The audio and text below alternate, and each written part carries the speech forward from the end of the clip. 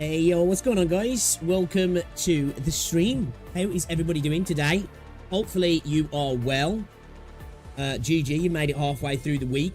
Apologies for not being live the last couple of days. Just my throat, man, it's still kicking my ass. It's still absolutely kicking my ass. Doctors have given me some medication which I'm still going through at the moment, but it's helping sort of, and then not. Like, it's hard to say. So I don't know what the next step is, but it's just a bit rough. But we're back. We're ready to get back into it. We're going to be continuing with Chapter 8 as well, and delving in deeper. We did start it in the last story stream, and then we did some integrated strategies as well, which we are going to get back to. We're going to try and see if we can salvage that IS2 run that we started and kind of just, like, did everything wrong. Everything we possibly could, we did it wrong, even though we were kind of set up to, like, really succeed. We just kind of messed up big time. But we'll see. We'll see if we can bring it back. We'll see if we can bring it back. But, yeah, we're going to get into that. We've got a couple of things I want to talk about today, guys, as well, that I've been contemplating talking about. I think we might, because I think things have got a little bit crazy. And I think it's worth touching base with it, because, yeah, you know, yeah, we'll get into it though. We'll explain. Guys, if you've got any cool stuff to react to, slap it in React Smash as well over on the Discord. It's much appreciated. Oh, we got some stuff here I might check out as well. I am you, Arknights. I want to see that. Was that a little animation or something, is he? If you didn't notice as well, I did post some pictures over on the post section now, the old community tab, for some of the images from the Shanghai Neo World, for the like little pop-up that happened for Endfield. So if you haven't checked that out, check it out. I did upload a video as well earlier on today, guys. Check that out if you would like to. It's appreciated. Let me know what you think. We do need to get round to watching this Renegade video as well, don't we? I think, shall we watch that as well? I'm feeling in checking it out, man. I'm feeling checking it out. It's a longer video. It's a longer video, but I kind of want to have a little look-see. But yeah, we ain't gonna mess around. Let me get chat up, see what you guys are saying. Where is it? Okay, all right. So yeah, again, apologies for not streaming much recently. So yeah. All right, let's see what you're saying. Yo, Rex, what's up, dude? Welcome to the stream. Ends, welcome. Jerry, hello. Rasanju, welcome to the stream. Minman, welcome. Bix really decided to spread copium with the OSC. Right, we got to get it out there, bro. We got to get it out there. BS, welcome to the stream. Yeah, man, we got to get as much copium as possible. Again, I genuinely do believe bait is coming soon. I'm just gonna say, there was a post from Lowlight apparently as well. I don't know what the exact response was that he said to somebody in regards to, like, somebody said something about Half-Life 3 coming out this year, and he had a response to it, which got, like, CN kind of, like, thinking, wait a minute, what's bro saying here? What is bro saying here? So I'm still adamant it's happening. I'm adamant it's happening, guys. I think we're gonna get I think we're getting one, right? You know, and I'll keep I'll keep hoofing that copium, spread the hopium as much as possible. But how are you guys doing anyway? How is everybody doing? Are we all good? Are we all good? Got to get that copium out there, right? We definitely got to get that copium out there, though, chat. It's got to be done, man. It's got to be done. Yeah, hopefully you guys are all well. So, would you guys be interested as well? Because, you know, when we watch the 2024 and 2025 concerts for Arknights, would you guys be interested in watching along the older ones as well? I kind of want to watch 2023 and maybe some of the older ones as well. At some point, because, like, people said, like, you know, you go back to the older ones and the production quality is much lower. But I'm curious to see the humble beginnings of the concerts. I think it'll be fun to do.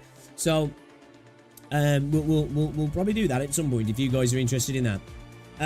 What's going to happen? We'll try to beat CC with E1. That would be insane. People have said that just ain't happening, but I'd be down to give it a whirl. I'd definitely be down to give it a whirl. I don't know if it's possible. I don't know. We could try, though. We could try. Yo, Jerry, internet's been ass all day, but overall good day. Well, that's good. Well, not good for the internet, but good that you've had a good day, I guess, right? Chris, welcome to the stream. Always game to watch concerts. It's fun to watch CCs, watch them and recognise songs as I get further into the game and stuff. Yeah, because I really enjoyed them. Right, I've been contemplating checking out some of the other games concerts as well. You know, checking out some of what they've got to offer, because I really enjoyed watching the the synesthesia concerts, and it's just something a little bit different content-wise, right? Rather than just like yapping about stuff in game or just playing games, just something a little bit different. You know, it's watch along basically, right? But something you can at least do without getting your channel deleted by YouTube. So yeah, I'm down. Yeah, we should do that then. We should make it a thing. But yeah, I want to check out this video from Renegade at some point in the stream. I do want to talk about some other stuff as well that's kind of outside of Arknights. It's still in the gacha space. I think it's worth touching base on because I think things have just gone a little bit too far now, and I haven't really put my 2 cents in because I don't care. I think now it's just getting a bit ridiculous, so we'll talk about that as well in a little bit.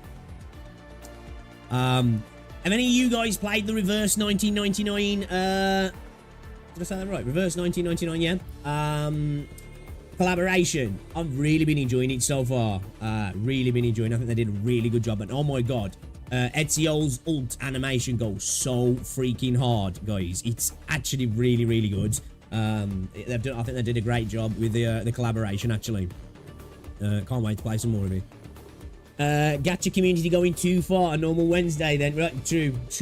Yeah, it's something I want to talk about. Like, you guys know me, I try to like stay outside of the drama stuff because I don't care really. Most of the time it's just pathetic.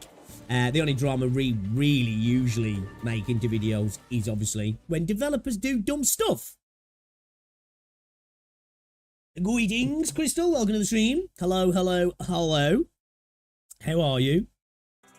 Yeah, hopefully you guys have had a good week. As I say, I do apologise about not streaming as much recently. I do really want to get back on the grind though now. It's just, like I say, man, my throat's been savage. Like, I finish a stream and then like the next day I'm just like, oh, I feel rough, you know. Not really nothing serious. I wouldn't say it's like serious, but like it's not great, right? It's not great. I suppose it's how you look at it and what you expect may come of it. Whether you consider it pretty serious, but not like, you know. I'm sure you guys will be able to say anyway when we talk about it. I suppose it's how you look at it, really. No need to apologise. Your health comes first and foremost. Yeah, I'm just hoping I can get it sorted soon, like, because I don't know what it is. Like, the doctor said it was thrush, but like, because like, if you guys don't know, I'm asthmatic, but I don't really like need to use inhalers now, but I do use one, so I'm supposed to take morning and evening just because that's how I'm supposed to deal with it.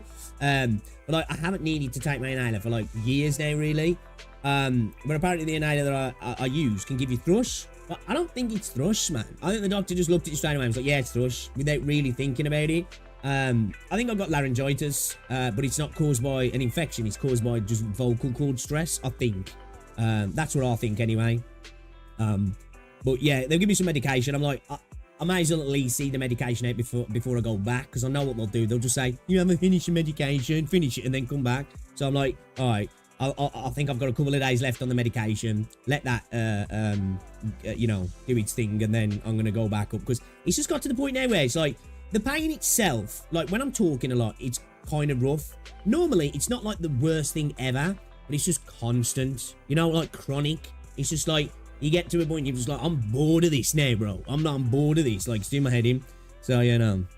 How far am I expecting to get in Chapter 8? Oh, I want to try and clear it. I want to try and clear it. That's the aim, is to clear the entire thing, hopefully. But yeah, guys. Guys, if you haven't already, even the dock is stalling. For real. Right? Guys, if you haven't already, drop a like on the stream, share it out, all that good stuff. I think it's going to be a bit of a quiet stream today. I haven't been streaming regularly, so it's expected. But yeah, let's get the stream out there. Much appreciated. Drop a like on the stream. All that good stuff. Yeah, I just need to be fair, I've not been great at hydrating as well. I think that's what's causing a lot of the issues as well. I'm talking a lot and not hydrating enough either, which I need to start doing. I really need to start doing. But we're going to get straight into it today, guys. We're not going to mess around. We're going to do this thing. But how are we? Hello. Hi. Hello. Not much static enemies in Chapter 8, but the boss is going to be miles harder. Yeah, people says that they don't think I'm going to... I know apparently we have to E2 Amir, right? We have to. So, yeah, we'll do that. And then if we can continue on without using her, then we'll do that as well. You know? That's the plan anyway. That's the plan. I say that's the plan. Whether it happens, who knows? Who knows? I think we've got further than most people expected us to, doing what we're doing. And I'm not saying that, like, you know, obviously, plenty of people could do this. But as a new player, I think a lot of people thought I probably would have been forced, at least by Patriot anyway. So I'm really happy. Whatever happens now, I'm glad we cleared Patriot, right? Because everybody was like, you ain't getting past Patriot E1, you know, not with, like, without being a veteran. So I'm happy that we did that, right?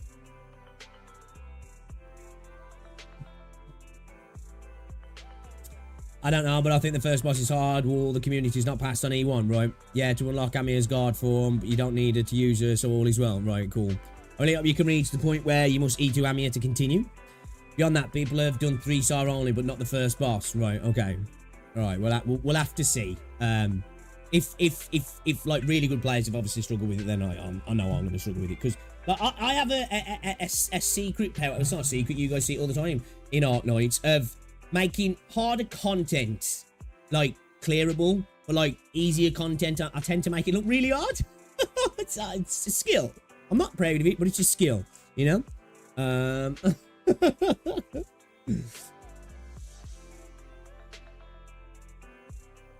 yeah, there's a couple of things I wanted to check out. Should we watch this video from Renegade as well around integrated strategies, because we did read through the interview from the developers around IS before we got into it. So I'm kind of curious to see what he's got to say here. I do like Renegade. He makes great content as well. We like your boy over here. So I think it'd be interesting to have a little dabble, have a little look. Not really much going on at the moment, right, guys? It's a bit quiet, man. It's a bit quiet in the trenches. The Gacha trenches is a little bit quiet. Sucks.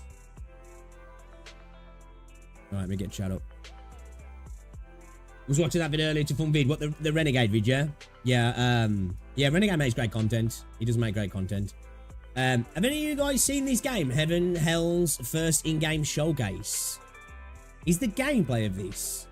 Okay.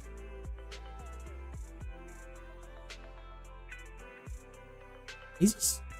I'm assuming it's turn-based then, yeah? Is that 3D or is that 2.5D? Looks 3D, right? Is this kind of like Heaven Hells? Is it anything to do with Heaven's Burn Red? Or am I just like... I feel like I've seen the gameplay before, but the name doesn't ring a bell. Let me have a look.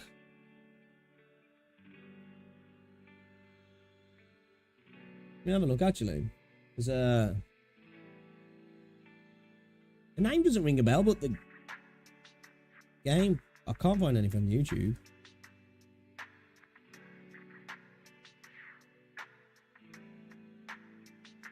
Is that what it's called, Heaven Hells? There's nothing on YouTube by the looks of it.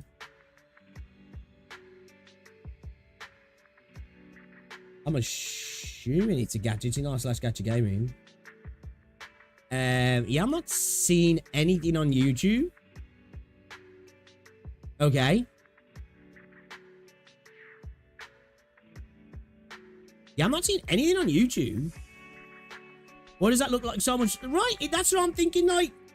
It's like the name is this linked to Heaven's Burns Red? Is it like in the same universe or something?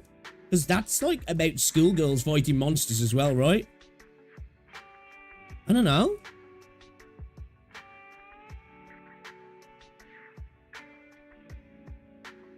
It's hard to say. I have the image, right, what the gameplay is going to be like. Like, looking at it there, that looks okay.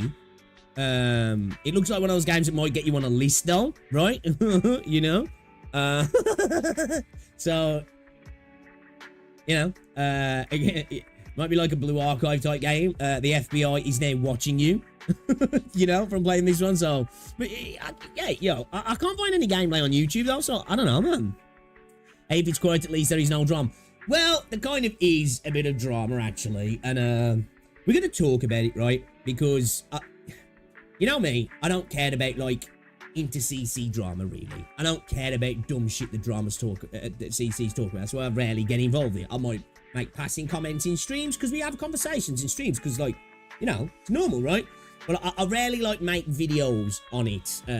You know, maybe here and there on my channel, I'll actually specifically make a video. And I rarely get into, like, the actual PvP side of things because I just don't care but some of this stuff with Jenna's had, I think, has got a little bit crazy now, right? And this is probably more so on the community side of things than CCs, but I think the CCs have been causing it to happen, really, because of just drama baiting all the time and constantly getting into it, like, instead of just being, like, grown-ass adults and just moving on and just getting over things. I mean, that's a problem. So, no archive-type vibes, right? How's my throat? Shagged, bro. Shagged. It's a bit rough. Yo, how does that look so much like Heaven Burns Red? I like two of all the clues to get the one clue I actually need.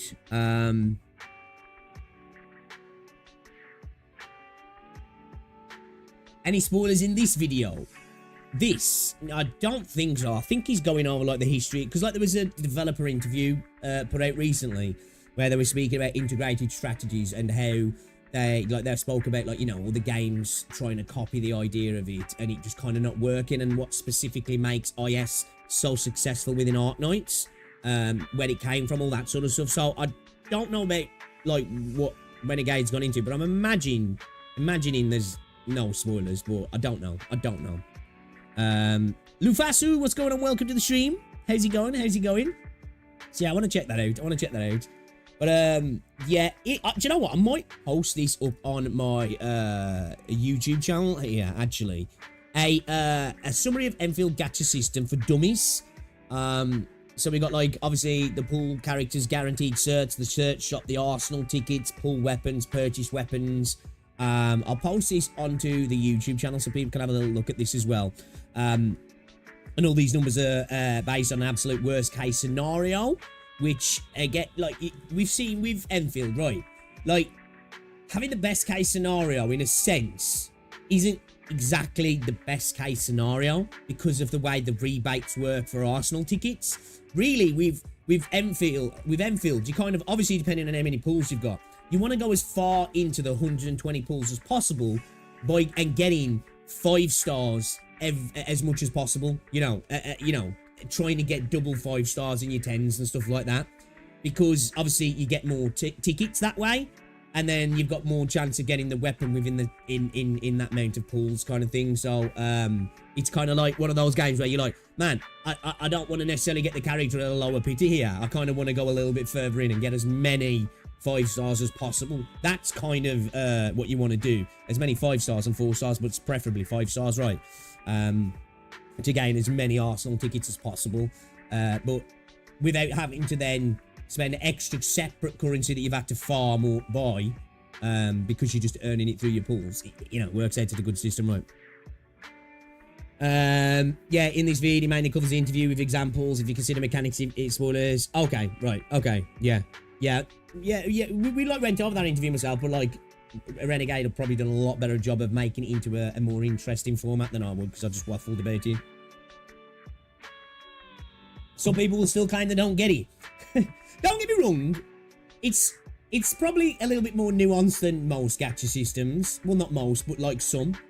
But I think some people purposefully pretend they don't get it so they can create a narrative if it just sucks, because they hear numbers like guarantee pity doesn't carry over. They ignore the 50-50 pity and the 50-50. They ignore that you get the weapon pools through character pools, and then they hear 25-75, and they're just like, worst gacha system ever, because it suits a narrative, right? We're building Arsenal, think it's not building pity.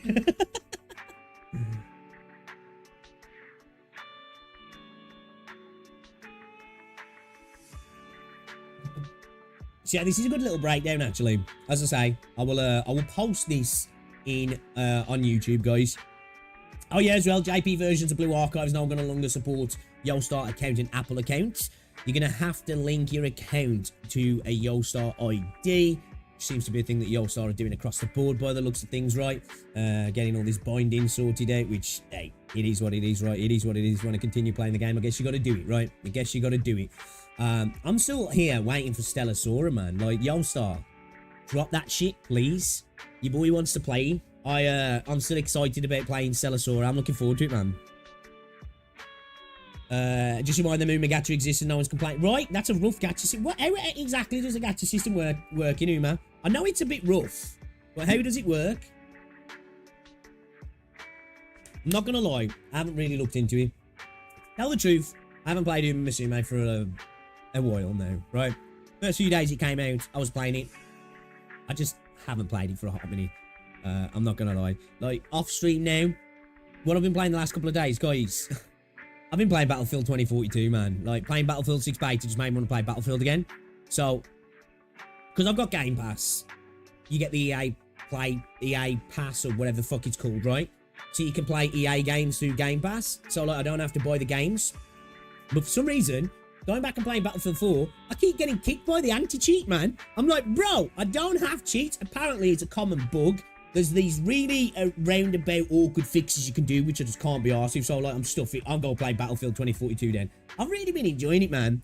I've really been enjoying it. I think I'm just going to buy Battlefield 4 on Steam because it's like £3.50. Because people's like, pretty much most of the time, you end up having to just buy a new game because I don't know what it is. Punk Busters just... I'm not, I can't be asked to jump through all the hoops. I'm like, I might as well just spend £3.50 and get the game again, you know what I mean? Whatever. It's 3% for an SSR card or 3-star horse girl, no pity, 200 to redeem banner. Right, okay. There is no 50-50, 200 pulls to spark. Right, okay. Rate looks like 0.5 to 0.75. Right, right. Definitely on the lower end then, yeah? Me and my LBO, yes, do you know what? I got 2 Kitsana Blacks in 20 pools, man. I was like, what the fuck? And then didn't get her again. But I was happy about that. I was seeing some people saying there was like deep in and they hadn't got one yet. Not gonna lie, my gacha looks been pretty decent recently. I got the on banner Arknights character in 20 pools. I got the on banner Sword of Convalaria character in 10 pools. Now 20 pools. Yeah, and then I got another legendary as well. I got Etsio in the Reverse 1999 collab in a couple of pools as well. Yeah, man, no, I've been getting the only game I've been getting a bit of a rough look on recently is Zenless again. But to be fair, I haven't really been playing Zenless. In a nutshell, the rate up is 25.75. Getting the rate up, horse girl, SSR card, and you see the rainbow. Right, okay. If the rate up is 0.75. And what, it's 200 to spark, yeah? Okay. Okay.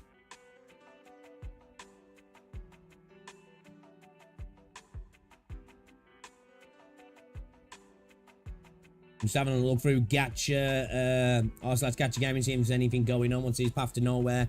I like Path to Nowhere, guys. Do you guys like Path to Nowhere? The gameplay itself's not the best, right? Especially when you compare it, like the direct comparison I'd probably make something like Arknights. Not quite the same, but probably the closest thing in this space that I've played. But man, I like the story, man. And like the artwork as well, I think's gorgeous. I kind of like the game. I need to get back and play it again, actually. Yeah, it's not really much going on. There's not really much in terms of like when I say it's quiet in the space at the minute, like there's not many you know, gameplay announcements and stuff, is there? What's this here? Something that is less talked about from the China Joy show. When I was discussing animation with people in the community, I went to check it out again in the China Joy show. After a while, I returned to the beginning of the video to check everything else again. I noticed some stuff outside of the view of the main control character that no one or less people talk about. So there are some stuff that some of you guys may know or not know. It could be a game changer in the class system. Oh, okay, what's this? First, in this picture, they show the AI ally can play separate 2-2 formation in multi-enemy fight. This creates a question for me when I watch a game. Is that, does the AI ally finally become smarter? Is there anything else that this AI ally can offer that no one notes until a closer look? And it also seems it can react a bit better than before. A gambit system! Put it in the game! It's hard to look at stills and really get what they're referencing here. Oh, okay. Is he talking about like them going into a bit more of a ranged formation? Is that what he's talking about here? A duet like range formation. Is that what he's referencing? Afterwards, you can see the distance between the main control character enemy and the enemy from the left. It shows a rather short distance, yet the enemy don't show aggro to you. It actually shows aggro to both Chen someone else on the outside, meaning the aggro distance and aggro targets have massively changed. Now, this is something we were speaking about, right? If that's true, I'd probably have to watch the gameplay again. If that's true, that's good. Because we were speaking about this before when we was watching the Fly K video, right? Is the idea that you become the main aggro all the time. It's not great, right? Because then, like, what's the role for the other units? You want them to be able to potentially be taunts, right? For enemies, right? You know, if you've got a defender and maybe having taunt built into the class and stuff, you want them to be targets sometimes for you to be able to play off that, right? You don't want the enemy to just constantly be chasing you down. You know, you want it to feel a little bit more dynamic. So if that's the case, then that's good. I didn't actually notice that myself, I'm not gonna lie. I suppose I got dragged into hyper focusing on the cancel animation cancels, and the dodge, right, and the circle mechanic. So that is actually interesting if that's the case, and I'm here for that. Does formation even matter? I don't know if necessarily formation matters. I think positioning will be important. I would hope it would be important anyway for classes to feel like they're fulfilling the role that they should, if that makes sense. But yeah, we'll have to wait and see, right? We'll have to wait and see. I really should have a look over this gameplay again to really like have a proper look at it. Like even here, the distance is literally right there, and yet the enemy target Chen, only while the other three is getting combo and lock on in Edmin, meaning the aggro have massively changed. It's hard to see what that. Oh, he's going on about this picture here, yeah. Okay, maybe they've just done it by like a radius thing or something. But like, you would hope that some characters will be able to obviously, you know, taunt, right? Probably taunt. Look at Tobal Street, I'll link it in Discord. Nice, nice. Yo, Neo, what's going on, dude? Welcome to the stream. AI improving surely, but I don't know if it's game changing. I don't know, man. I think AI, like, nuanced changes to AI in a game can be quite game changing. Now, I suppose you got to look at what you consider game changing. I would say maybe experience changing, right? Because, you know, slight tweaks to AI can be massive, really, in how the game plays and feels, right? You know, whether it's AI for enemies or your ally NPCs, if you will. Sometimes I think, you know, it's the slightest change in the way an enemy comes at you.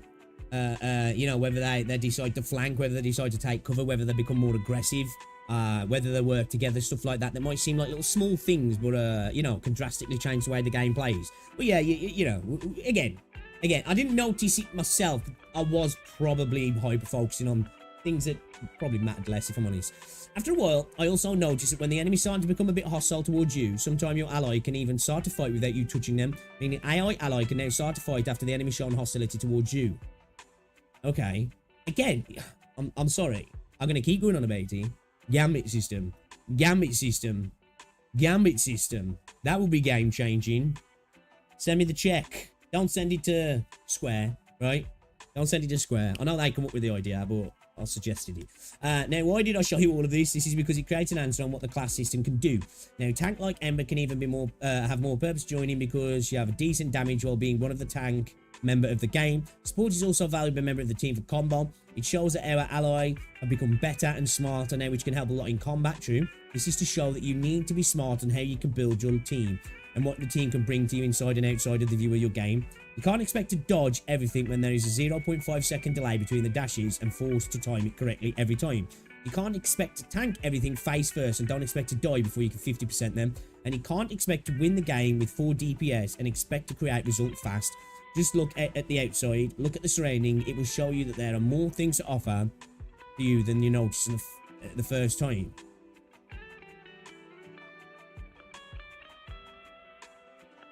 All this shows is the enemy targeting. Well, this is true. This is a fair point, right? It's hard to say what this means. And again, I'm not looking at the gameplay. I'm just going off these pictures, so it's kind of really hard to see exactly what's happening from grainy still images, right? But better AI is always better, right? Again, for me, I really would love to be able to set up my AI, call it a gambit system, whatever you want to do. Just have a little bit more control over how they do things. Whether it just is innately baked into the class and the kit, right? You know, that this character will do specific things because of the kind of character that the class they are.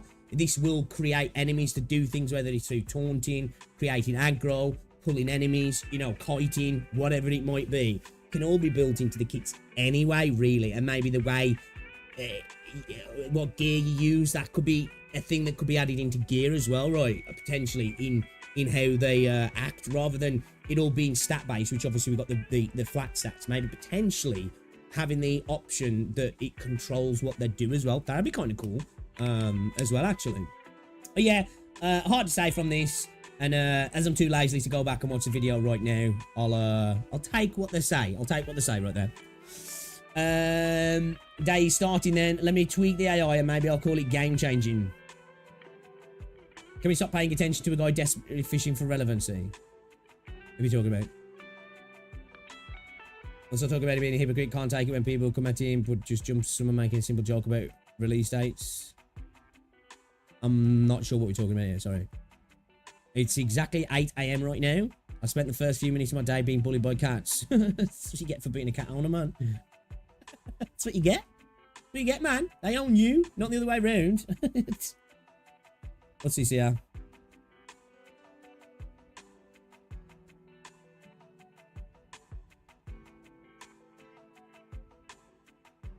I get paranoid with Twitter, because actually saying that I'm in the UK now, I don't need to get paranoid with Twitter anymore, do I? I literally legally can't see anything that's zesty, if you will.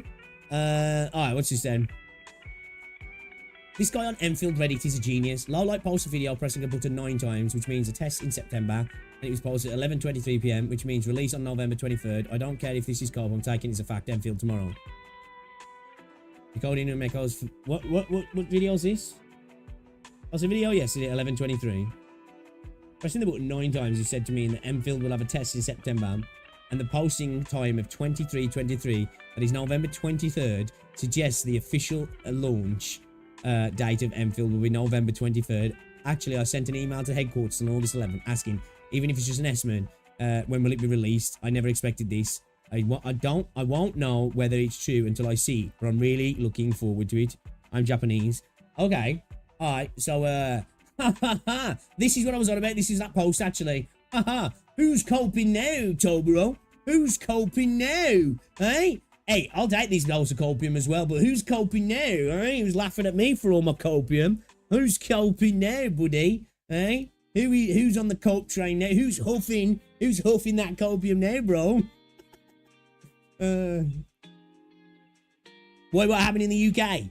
Our government are twats, and you know, can't even look at titties anymore now, can I? Unless I use facial recognition or like you know, use emails. Even though when you log in your emails and stuff, it's just like, yeah, we can't prove nothing. Or your phone number, that yeah, we can't prove nothing. It's like they want your face data. Dude, just to jerk off, man, I gotta show them a picture of my face. Like, bro, did I do it? No, of course I didn't. Cool, definitely. You know, I ain't that desperate to have a wank. Vergon, what's going on? Welcome to the stream. Endfield tomorrow.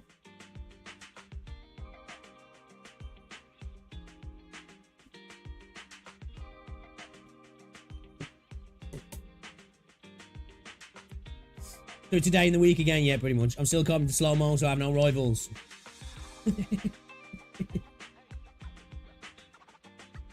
Alright, yo guys, if you haven't already, drop a like on the stream as well. Much appreciated, much appreciated. Is there anything else going on in the Endfield?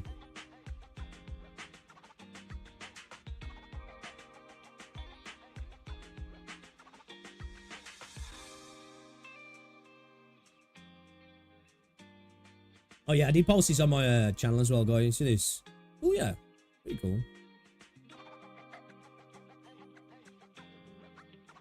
A rotating endgame similar to Abyss MLC shoe, but in Endfield. I don't want Abyss mode, man. Fuck that. No, I don't want Abyss mode. Yeah, I don't want an Abyss mode. Don't want anything like Terror of Adversity. Don't want anything like WiiWare. Don't give me that shit, man. Oh, actually, something like WiiWare could maybe work in Endfield if they, you know, it's related to the terror defense side of things, right? That could probably actually work, because like dealing with like ads, and I'm specifically talking about like the spreading of ads and needing AOE based stuff. Then your turrets could do a lot of that work, right? So I guess that could kind of work. Yeah, fuck Abyss, fuck Terror of Adversity. I ain't bothered about that shit. Not interested. Not interested. Comes out tomorrow, comes out. What do you mean, Purlica? There's always been 2 admins active. Unleash the memes. Goku in the back of his Supreme t-shirt on.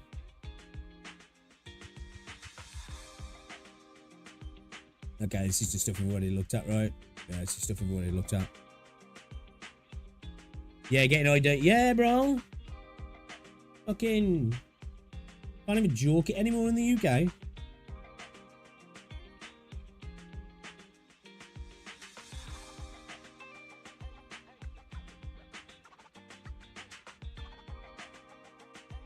Yeah, man, it's quiet right at the minute.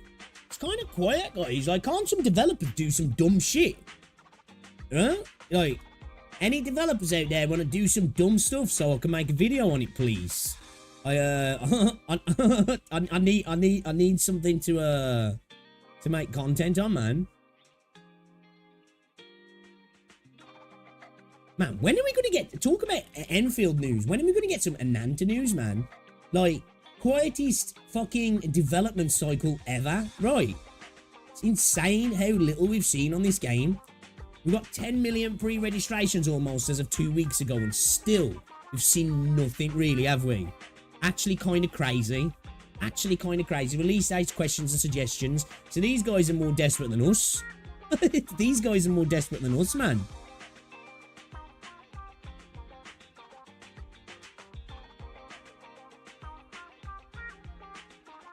What's this? Closed beta testing. Oh, wait a minute. What's this?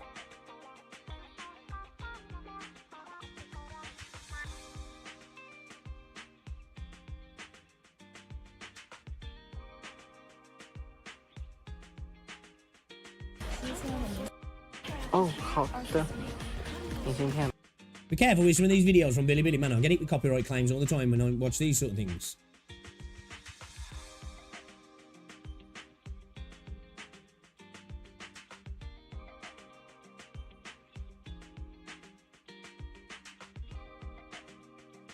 Damn.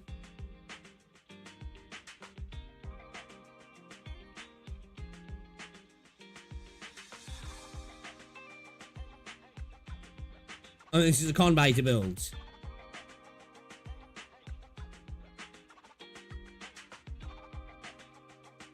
This is just merch and stuff, yeah? That car design looks sick. Look like a modern S2000. That's cool. Is that a mouse mat? It's actually kind of sick mouse mat, actually.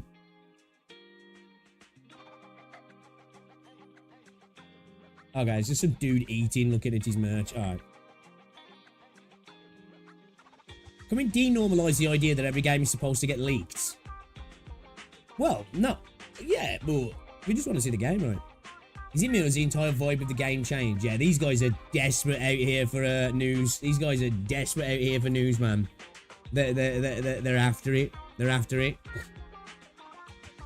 Well, the marketing team got fired. Thank goodness for female cosplayers. Crazy, crazy, crazy. All right, let's watch this video then, shall we? From Renegade. We did read through the interview that came out recently from Hypergryph devs, talking about the history, the conception, the inception, the ideas around integrated strategies, what they believe makes it successful, and kind of conversations around how other games have tried to replicate the roguelike modes and have kind of like not really made it work to the levels of integrated strategies, and how it's acclaimed as such a good mode, right? And has so much replayability and so much additional content over the space of the last, what, 5 years since its inception. Because when did it actually drop now? I guess we'll find out in this video, because I forgot from the interview. But it was a really interesting interview, and I think Renegade has kind of turned that whole thing into an entertainment piece here. So let's get into it, guys. If you haven't already checked out your boy Renegade, we've dropped a preemptive like. We're going to watch this one from filler content to permanent content, the history of integrated strategies. Arknights. All right, let's go. An event named KOB's Fungimus launched on CN and that's what it was originally called, July yeah. 14, 2022. What the community thought was going to be a filler event to fill the gap between dead weeks during early days of Arknights turned out to be the most fun, yet brutal game mode to ever grace the community. At first, no one took this event seriously since the premise of this event was that after I played this boss and got absolutely brutalized. Absolutely brutalized. what happened to the event called The Great Chief Returns, KOB wandered off deep into the forest and stumbled upon some funny looking mushrooms, and KOB being the Bro, them mushrooms be looking a bit phallic, bro. What's going on here, Renegade? glutton that she is, decided to, take a bite in said mushrooms and went on a full acid trip and then started hallucinating imaginary enemies, which we then fight in the event as boss enemies. The imaginary bosses are as follows: the Foreskin, Walmart Frost Nova, and the Red when you decide to cockblock him from Golden Glow. But as I mentioned earlier, KOB's Fungimist was meant to be a limited time event, specifically a month-long event. I think sometimes in games, some of these kind of inceptions of modes can be the best way. When something's just thrown out there to be fun, and then listening to community feedback and understanding that, hey, this is something that could be more than that, right? Again, man, why in Wuthering Waves is Depths of Elusive Realm still not come back properly? It crazy to me. Considering most events only run for 2 weeks and major events take about a month to unlock all extra stages, what differentiated this game mode from normal events? Okay. Before I reveal the answer, we must go through the G-Course interview with Hypergryph that was posted on July 15, 2025. We did go through this interview, but The answer to the question is quite Let's see sad, and they what, were really honest with Renegades their have to say. words that they didn't hold back. They stated that, at the time, Hypergryph was working with limited manpower and was facing a challenge that all content-based games inevitably run into. The speed at which players consume content far outpaced their ability to produce it. They hoped to fill this content drought periods with gameplay that had high replayability. you see that right there? That right there, in its sense, is like what I want more from certain gacha games, right? Because like this idea that comes with gacha games where people are like, they're not meant to be played like for long periods of time. They're not meant to be. You're meant to get in, do your dailies, do the content, bounce, come back and just do your dailies until new content's out. Fair enough, and that's fine, especially if you're playing multiple gacha games. Perfect, actually, because it allows you to rotate through games constantly. But I also think the gacha side of things is literally monetization, right? There's other live service games that keep you hooked all the time and want you to be there and give you content that gives you a reason to be there on a regular basis, you know, if not a lot of the time. And I think a lot more gacha games need to lean into this, especially as the competition gets stronger. If they want to keep players there, this idea of not just keeping you there by FOMO and keeping you there with a carrot on a stick of your logins, actually keeping you there because there's good content that's replayable. And that comes from crafting game modes that have that ability to bring you back over and over and over again, right? But whenever you speak about that, people are like, well, you want to go play an MMO or you want to go play this instead. And I'm like, no, I kind of want to play this game, but I just like this game to have that as well. And then you get that, well, it's a gacha, bro. And it's like, that's the monetization. You know, I never understand that argument personally. Hey, you know, and if you feel like that, it's totally cool. But I just don't get it. But a more manageable development cost. If you were one of the Year 1 Arknights players who experienced the content drought in the game, I wouldn't blame you if you decided to quit or took a long hiatus. I saw a lot of people actually did that, to be fair, in comments. Honestly, they left the game aside quite from early logging on. in, doing dailies, and farming materials to build operators, there was nothing else to do when you already finished all the story stages and there's no event going on. But during the month-long period that the game mode was up, surprisingly enough, I think that's kind of what happened with me with Wuthering Waves for a bit. I just felt like, you know, I'd get the content done quite quick and then I'd have nothing to do. Then I started to try and stagger the content and take it as slow as possible. And I just found that I was artificially, at first it was fun, but then I was just like, I'm artificially extending the content here. I'd rather just have something that I can replay.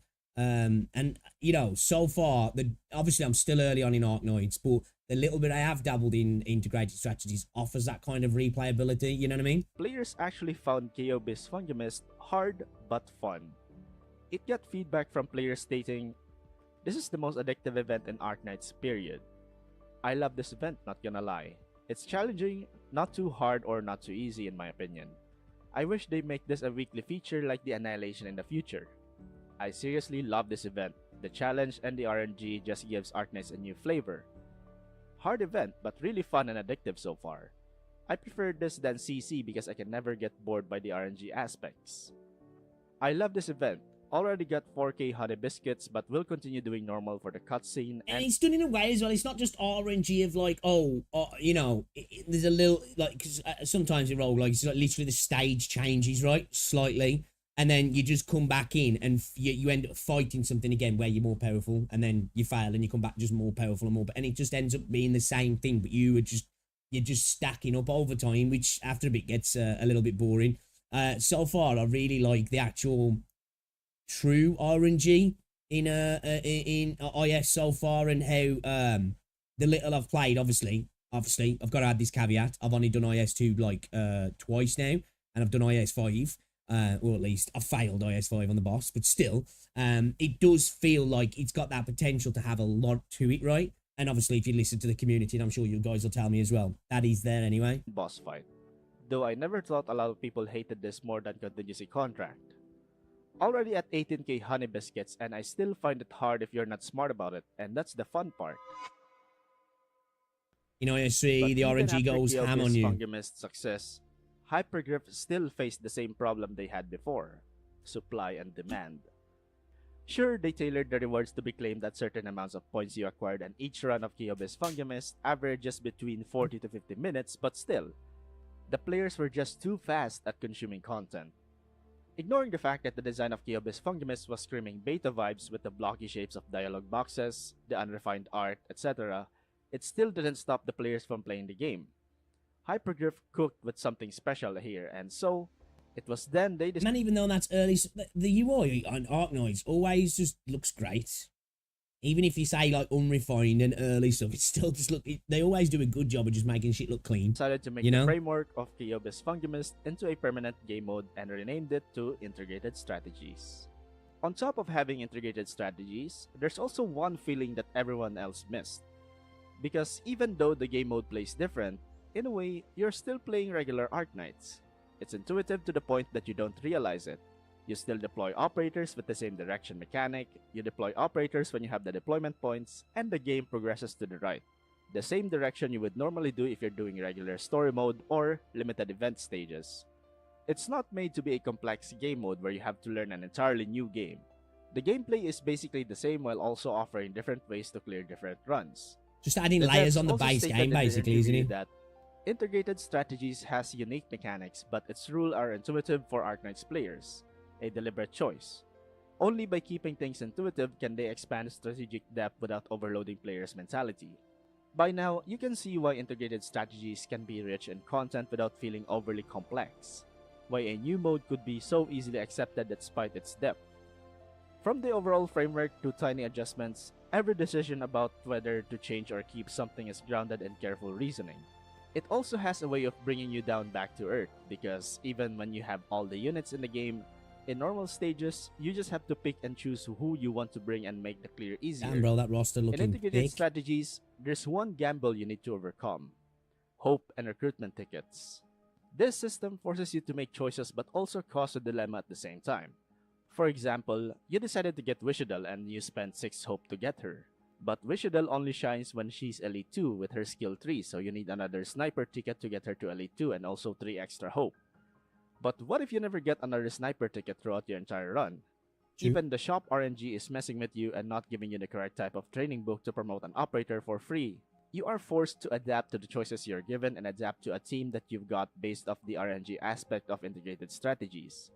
The devs stated that the randomness cleverly disrupts the order in which players get operators, nudging them to adapt their squad strategy based on what they have.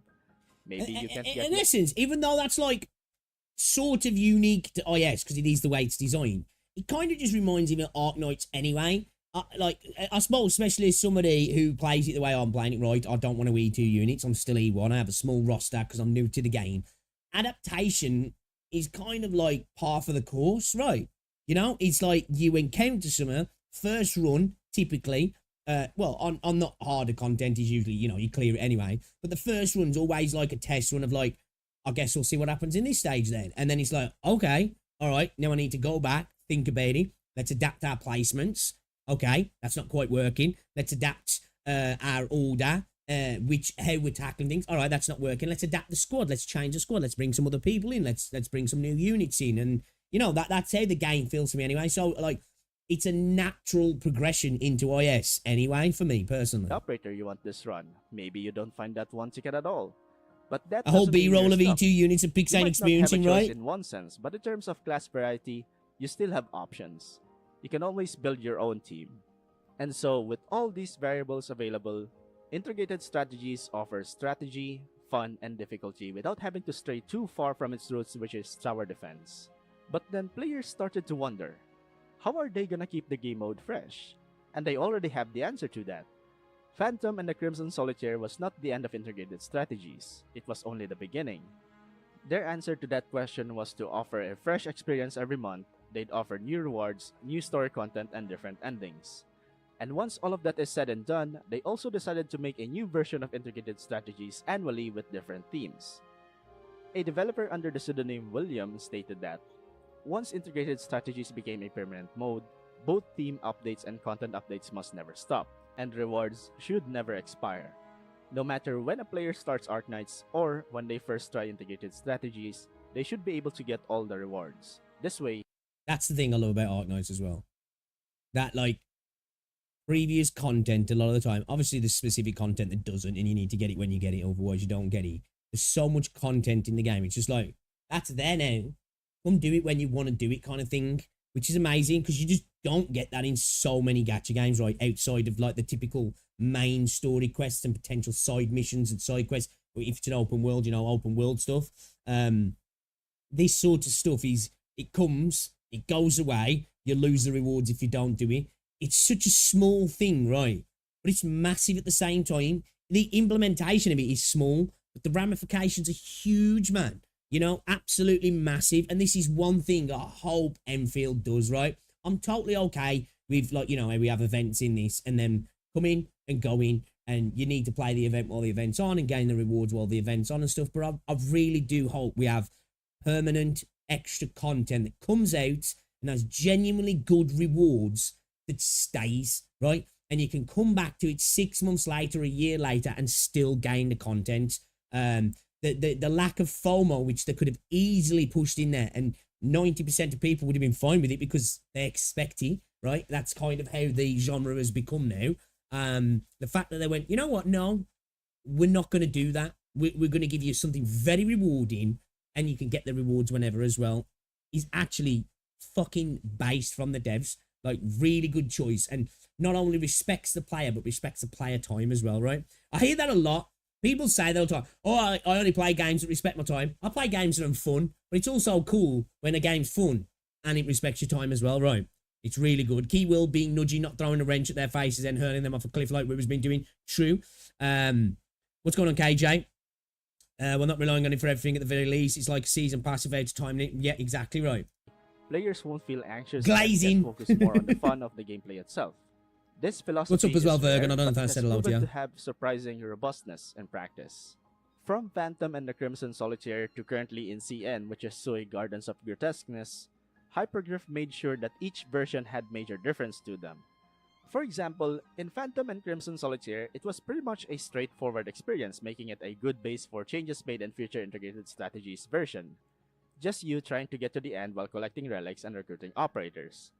For IS-3, Mizuki and Kirula Arbor, you have the light and the dice roll system. The lower your light is during the run, the more likely your operators will get a debuff in a run that's called rejection.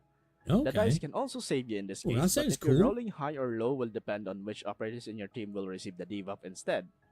If you have a perfect amount of light of 100, however, rolling a 6 will get you a random buff that's either operator-specific or a team-wide buff. Also, when unlocking chests or getting items, getting a higher Actually really like the idea of these. I definitely want to check out IS3 soon roll then. will increase your chances of obtaining the I- item is this offered, one or that- even is this getting one an that's really extra hard? item as a reward. In IS-4 Expeditioner's Joklumarkar, you have the Foldartals, the Anti-Interference Index, and your Collapse value. The Foldartal system is a straightforward system, much the same colors, and you get the enhanced buff or effect depending on what kind of Foldartal you're using. The Anti-Interference Index operates like the keys of IS-3. You can use them to enter boss key passages, trade for an item and encounter nodes, IS or is traverse actually hell. vertically if the option is IS4 is a available. hard one, right? Okay. Also, the more anti-interference The dice index would ruin you your have, life. the more you can see what kind of nodes are waiting for you on the map instead of the usual vague combat nodes in previous modes. The collapse system is kind of similar to the light system of IS3 in a way, It's not but hard, a it's bit more unfair. forgiving. Okay. Because in IS3, once you get a rejection Well, that doesn't sound great then. Because, like, difficulty from unfairness. But then again, though, roguelike comes with that role anyway, doesn't it? You know what I mean? Like, that's the roll of the dice. Pardon the pun. With it, really, sometimes you just get cooked by the RNG factor, yeah. It's a downward slope. Once you get a single bad roll, your run goes down the drain easily. Okay. on your operator, you're gonna have to look for items. It's also to remove hard the and rejection unfair. from them. And the most brutal part is that you can only do this one What's at up, a Doug time. Lord, as well? Compare that to the collapse system of IS4. As long as you keep your collapse level low or below 4, you're pretty much guaranteed a smooth experience, but also the debuffs are much more forgiving compared to IS3. Let me give you a comparison. In IS4, you have a chance of getting Injury Trigger and even upgrading that to Crisis Trigger if your collapse level is very high. All allied units lose 30% or 60% HP on deployment depending on which one you have. That sounds bad, right? Well, in IS3, you have this abomination, Metastatic Aberration. Operators with this rejection have minus 50% HP, attack, defense, deployment cost, and redeployment time. Or how about Hemopoetic Inhibition? Wait, so they have lower deployment costs and they come back quicker? Oh, but still. it's a harsh price to pay. Where even if you have the strongest character lore-wise, well, guess what? So the second you take damage, you just basically got a bleed effect. Damn. Doesn't matter. This rejection literally turns all your ops into crybabies when you get hit once. I'm dying. Help me. Doesn't matter Oh how my, strong oh my the god, that's fast as well. Holy shit. attack is. It can be a gust of wind and they start dying.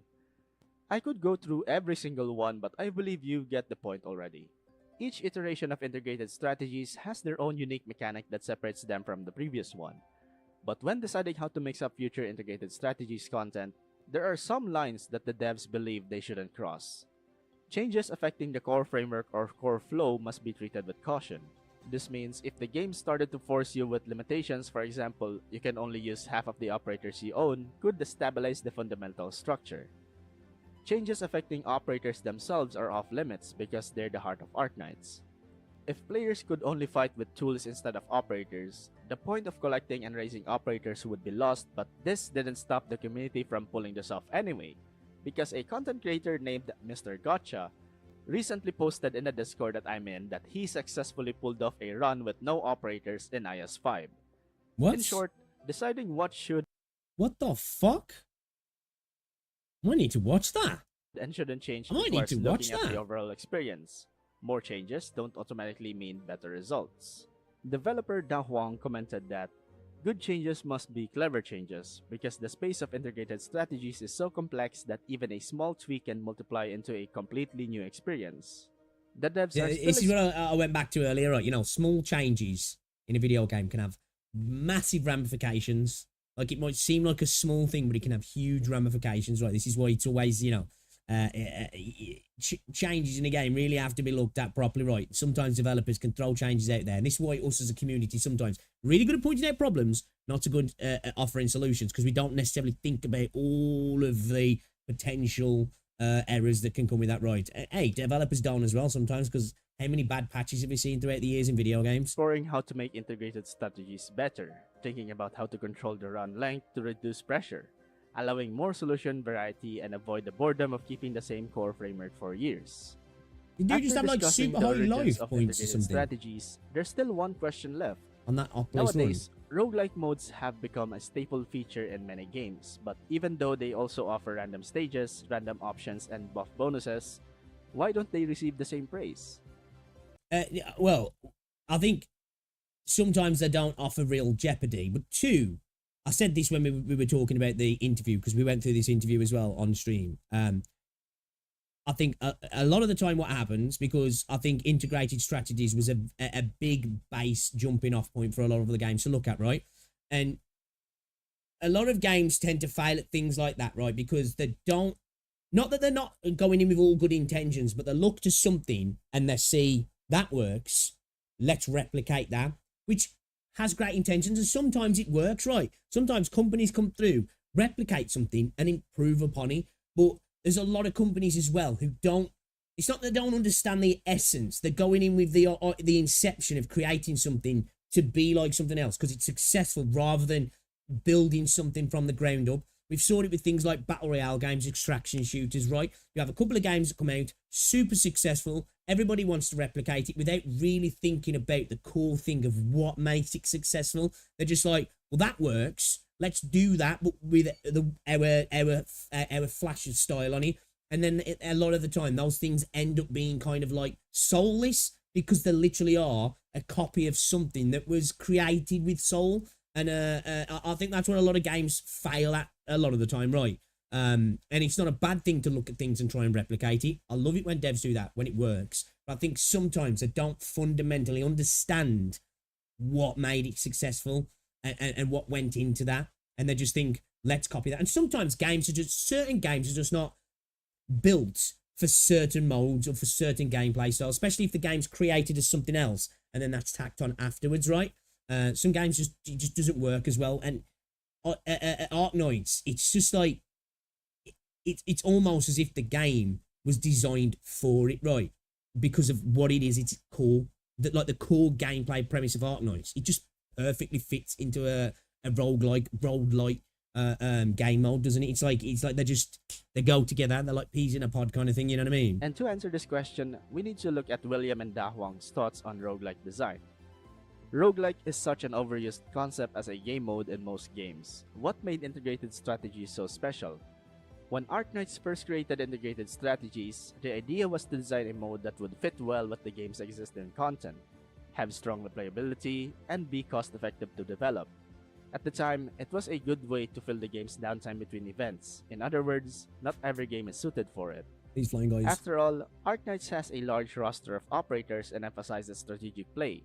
This allows the game to explore possibilities across 3 dimensions: characters, relics, and environments. By contrast, some Gacha RPGs only have a dozen characters at launch, with 3 to 4 characters in a team. From a build variation perspective, these games are inherently limited. Compared to any roguelike and gacha games, what made integrated strategies a much better experience? Da Huang answered this and believed that the fun comes from 2 main factors. First, the randomized process, and to elaborate this, the chances of you getting the same run you got previously is close to 0 unless given the tools to do so, like the seed feature that just concluded in IS5. Randomness doesn't just mean the options change each time, nor does pure randomness guarantee fun. And perhaps the most important description to this factor is when Da Huang stated, "If options only differ in numerical values or have an obvious optimal choice, the decision isn't meaningful." And to expand upon this on my own words, Hey, yo, that just doesn't go into a mode like this. That goes into the game meta at full stop, where a lot of gacha games end up failing this as well, like Arknights so much, because that seems to go across the entire game, right? I keep saying it, but the variety of viability, right? You know, I know it sounds super cliche, but I think it harks true. That's what options, end of the day, options. best example I can give you is when you enter a safe house in any integrated strategies. It can offer you multiple items, but you can only take one. Let's say you're given a choice between shields, hope, or a 6-star upgrade ticket. You'd have to consult your arsenal first because if you're low on HP, the most obvious choice No, just consult chat. to make is to take the shield, but also you saw on the map It's got to pause to get, yeah, we got to trigger get a note bit of along glaze the on the way and donut, you want man, to yeah? get a new unit, so taking the hope would be ideal. Sweeten it up. But you would also risk your run ending because you only have a few HP left to spare. But if you take the 6-star upgrade ticket, you would get the benefit of maxing out one of your 6-star operator compared to taking the hope and saving it to recruit more operators, but in return, you also get the same situation where your run might end. It's quite the dilemma to be in unless you're confident with your game knowledge. In integrated strategies, players often talk about route management, meaning they recognize that the random choices truly offer different viable paths. From a designer's perspective, the balance between management and randomness is delicate. Roguelikes are inherently complex systems that require constant tuning. The second factor is the sense of growth. Integrated strategies aim to combine randomness, strategic choice, systemic growth satisfaction, and cognitive growth satisfaction into one experience. For example, in most roguelike, you can start a Big run with your words. fully upgraded characters, but in integrated strategies, progression is released gradually. Even a fully maxed 6-star operator starts at Elite 1 with skills locked, and you must promote them along the way. This may seem redundant, but it preserves the rhythm and thrill of progression, adds strategic depth, and ties the mode's growth system to the main game without simply treating characters as a static starting stats. So why are there so few gacha roguelikes as fun as integrated strategies? And by the way, the answer you're about to hear is the most based answer the devs gave, and also throwing jabs and calling out other gacha games. They answered, the key lies in design intent. Is the roguelike simply there to waste the player's time or to provide genuine fun?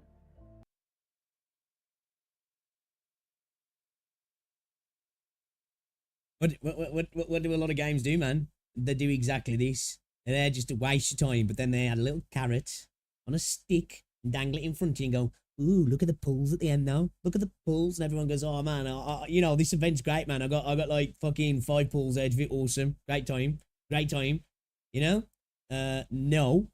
It's always great to get pulls, right? But can we like normalize events being fun because they're fun rather than being like, this was a good patch because I got so many pulls, or this was a great event because I got so many pulls.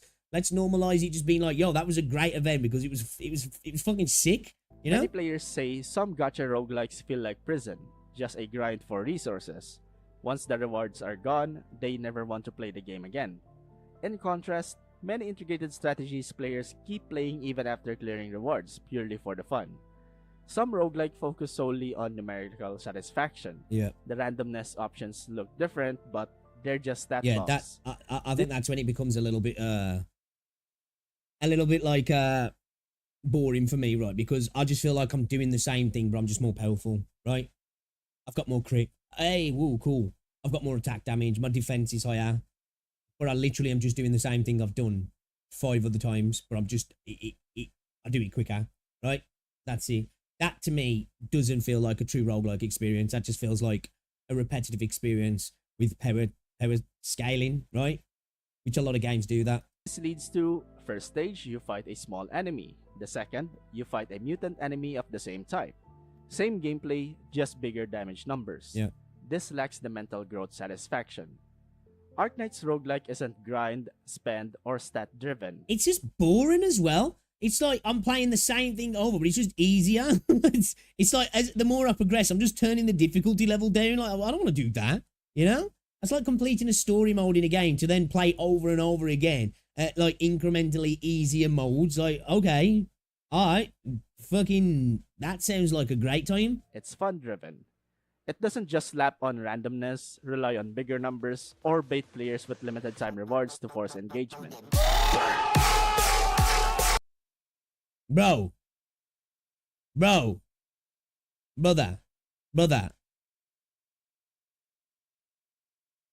Renegade, bro. Come on, bro. And in the conclusion of the interview, Fuck it me, was man. revealed Scared that the shit out of Arknights me. project team has made many fresh attempts in the roguelike genre. But all of this was possible thanks to a major, often overlooked premise. I've seen that clip for years. Hypergryph allows them to do so. For example, when the Arknights team designs new gameplay, the process emphasizes quickly creating a demo to directly convey the fun, rather than spending ages discussing. For them, it's better to just play it together, reducing communication costs. Some may wonder, since integrated strategies is already a permanent mode that eases content droughts, is it really necessary to keep trying so many new things? After all, some even joke that without integrated strategies, there would be no Arknights today. They have Nah, definitely, man. I think like you can't rest on your laurels in a live service game of like, oh, we've got this one mode that's bringing people back over and over again, right? You've got to continually push the boat out. You got to keep making sure you're doing other stuff as well. Because who's to say the next event you don't drop or the next little thing you don't drop isn't the next big thing for the game, right? You know what I mean? I am totally okay with developers continuing to throw things at the wall until they find things that stick. If we get 8 fails out of 10 attempts and we get 2 really good things out of it, keep doing it. Keep doing it, right? Rather than just being like, okay, we've found 3 things here, these work, that's it. Now you just get a bunch of slop every month then. And, you know, you can always say, well, yeah, we've still got these though. Nah, man, nah. Made quite the memorable game modes in the past, like Icebreaker Games, Contingency Contract, Vector Breakthrough, Polyvision Museum, Stronghold Protocol, and the Battle Channel, where you basically just choose a side on who wins. William and Da Huang believe that integrated strategies can't solve all of Arknights' problems. If every goal is piled into one mode, it will eventually become a monstrosity. Yep.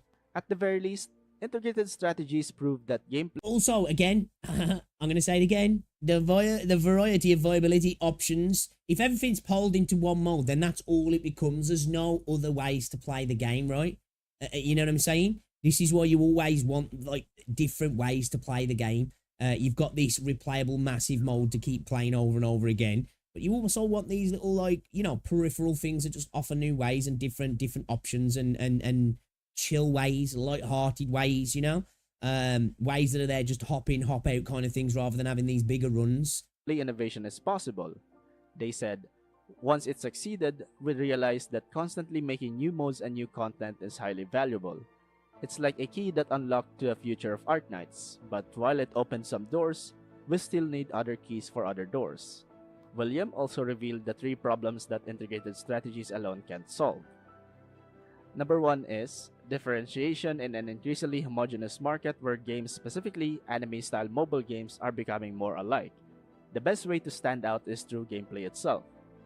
Arknights is both content-driven and gameplay-driven, but content is finite and can be consumed once, so gameplay becomes the other pillar. Yep. We need a richer gameplay ecosystem. Number 2. I hope to God they take their own words and take that into Endfield. Right, we've already seen that Enfield's doing something different in terms of homogenization in regards to like the base building system, the combat itself, right? And hopefully they then take the latter point of that into the content, right? Outside of Arknights and the gameplay brings something that gives us that potential to keep coming back. A diverse gameplay matrix for different player types, since some players aren't into tower defense. Some newer players have lower operator levels and shallow rosters. Oh, he's had to show this, isn't he? I'm ready to strike. Look at him here, making me look like a dickhead.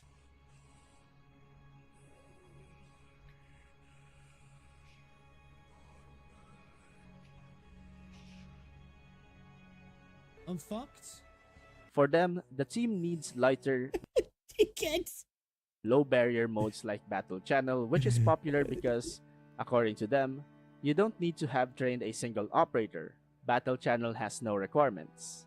And finally, the most realistic problem is number 3. Player life changes over time. 6 years since the game launched, many Arknights players have gone from students to working adults, entering a new stage in life with less time and energy. The team is thinking about how to lighten the load. Very presumptuous of you there, thinking gacha players have got jobs, you know, and provide fun without adding stress. If our game can bring people a bit of joy, that's our greatest achievement. Innovation has always been Hypergryph's greatest suit, but even Da Huang admits that innovation is nerve-wracking. Da Huang states, "When a new mode comes out and players enjoy it, I feel the sweetness and I want to make more. But at the same time, it feels like there's a sword hanging over my head engraved with, 'You can't design anything good.' I do worry. What if my creativity runs dry? If you don't take risks, you're in the risk." William and Da Huang admits that persistently pursuing innovation isn't easy, but they believe that innovation can lead to mistakes, but not innovating will definitely lead to failure. As I said, man, try new things. If 8 of the 10 things you try fail, you might come out with 2 diamonds in the rough, right? And if you miss all the shots you don't take, right? You miss all the shots you don't take. And finally, to finish this video off, Da Huang also mentions player feedback, which to me is the most important thing in the game development. Da Huang states, "Player feedback is very important, but personally, emotional feedback given by players is more meaningful than specific how to do this part. Because in specific design, if one excessively follows the immediate reactions of players, such as public opinion, It may lead the game design in some strange directions, and ultimately may not achieve satisfactory results for both developers and players. This is why I'm always down the line of, right, that criticism of a game doesn't have to come with receipts, right? And what I mean by that, right, is it's obviously it's always good to have receipts, right? But we don't always have the best ideas in terms of offering up the potential fixes. I think sometimes how things feel, because I saw Tectone and like Saint and that talking about this, that you're saying you feel a certain way don't mean shit. You need to come with the receipts. But sometimes, because games art, right, and art makes you feel, and I think sometimes games make you feel, and I think expressing the feelings of how a mode makes you feel without even actively offering up, this is how you fix it, because I don't necessarily, as the devs say here, you need to be told that as a developer. You just need to be to understand the player expressing that this doesn't feel good.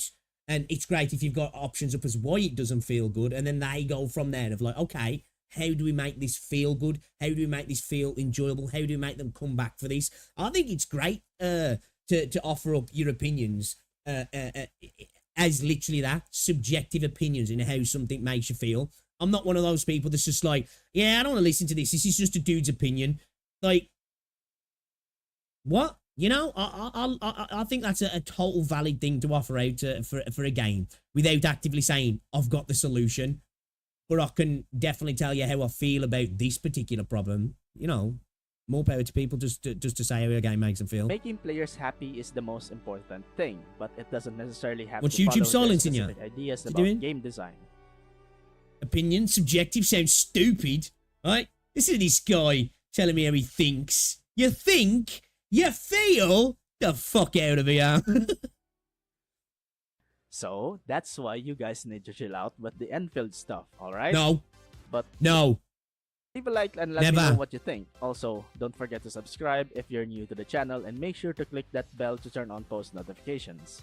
And also, I have a coffee link in the description below if you want to support the channel further, since Never. the channel is currently not monetized yet. Solution dodge. But that's all for me. Bless your faces and have a great day, gamers. Hopefully, damn bro, hopefully, that was a great video. That was a great video. Hopefully, how long is it going to take to get the monetization on, bro? It's nearly at 2k subs now. Killing it. Absolutely killing it. Great to see. Great to see after what happened to his channel. Brilliant video. I enjoyed it a lot. But I will never stop with the Enfield Copium, though. I'll never, ever, ever stop. Ever. We're going to keep doing it. We're going to keep doing it, guys, okay?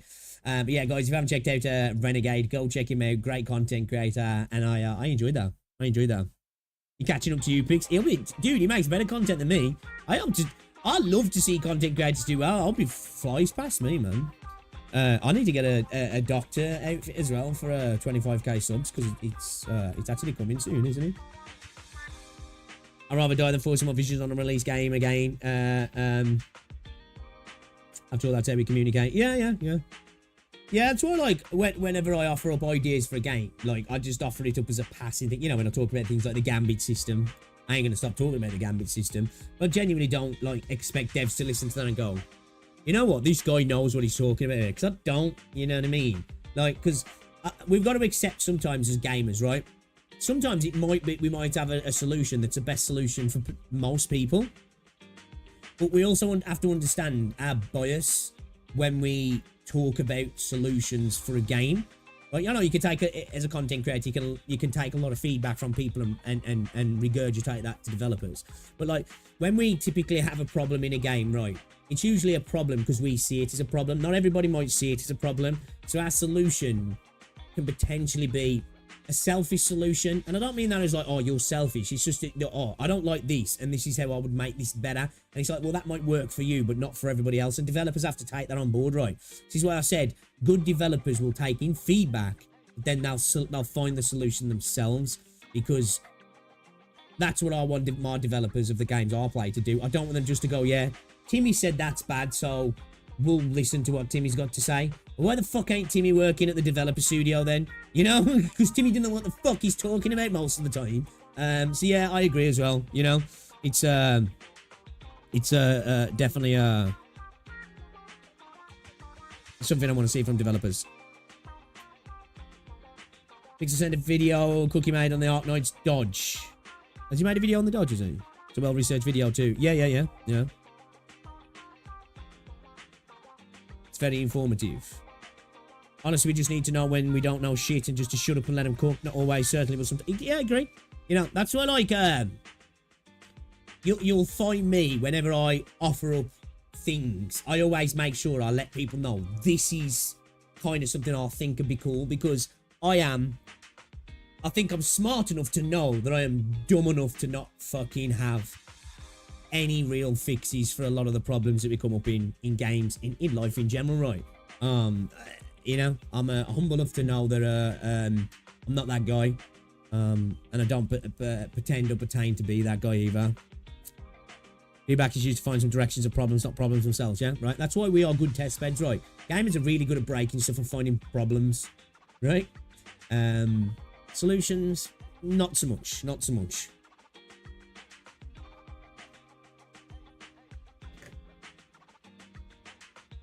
When did you make this video? I might have watched it.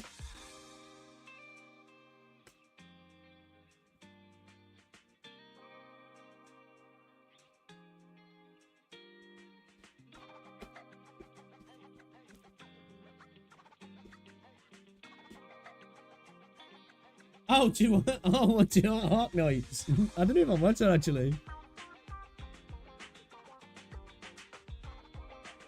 No, I don't think I watched that. Hey, all I'll say is get 12F in the games. Problem solved. Right?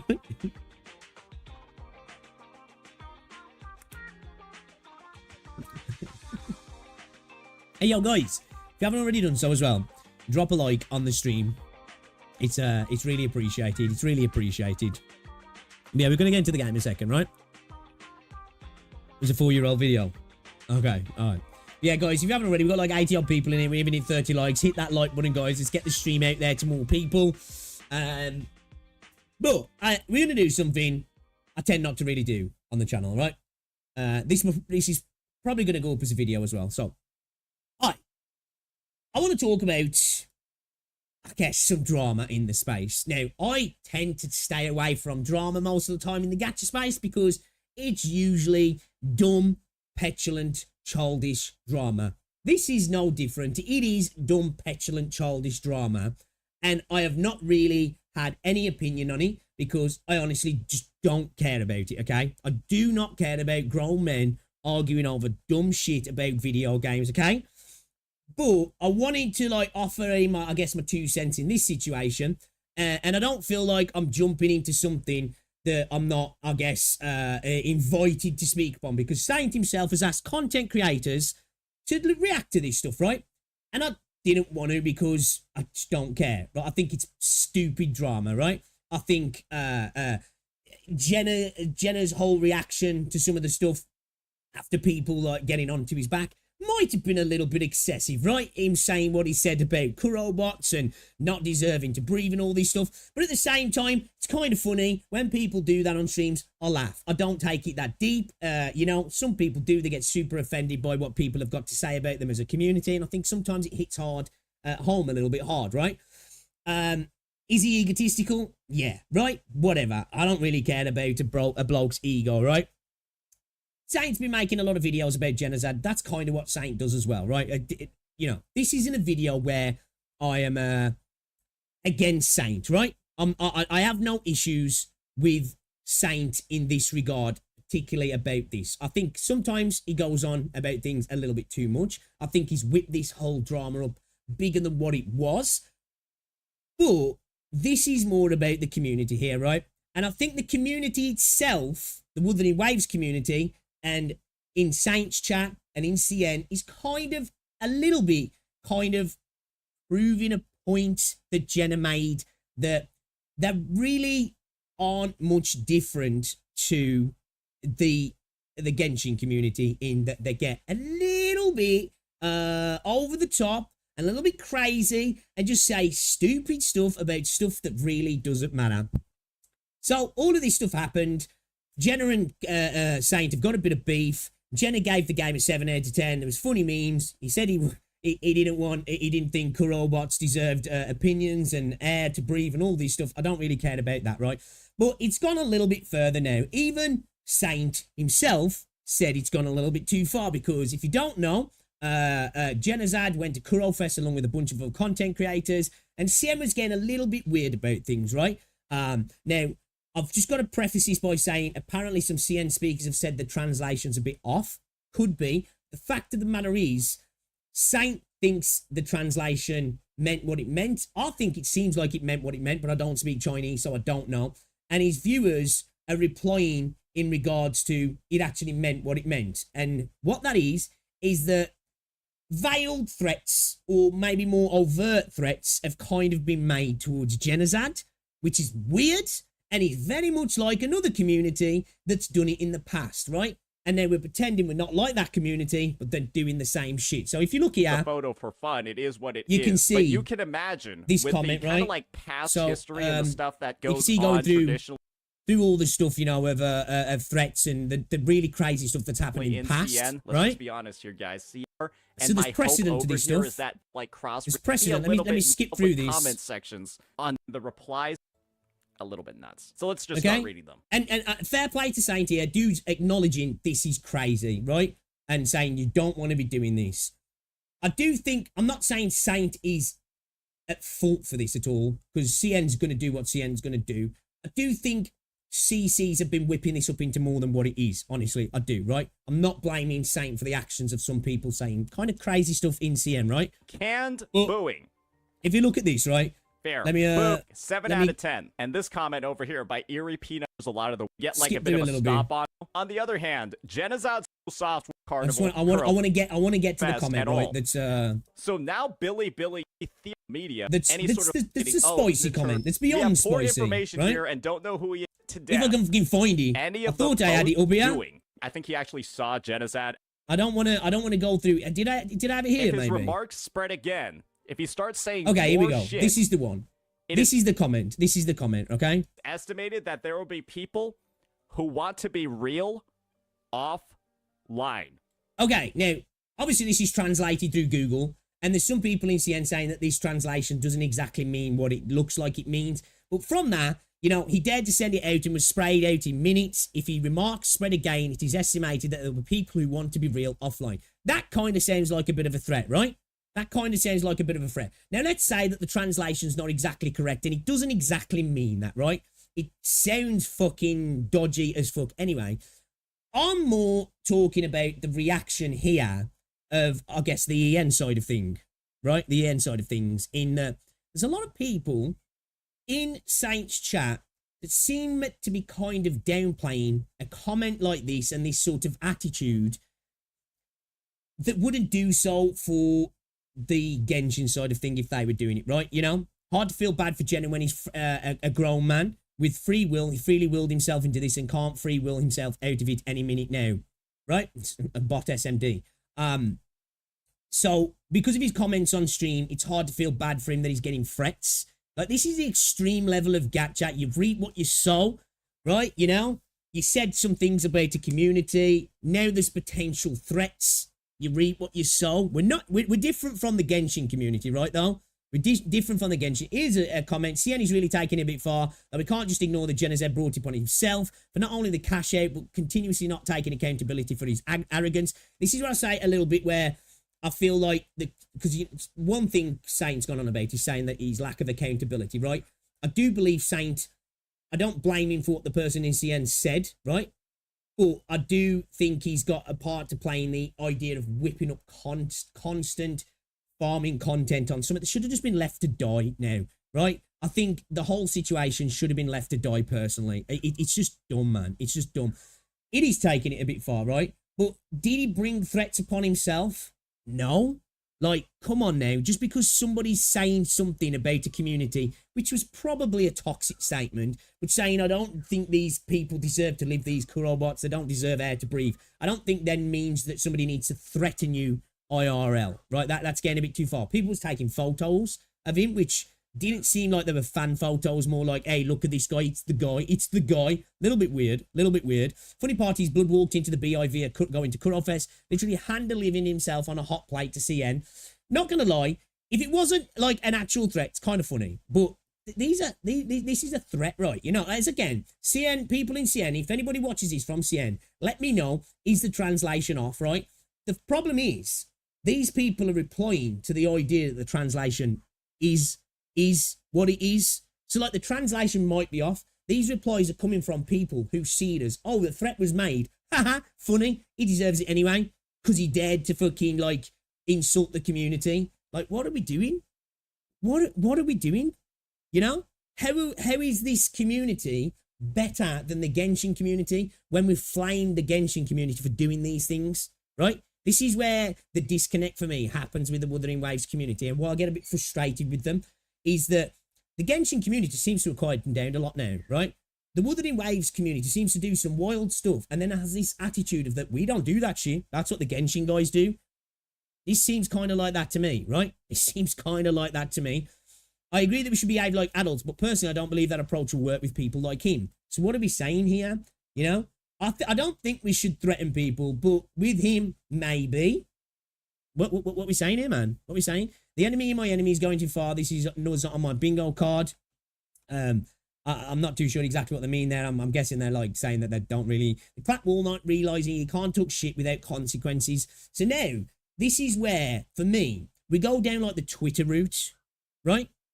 We go down the Twitter route here of, I guess, like political conversations of, oh, it's okay to, you know, have the consequence of somebody punching you in the face because you've said things that they don't like. What are we doing? It's not even political ideologies here. It's not even that serious. And even then, you shouldn't be doing that. It's a fucking video game. And it's somebody shitting on a community. If you're taking that to heart, I don't know what to say, man. You're lost in the sauce, personally. You know? Is the clapped walnut become the crushed walnut? You know, I get it's a light-hearted comment, right? It's not that serious, right? Because they're calling him the clapped walnut because somebody made that comment. I really don't get how that was so funny, but I guess we're having like real low-end maturity humor here, which is fine. I've got no problems with that. You know, again, it's not funny. I'm sorry, it's just not even funny. But like, it's just a bit watsy. But then it's like, you know, when you have videos like this, my trauma with Genozad, I get it. It's a clickbaity title. He's farming the content. Dude spent 2 hours talking to multiple CCs about how Genozad is the most toxic person in the gacha space. There's been some correlations of comparing him to like Atsu and these other people. And Atsu had like stuff going on that was way worse. Like, this has just gone far too far for me, personally. And I don't ever get involved in, like, gacha drama because it's fucking dumb, right? It's dumb, right? And Genozad, what Genozad said, I think was, it was an egotistical statement, right? It was an egotistical statement. Oh, I'm going to Kuro Fest. Fuck you guys. I'll spend more money on the game. You guys don't deserve to breathe these dumb Kuro bots, right? Funny, if you ask me. Because it was a bit of a crash out. And Jenna does this quite often. He lets his emotions get the best of him. Streamers do that. Streamers are human, guys. And sometimes when you've got hundreds, potentially thousands of people poking you, do you know what happens? Some people react, right? Does that mean the dude should be getting threatened IRL? No. Now, again, I just want to specifically state this. People in CN who speak Chinese are saying this translation was a bit off, right? Which might be true. These replies don't seem like they're replying to the fact that the translation was off. They're replying to the threat and making out that it's kind of funny that a guy's getting threatened. You know, bro's even getting cyberbullied across the sea. You know, getting cooked in an old language is a different vibe. Okay, that's fair, you know. This person here is a CN local. Here we talk shit like endgame in Minecraft just as much as the end do. Because the online culture is you can't went off as hard as you want, but you need to behave IRL, considering the law and the amount of cameras everywhere. There's no running if you do So this person's basically saying, oh, the person isn't going to really hurt him because they'd just get caught by the police. What? You know? What? Okay, it's okay to threaten people IRL because you're not really going to do it. Most of the time when people threaten people on the internet anyway, they're not really going to do it. But that's not okay to do just because somebody said something about the community that you didn't like. An extreme thing? Yeah. Very extreme, right? But at the same time, I'm one of those people, when I see people say stuff like that, it's kind of funny because it's like dark humor. I don't think Genazad was joking. I think he was like, I'm not saying he literally wanted people to die. I just don't think it was like a haha making a joke. I just think he was having a bit of a blowout. He does that, right? He kind of does that. Am I defending that? No, but I don't think it needs to resort to threats. It's just kind of wild if you ask me. And as I say, these he did this to himself. We've just read that. Can't really feel bad for him. Be offline is like a meme or a joke in Chinese. It's like meet him or talk to him IRL. It's not a death threat. Like, I'm not gonna lie, that doesn't sound like that's what was said. Now again, the translation might be off. Even if you're saying we're gonna have a talk, that's like in the UK saying I'm gonna talk to you outside. You could argue I ain't threatening you. You know what's happening there, right? Let's go outside, bro. Let's go outside, man. We need a conversation. It's a bit of a threat. And even if you don't actually physically assault somebody, if you're going to go up to strangers and chastise them in IRL over things I've said on the internet, I think you need to back off. You know what I mean? I think you need to back off. As I said, the translation definitely makes it sound like a threat to me. When somebody says, all right, and we'll see IRL. We'll see who's real IRL. Bit crazy. All of this over somebody giving a review to a game, maybe not paying attention, people getting overtly angry that they didn't pay attention, and them saying basically, fuck you guys, roundabout. Didn't quite say it like that, right? But that's kind of what happened. And then we're here, right? Now, again, I'm not blaming Saint for the reaction of CN. And I'm not blaming Saint necessarily for the reaction in the comment section, but you cultivate a community on the content you put out there. And I think Saint has spent a long time having this very adversarial kind of content, right? Where he makes sure he's very on the offensive for people. He generates people who want to be like that, right? These people love to see the PvP. And this is crazy that we've got people laughing and saying, well, it's hard to feel bad for him. Kind of deserves it. Hey, you know what? If he got punched in the face, fuck around and find out, you know? It's really fucking dumb. It's really dumb. Again, I say, how can you say that this community isn't like the Genshin community when this sort of stuff's starting to happen now just because what somebody said, right? You know? And I'd say, you know what? I've got to give props to Saint. He did say, don't do this shit. This is dumb. This is going too far. Fair. You can't then remove yourself, because like Saint's kind of had this argument that I'm just a bystander in this whole situation. He's been the main proponent of like pushing this whole thing. He's made multiple videos on the situation, right? Which is it's fine for him to do. I'm not questioning his content. It's just that you've got to understand that when you create content, there's weirdos on the internet who then think it's fine that somebody else is threatening another person in the space. We've gone from insulting somebody about silly takes to threatening them. And then we've got a couple of people orbiting that saying, ha, well, you know, you get what you get kind of attitude. This is dumb. You know, this is dumb. And I hope Saint, as he does when he goes through comment sections and picks people's comments apart, I hope he pulls up these comments in his own comment section and says, this is fucking dumb, guys. Don't come to my community and, like, you know, have this attitude of it's like, well, whatever happens, happens kind of attitude, right? Again, some of these people might be referencing just the insults made to him. All right, cool. It's just, you know, these definitely feel like people kind of thinking it's, well, whatever happens, happens, you know? And, I think this is kind of dumb, right? It's kind of dumb. You know, like this, you reap what you sow.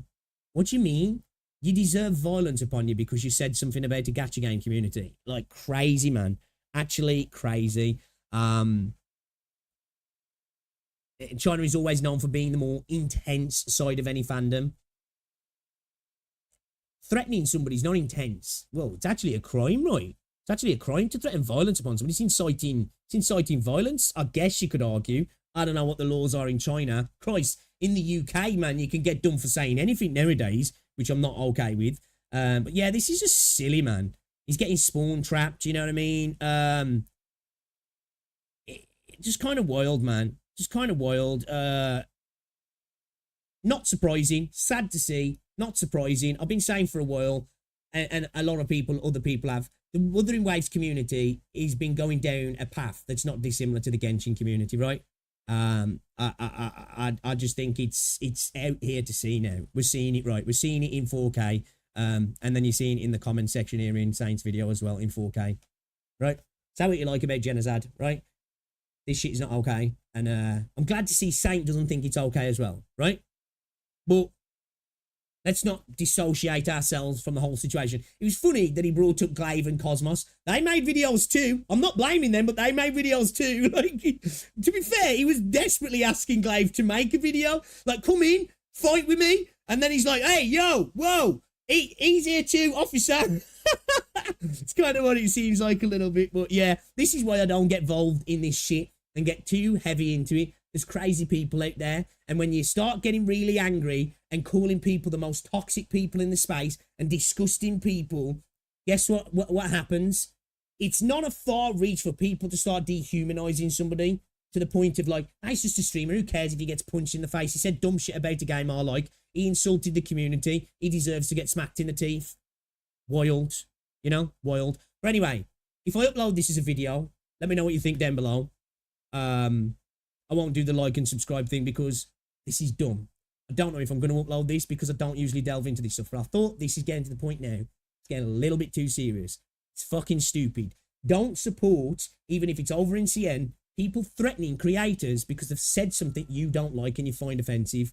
It's fucking stupid. All right? Don't be that guy. Otherwise, you can't then stand there and go, look at the crazy Hoyo community. You're just as fucking bad. All right?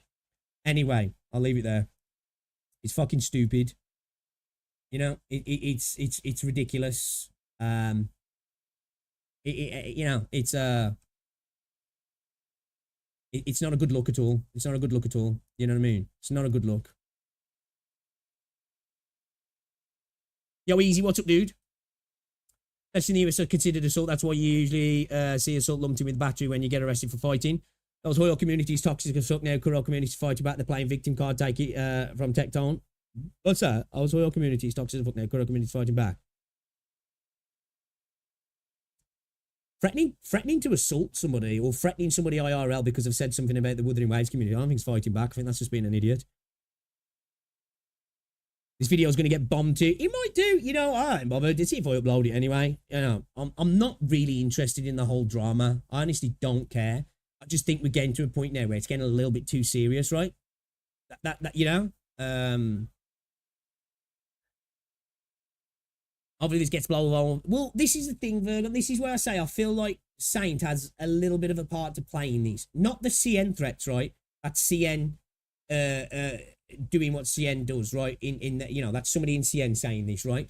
But I think this would have blown over ages ago, honestly. I think people in the community would have been mad at Genozad for a bit and then got over it.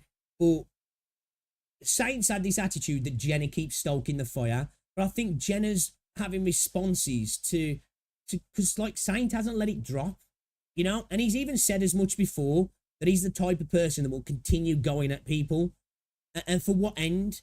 Like somebody even said to him, I don't know if, no, it was in chat actually. Cap asked him this as well. There was like, if he apologized, would you like move on? Would you forgive him? And he was like, I don't know. It'd have to be a pretty good apology. And I go back to Twitter. That to me is like that sort of mob mentality of the apologize for what you said. You apologize. And then it's like the smell blood and they're like, it's not good enough.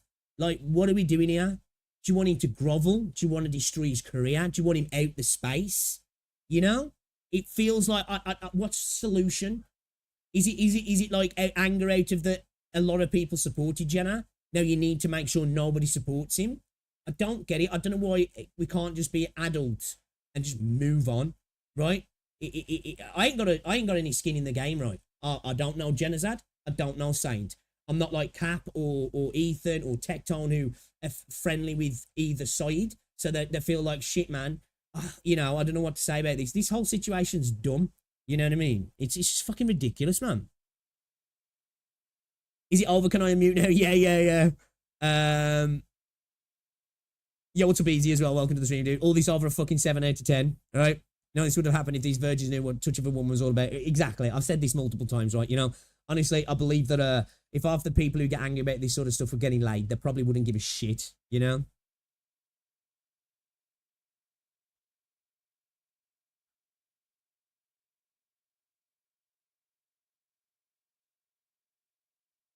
Jenna's had his Enviosity 2.0 now, you got a clue. I just disagree, right?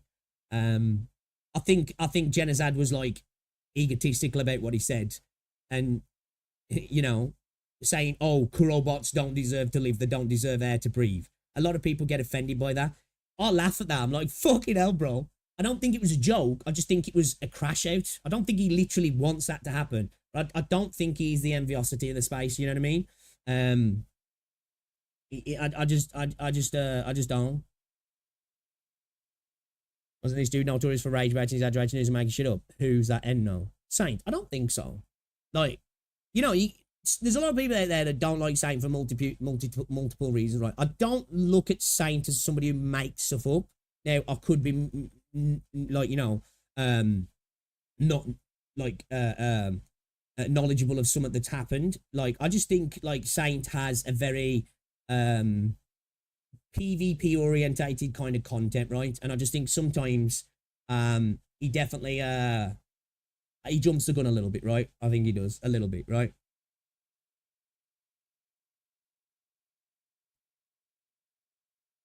I just want to point out 80% of Weird players are Genshin refugees. Exactly. So like the idea that they're not dissimilar to the community to me is wild, because it's like it's the same people. It's the same photo. It's the same photo. Same make shit up all the time, guy. Let them find each other so they can give each other a first-time experience, because they clearly get no action otherwise. You posted the low light post there. Enviosity's the dude who had like the what's it PNG, didn't he? The little blob, and he was like, I'm the only motherfucker that should be getting praised, and people started calling him a mint picker. It's like saying that Poke's one coming with the same size. I wouldn't even compare Saint and Poke. I'm not saying Poke hasn't said some dumb shit himself, and it's definitely rage baited. I agree. I don't think there's many people in the space who are like a dog with a bone as Saint. Whether you agree with that or not, I don't think there is as many people who, once somebody's annoyed them, will go on and on and on and on and on about it, right? You know? That's where it gets tiresome for me, right? It's totally cool to say to somebody, you know, call somebody out on this. I just think it gets tiresome when somebody constantly goes on about it, especially as an adult, right? You know? I'm too old for this shit. Tech don't like sound 45, right? I'm 45. Yeah, like, you know, Saint's got to be what? He says he's younger than Jenna. Jenna's 29, so he's got to be mid to late 20s. He's an adult man. Shouldn't really be getting... I'm not saying I don't know, I just think it's just fucking lame, man. It's corny, you know? It's corny.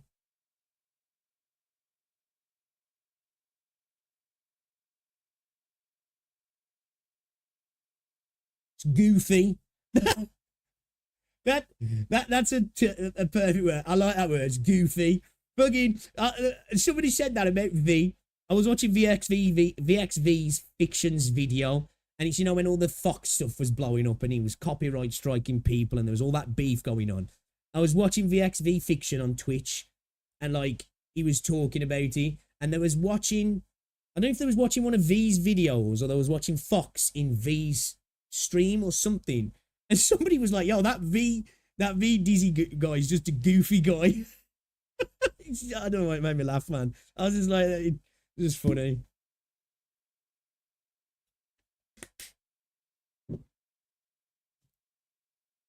Me, I should be praised, me.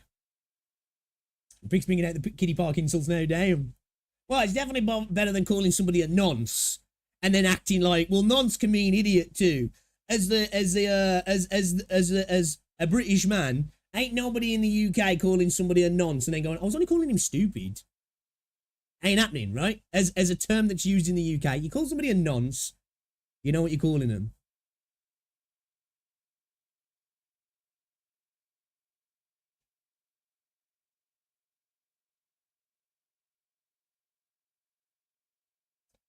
Pixels, please do not engage on VXV is worse than you can ever imagine. I'm not engaging on him. He doesn't even make content anymore. Dude rarely makes content now. He just posts on Twitter.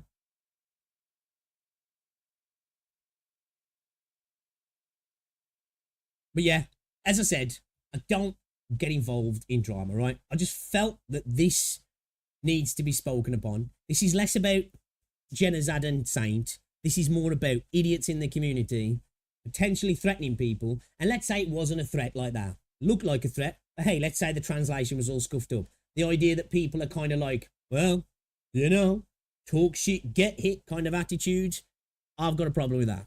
Because I just think it's fucking stupid. And it ain't even so much that I've got a problem with that, although I think that's dumb. It's then to then walk around going, oh, have you seen them crazy Huyo people over there? Crazy community. Wild. All we do here is correct misinformation. Yeah, okay. Yeah.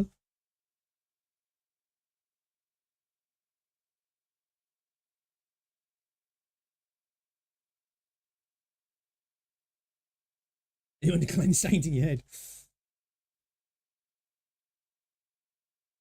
I'll be real. Sometimes I've called someone as a nonce as an idiot, but maybe it's a normal thing. Yeah, man, it's gotta be, yeah.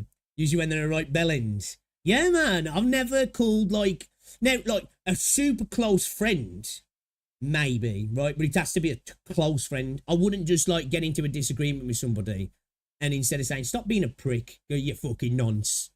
Right? Because, I'd expect them to probably start swinging, if I'm honest. Because if somebody just threw that out at me who I wasn't really tight with, I ain't saying I'd be committing assault, but, I'd be thinking, what the fuck, bro? You know what I'm saying? So, I suppose I can understand maybe that if you're super close. They're not super close. They're not super close. Saints had these conversations sometimes with Tectone of yeah, you don't get to talk to me like that, bro. We're not close. Right?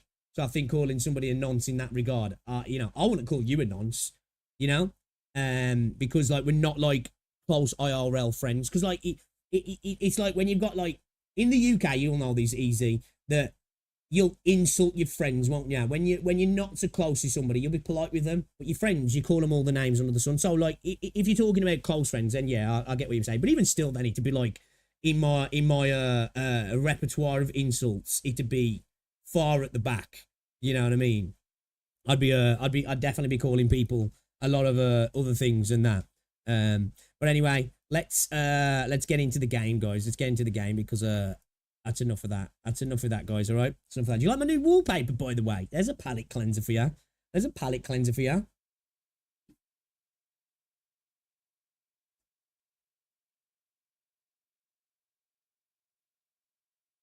Careful, man. Dag will take your words out of context and defame you.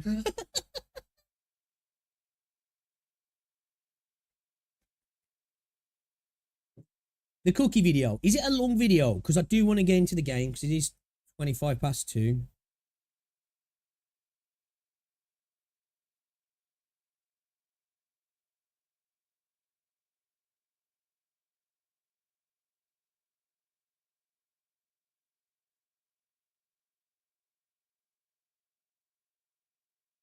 Is it React Smash?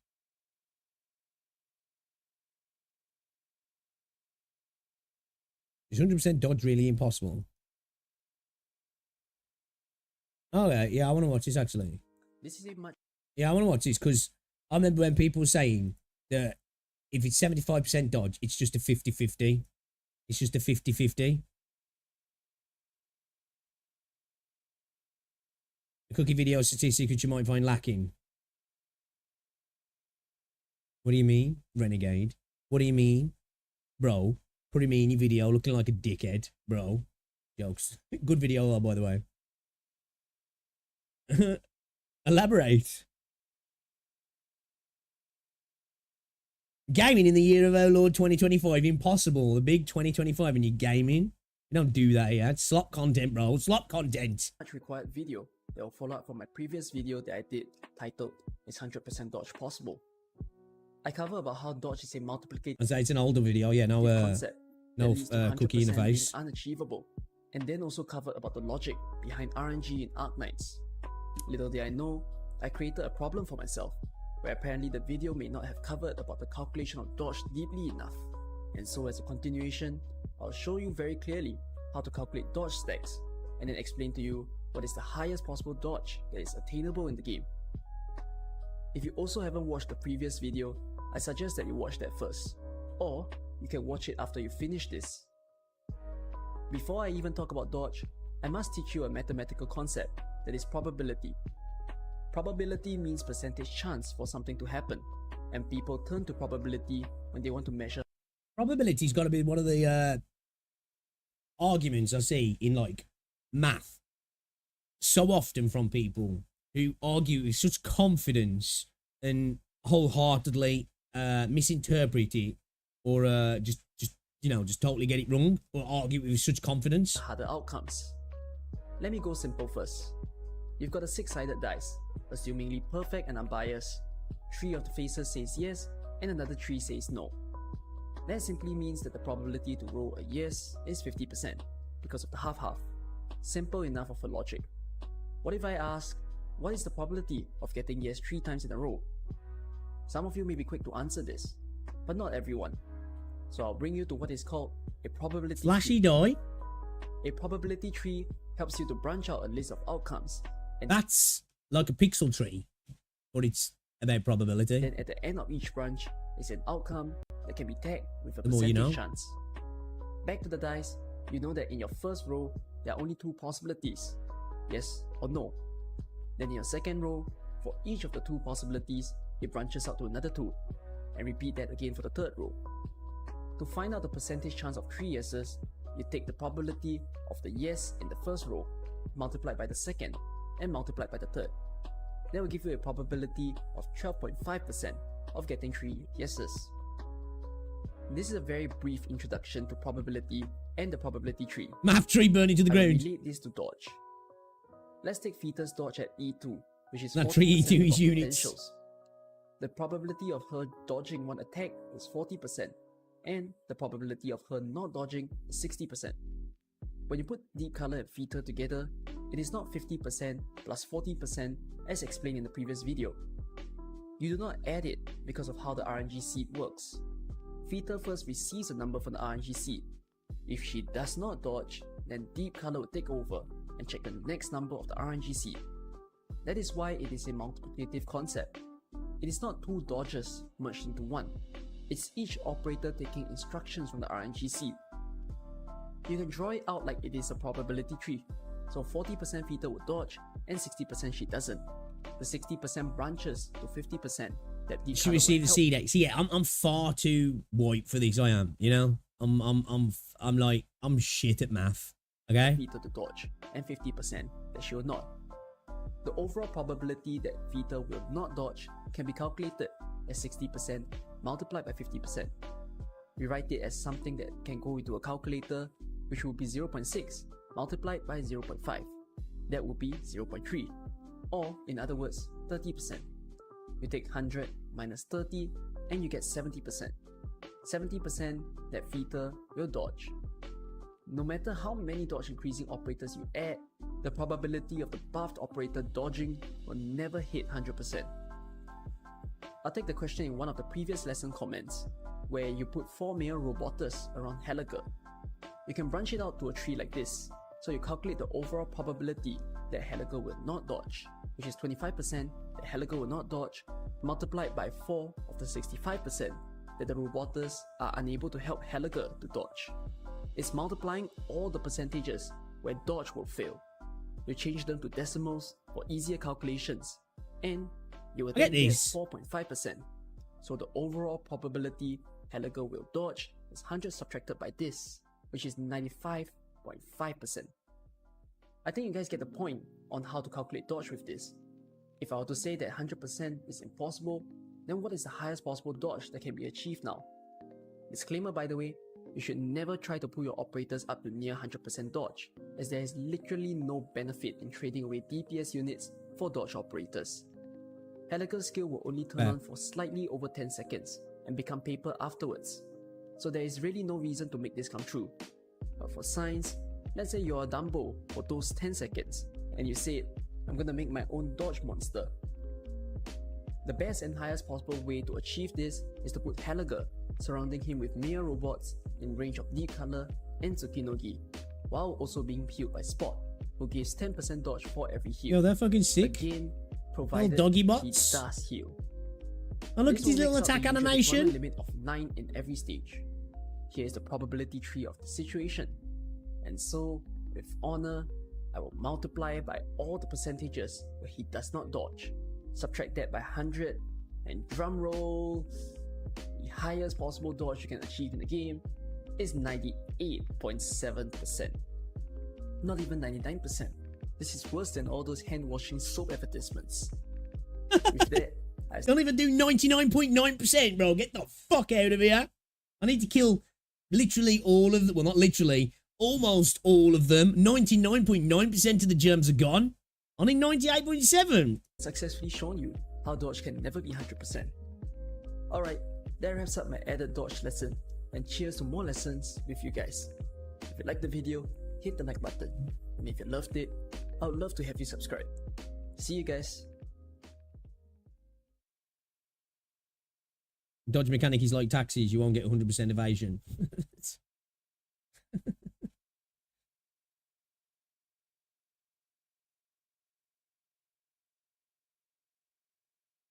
Cookie said dodge is bad. But OG. Yo, have you guys seen Ezio's ult animation? You guys seen Ezio's ult animation? It's pretty fucking sick, man. Hold up. Hold up, chat. Hold up. Hold up. Chat. Hold up. Chat. Hold up. Chat. Hold up. Hold up. Where's the video?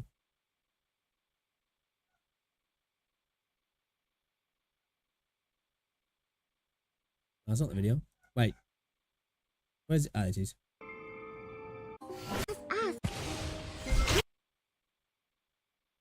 My sister's dog here, man. He's going mental.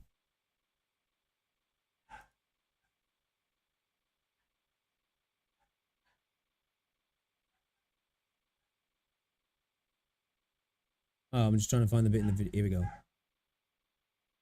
to find the bit in the video. Hey, look at this. Look at this. I think it looks fucking sick.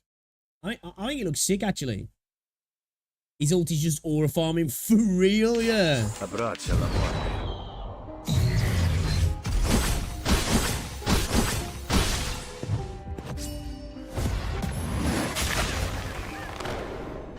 Tell me that's not fucking sick.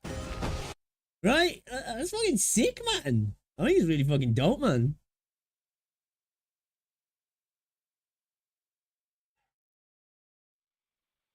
That is cool.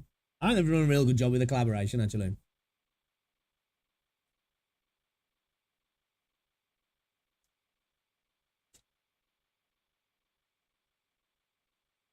This makes you miss playing reverse. Brilliant time to get back into it right now. Great collaboration. Plenty of freebies. Done a real good job of it.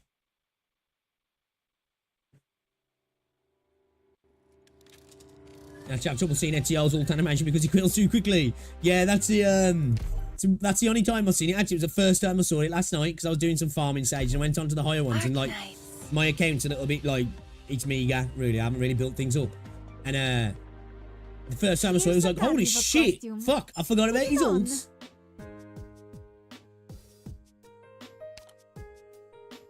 Yeah, I don't think I didn't watch the live stream, did I? I didn't watch the live stream.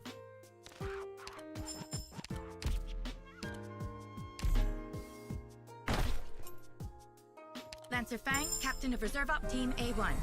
My 0 team 8 to and I will do our 10. best. Too flashy. Showing off, yeah?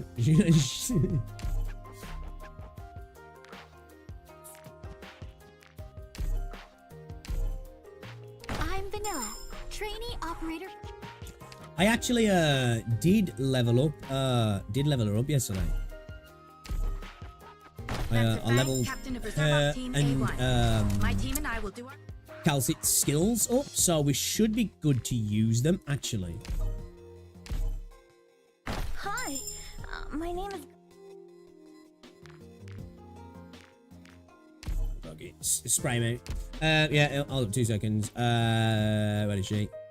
Yeah, so we got to skill up to 6. We just need to get 4 of these, which I didn't get around to doing last night. So yeah, Urzi's nearly at 7. And Yappa over here we got at 7 as well. So she's E1 level 50. She's E1 level 50 as well. So, you know, they're not obviously not maxed out, like, but, like, you know, getting there. And the only encounter that was in a raid that I managed more than 1 ult is 400 M4, so I need the hardest content to get 2 ults. Yeah, I can't wait for Cassandra to drop. I haven't seen it. Yeah, I think he deserves all the success he gets. Reverse 1999 does, right? It's a good game, man. You know what? Like, you know, when I'm playing the story content in Reverse 1999, and obviously I get it, like, this game's a bit older. I'm just like, man, I wish they did that for this, right? You know, like it was VA'd and they had the L2D work, you know, animated. Like, it looks so fucking good, so good. It's super immersive and all the sound effects, and they've done a real good job of the story side of things in Reverse 1999. Those maps are pretty hard to get for new players. They only drop from later chapters outside of events. The character designs are really good. Yeah, they are. They definitely are. It's one of the top tier games in that regard, right? I definitely agree there.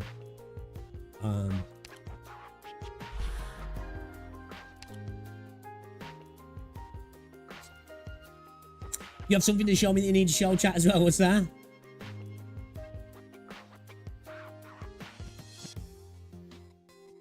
Sending on React Smash. Arknights file size is large enough as it is.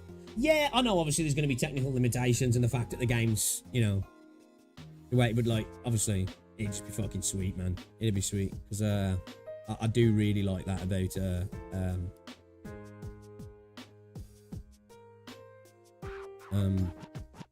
Reverse 1999.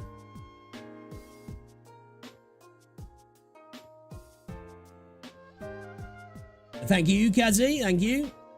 I'm not looking at you.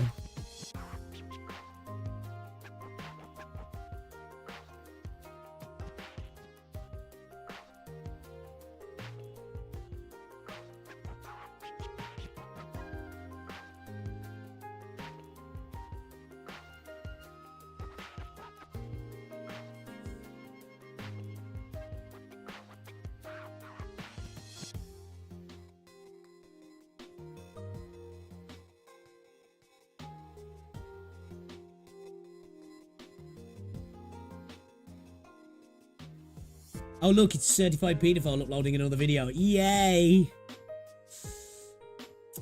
We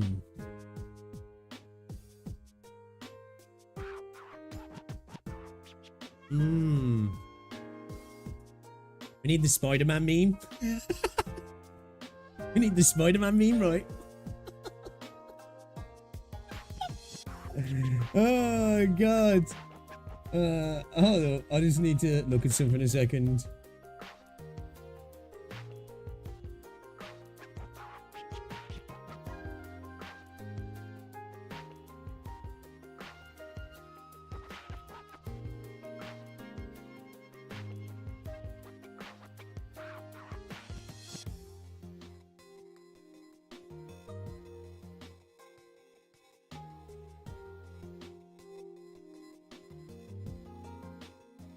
I'm struggling to find them. I'll just have a look at the channel in a second, but it's all a bunch of other channels coming on.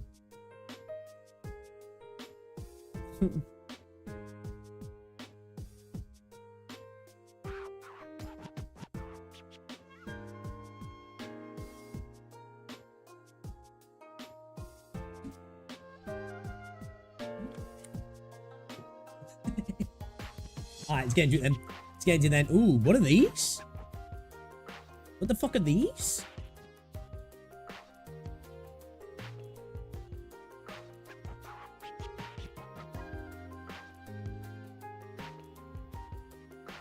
Okay. Block the movement of versus civilians until the fighter can be destroyed by your units. Life points will be deducted by 1 when killed by an enemy.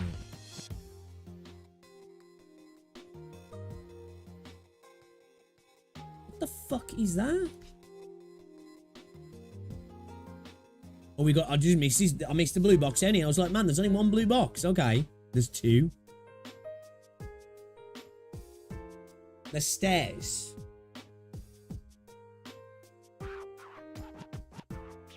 What? What, the normal stairs that you go down and then pop up out? Or what? I've never seen ones like that. Or does it like... Does it just hop them over or something? Alright, let's have a look then. Let's have a look. Let's have a look. Alright, let's have a look at the squad. Let's have a look at the squad. Let me just have a look back at the map a second here. Okay, so range units. Oh, we're definitely going to need plenty of range units because we can't really do much about this here, can we? Yeah, I think we need to drop some of our defender units then, don't we? I think we need to drop some of our defender units here. Maybe keep you. Can we snatch enemies in, maybe? I want to try Hoshiguma, so let's pull Kawara out. Let's get a bit of click on the go.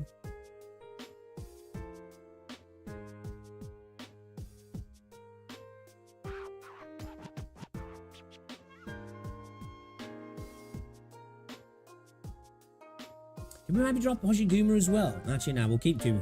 No, because I can't even put one over here, can I? Because there's no floor tiles. So this just has to be defended by these units, right? And we've got to have a bunch of DPS going into here, don't we? Okay. Super sus indeed. Actually, let me just double check what's Hoshi's skills at. Yeah, we got her at 7, yeah? Okay. You reckon Hoshi S2, passive defense plus 21, deals 80% of attack, physical damage to enemies that attack. Actually, it's, okay, yeah, that does sound kind of good, actually. Protect everyone. That does sound kind of good, actually. I don't know if to drop mountain, man, but nah, we'll keep mountain. We'll keep mountain. I think we might drop Firewatch. No, you know, fuck it. We're going to go with this team. We're going to go with this team. Drop you for end. Actually, we should have, shouldn't we? To be fair, it's a good point. Yeah. We'll see what happens. We'll see what happens. Then we maybe do that. Quick cheer. From where I left off, I ran for a very long time. Ran into a small village. I didn't think too much about it at the time. I only wanted to find somewhere to hide. I didn't think I'd actually find somewhere to stay. And I think that cold couple thought of me as a daughter, since their own sons and daughters have probably long since lost their lives to Ursa's countless wars. They even kept my secret for me. I'm sure I could have spent a lifetime repaying their kindness. I regret that I never did. January 13th.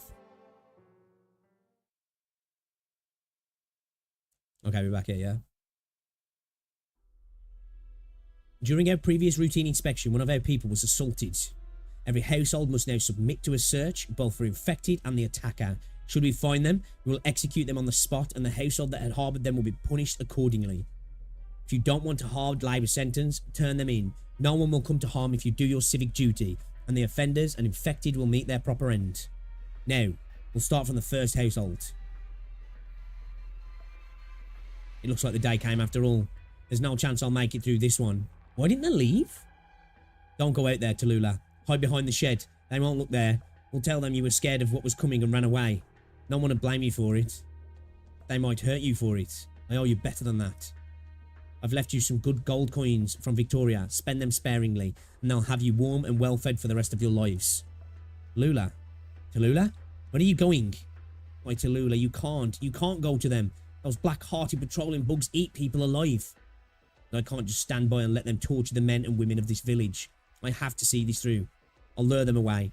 Give them a wake-up call. Let them know what they've wrought. I know that's right. I know what's right. I'm not letting them punish these people. I'm not letting them murder anyone else. I still remember how the boy next door was beaten to death for chucking a stone. I'll never forget. See, I love this character building in Arknights. They do it so well. Tallulah, you can't. That's enough. Who's at the door? Is it the patrolman? Go away. It's me. Alina, come in. What's wrong? What happened? Is there news? Someone told. What? Told what? The patrol unit knows there's an infected in our village. How could... This can't be. I don't know who it was. We all know what happens to those who harbour infected. Was it Alina? I don't know, man. Is she a rat? Is she a rat? Ma'am, my father passed away early, and you took such good care of my mother. You and your husband both. You're like grandparents to me. And at this point, I can't really hide anything. Wait. Miss. Where did the mister go? Bloody old fart. What are you doing here? I committed a crime. A confession?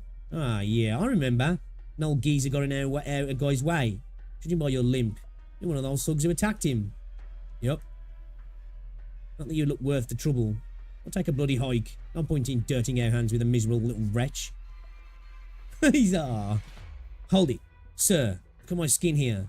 What's that look like to you? Infected? You're the infected. She is a deer. Are you serious? I realised the moment I helped you change clothes. Tallulah, we've known you were infected for a long time now.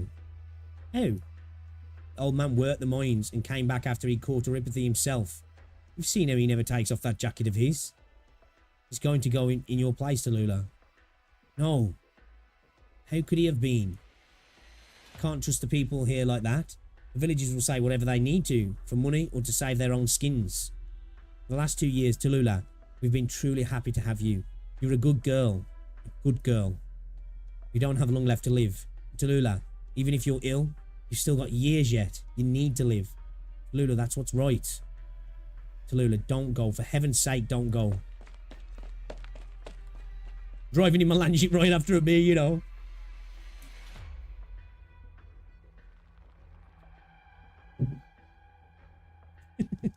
Take me. Take me then, officer. Look at my skin. I'm the bloody diseased one. If you don't believe me, then take a look at this. See, my mind's just dumb. I don't know why my brain just went to, and he flopped out his winky. A knife? Put that down. You can't touch us, old man. He's got his dick out! No, officer. Watch my arts. The elderly man slices open his own wrist, but no red flows onto the snow. It is instead a mist scattering into the air. Look. Look, officer. I'm an infected, tried and true. I believe you. Oh. Thank you for your cooperation, infected. Tallulah. Dick arts. You showed us your dick, now you're showing your arts. Tallulah, come back. Don't. Is that fire? What? Why is the house on... Tallulah, did you... Don't, Tallulah, they'll destroy the whole village.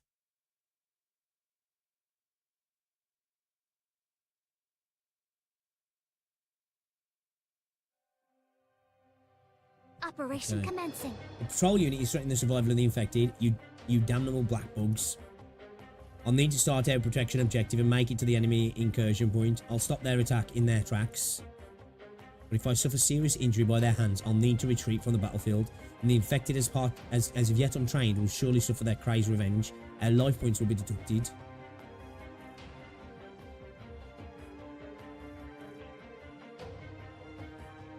Fighting under these conditions will be challenging indeed. No matter, some deeds must have someone to shoulder them. Oh, wait, what? Friendly unit does not deplete life points when spared, but will instead deduct 1 life point upon dying. Does not count towards the defeated enemy's counter.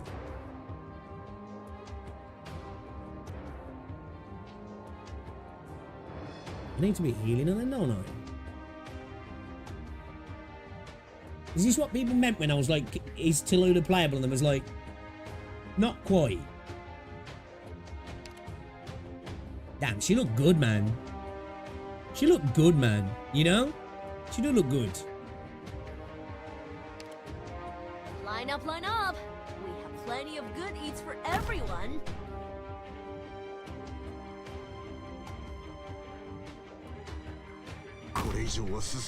Shit.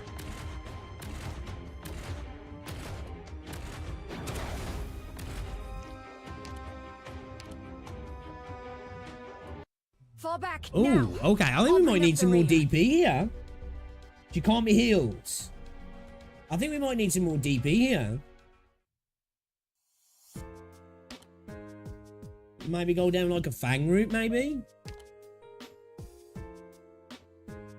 Or should we just get Inez in here?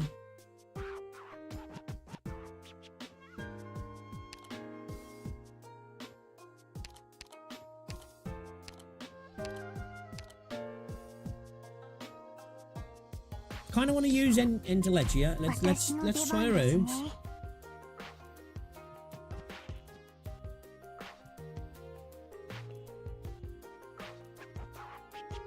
What's that cost though? It's 21. Yeah, we ain't gonna get her right away. We kind of need to get Inez in here, don't we? I think we bring Inez in actually. Maybe we drop Pinecone for. I might regret doing this. But Where stand the wilds? let's do that then. You need Pinecone. I'm here to help.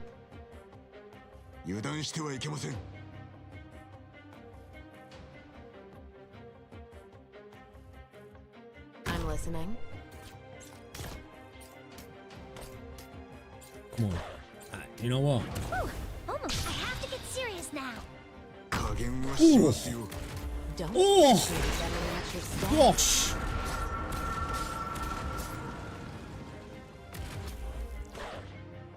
Please, trust in me.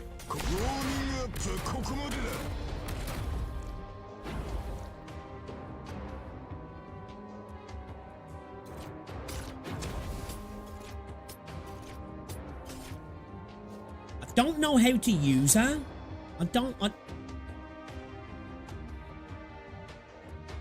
I really don't know how to use her.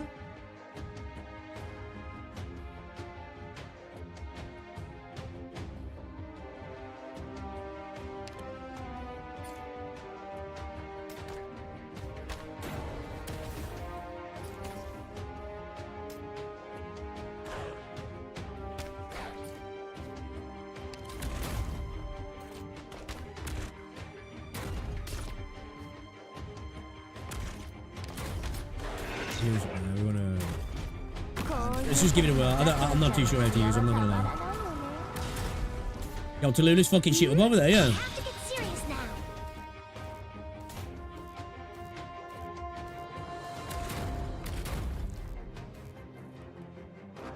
She ain't gonna cause me problems, is she? Oh, okay, we're on the same team, yeah? We're on the same team.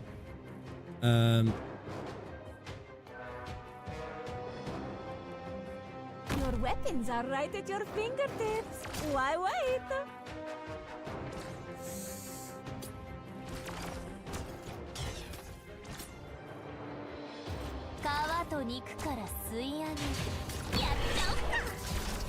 Don't keep me waiting. Better watch your step. Fear not the firelight.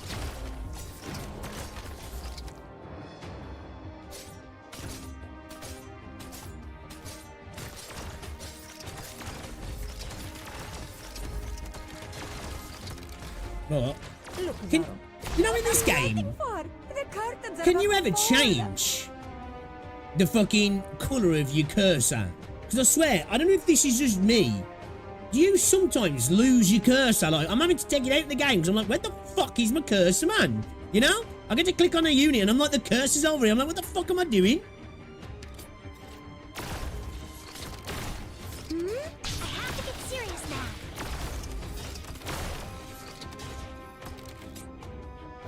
I got this. Focus elsewhere.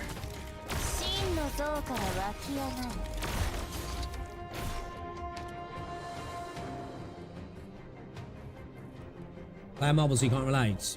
In emulate. I am playing on the Google Play bait, so I'll have to have a look.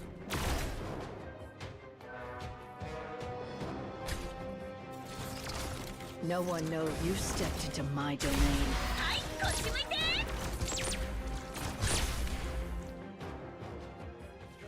I need units at the front, don't I, really, as well, really, to be I know what to do. Better watch your step. We're counting on you again today, little apple. Ascon's putting in work. You playing LD player? Okay. Look, Zaro. Yeah, but Humans are born on the Google Play players. beta. Yeah, sometimes it's a little bit annoying, man. I'm not gonna lie. What are you waiting for? The curtains are about to fall. I'm prepared to relax now. Ooh, it's getting a bit hot. Ah, You better watch your step. We're counting on you again today, little apple. They only remember follow me into the shadows. Well, I thought that was getting through then. Not gonna lie. Go on, Ascalon. Go on, Ascalon. Putting in the work, baby. Putting in the work. This is where they might get some issues now, yeah. Oh, no, we're cool. Oh, is she the final? Oh, okay, cool. Let's go.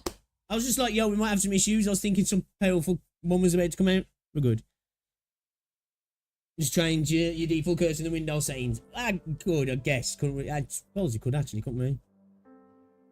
Yeah. Down a big poo. Got it out. Tallulah, you... is that fire you're doing? You're the one who set them alight. Lena, I'm sorry. This will surely mean even worse to come for the village, but I just couldn't stand it. I just couldn't stand this sort of... Lena? Facing her, Tallulah was taken aback. Elena met her gaze with an expression she'd never seen her wear before.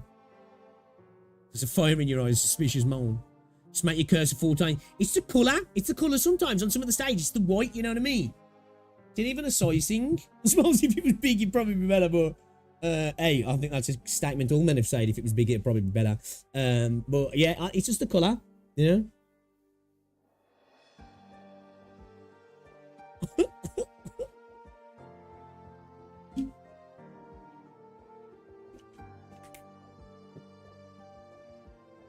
Happy cursor going to be hard. There's a fire in your eyes. I knew from the moment you came to this village, you'd never be willing to just stay here. You came from somewhere. Where you came from, you'll go back to. This village can't hold you. I won't go back. Don't look at me like that. But within your eyes, truly there's a fire. You wanted to set something alight. Burn it away. You thought none of this was how it should be. You bore it until you couldn't bear it no more. It shouldn't have been now. Tallulah, not now. The villagers are innocent. Your one flare of anger only served to hurt them. What happened? Oh God. What the hell is going on? Who did this? Tallulah. Tallulah, run now. And don't look back. Don't ever come back. Blessings, your majesty. Bless this girl like my daughter. Bless her to live on. Bless her so she can live on. Tallulah, we need to go. No, those hideous patrolmen were infected, but none of the villagers are. Did you say she is as well? I'm infected too, Tallulah. I'm infected too.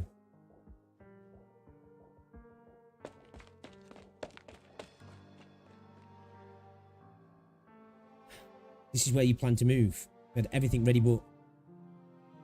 Hey, the old man was... We can't let them do this again. We can't let them. He saved you, saved me, saved the whole village. I don't know if he has that, man. These feel like the kind of guys who are just going to come back just to burn the village to the ground. You threw this whole plan into disarray. What do you even mean? The villagers were the ones who... Wait. You mean the one who turned him in was... It was his idea. That way the patrol wouldn't come again, and hopefully that would have been that. Might have been a good idea to let Tallulah in on this idea though, right? I think that could have solved some miscommunication issues. No matter how much strength you have, you can't resist the patrol units. I can. And then... What if the gerrymandering came? What if the city's garrisons and all the noble soldiers came? We just don't have the firepower. Once we've accumulated enough strength? Because it's not right. It's not right. We can't just look on like this. All these wicked things right before our eyes. We turn away just to save ourselves. It's not right. It's selfish. Heartless even. If righteousness can only be upheld by greater and greater violence, how can it even be considered righteous? Can't answer these questions of yours, Tallulah. You've studied more than I have, that I know. Someone died today in the village, and no more ought to die. You're so clever, you can understand that. Now go, Tallulah. I'll be back. I'll be back. Tell yourself that. Tallulah, tell yourself that. Again, man, this game making you think, damn, this crazy bitch kind of crazy for a reason, right? You know? Your vid's frozen with no sounds. Wait, what?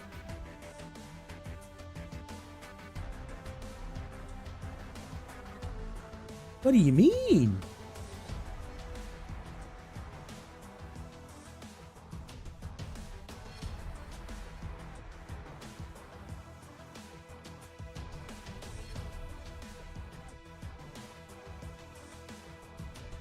No, I got to set as JP at the minute. Haven't even seen half of it.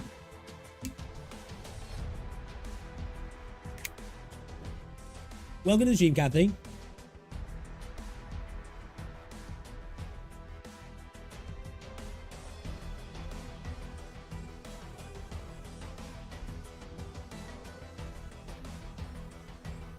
She's such a good girl. She didn't come boss fight later. Surely nothing could go wrong. Surely nothing could go wrong, right?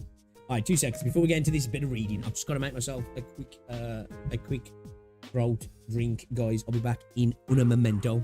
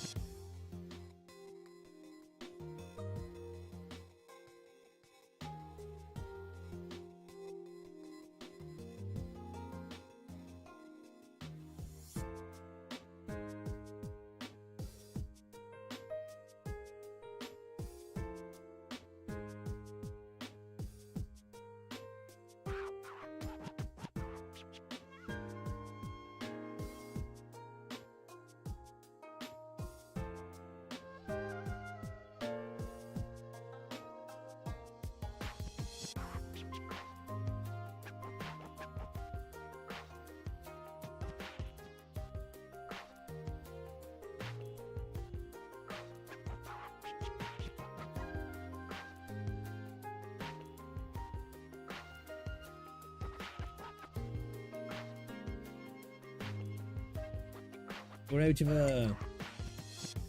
out of lemons, man.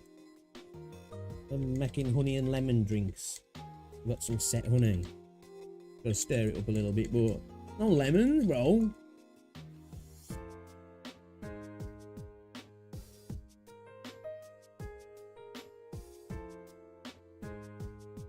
Has he got one of the longest stories, is it then? Kelsey has never demonstrated impatience. Oh, fucking hell. We got a yap session coming, right? We got a yap session coming.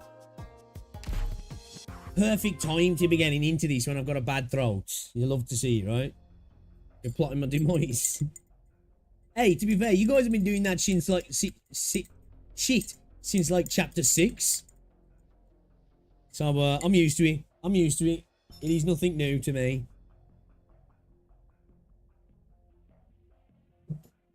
Central District. A short while before. How are you? Are you certain Amiya's group will reach the command tower without crossing one of Tallulah's elite squads? This is the problem with conspirators. Take a warlord, or a tyrant, or a devious king. Their strongholds are always easy to defend, hard to attack. They know their own deeds will invite furious retribution without fail. They'll use superior strength and advanced armaments to deploy unyielding defense. Yet, seeing as Tallulah's despotic behavior is confirmed to be some kind of act, he would not do things this way. What makes you so confident? Experience, theory, phenomena. I have no confidence. I can only derive the facts. Tallulah is maintaining her own image.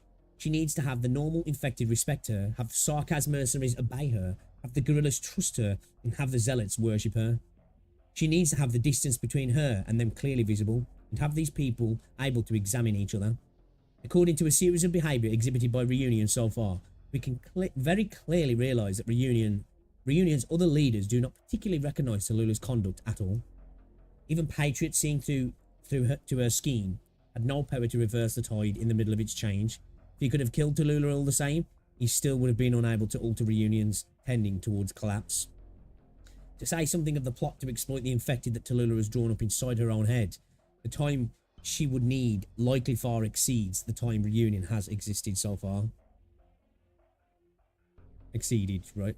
I conjecture that all of Reunion's actions up to now have been premised on a plan, namely, Reunion will perish after all this is over. Tallulah will scatter keen, hidden forces across every part of her territory. When she needs them, she'll assemble them and have them make their appearance at the right moment. Doctor, I believe the Empire of Ursus' Third Army would not permit any infected to act freely whatsoever. However, Reunion's current conduct is all within the bounds of their tolerance. Superficial violence, lacking discipline and organisation. Third Army must be happy to see it. Think about it carefully. Would they limit themselves to being onlookers? Thus would they risk truly, willingly let Tallulah control a whole city, even a whole country's state of affairs? Or perhaps, even this is one of the weights on Tallulah's scales, used to swindle the Ursus military out of their power, having them hibernate somewhere, waiting until the situation is just about to move on from her control. And then, in the truest sense, she'll be able to use the power she could never even touch, just as she wishes. But that needs time. Now that you say all that, how is she not a tyrant? Because while current Reunion wants that in a leader, he doesn't truly need that in a leader. A tyrant treasures one's own enablers, even if a tyrant, more often than not, recklessly destroys them for lack of foresight or composure, and weeps truest, deepest tears for it. A conspirator does not. A tyrant has chess pieces. A conspirator does too. The tyrant is with them on the chessboard, while the conspirator sits outside of it. We can suppose she has humanity, and thus might make mistakes, but if we're talking about a qualified conspirator with a scheme on the tracks, then even if she has herself died, her scheme would continue as a matter of course. Okay. Is our operation useless then?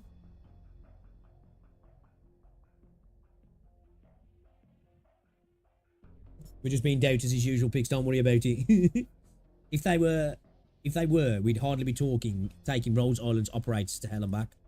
The only thing naturally useless is killing her. So in every part and every place, we must break down her plot, antagonise her instructions, and lead her scheme to failure. If we cannot halt a landship's forward march, then we will tear it to pieces and make it arrive at its destination no more than an empty carapace. Ah, maybe I shouldn't have put it to you like that. Don't get me wrong, we still need to stop this Chernobog core city. Doctor, you've worried about whether or not Amiya's group will run into any incidents. I think what's on shelf before us is the real incident here.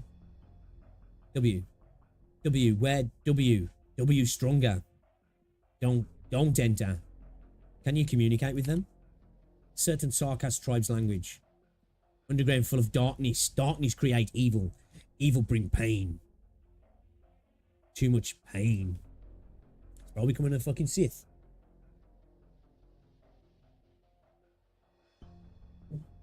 Thinking about it now, what's with Arknights' main story in occupied cities? I'm just saying to do like it at home. A certain Sarkas' tribe language. Will you share our pain? No, look. Even if they weren't born in Kazdal, they should have some kind of reaction to a hint of their native language. Their ability to actively think has been damaged. Those words you were saying have any effect on them? They were meant to in the first place. No, wait. This wasn't a common sense idea. Don't get excited. But if not even this lets me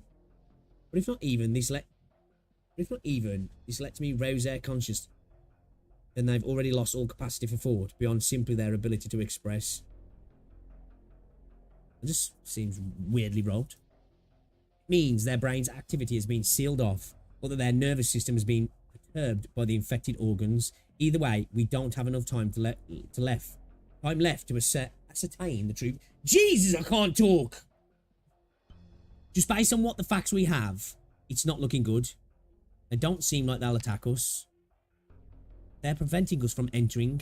Deeply infected Sarkaz mercenaries in this area number around 6 and seem to spend most of their time set to an unconscious roam. Dudes have got the pathing set out, yeah. Cat got your tongue?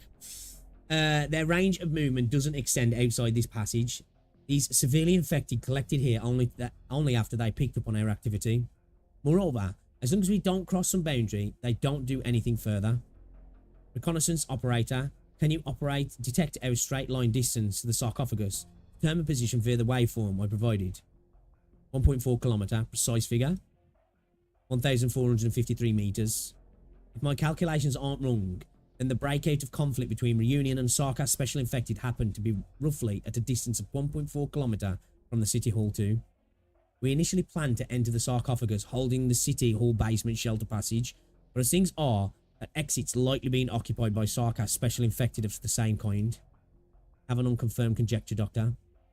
Kind of conjecture. Kelsey's got too much flair in her speech. Cal stole his tongue. He ain't can't understand, you know. We don't know what their goal is, but these Sarkaz Special Infected are likely preventing anyone else from entering the sarcophagus holding, and I've got Lappy on the brain, by a happy coincidence, this district they've controlled measures 1.4 kilometers out. You might be right. What about their goal then? Shakes her head.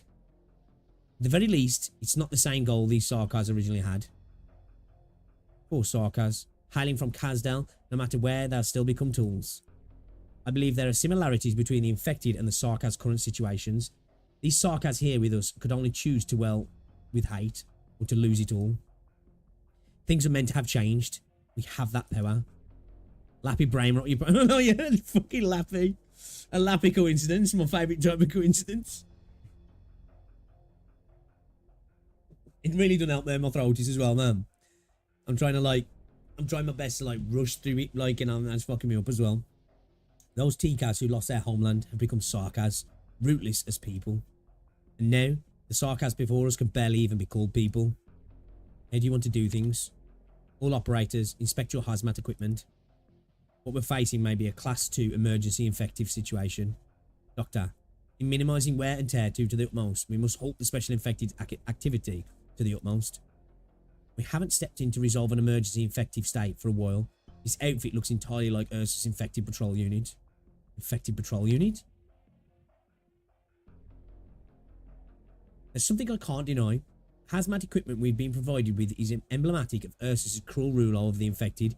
It shares the same prototypical design. It does in the mass, doesn't it, a little bit? Though an approach is intrinsically distinct from the infected patrol unit, I can only hope we're able to continue preserving that intrinsic difference, that outside forces don't force us to change beyond recognition. The same hope we hold for so many things, just like I told you about some time before. I hope you'll hope so too.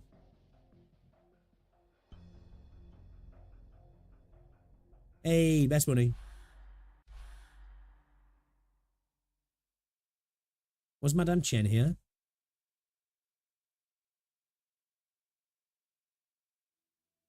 Which way was he headed? West, stone's throw from the exclusion zone of Glowing Cuff. He plotted all of this. It was to ensure the area where we signed the pact was secure. Leithian expanded their contended exclusion zone, overlapping our own.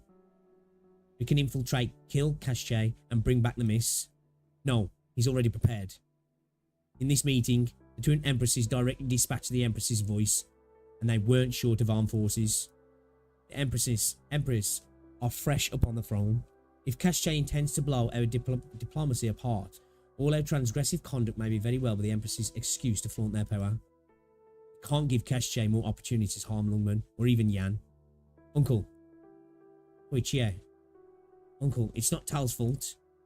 I'm not blaming her. Then you should get mad at me. You haven't done anything wrong. I told her I was going to go with her. Then I got scared. I let go of her hand and I didn't go with her. She looked really scared. I was really scared and she was too. I did something wrong. Michia, she made the mistake, not you. Huh?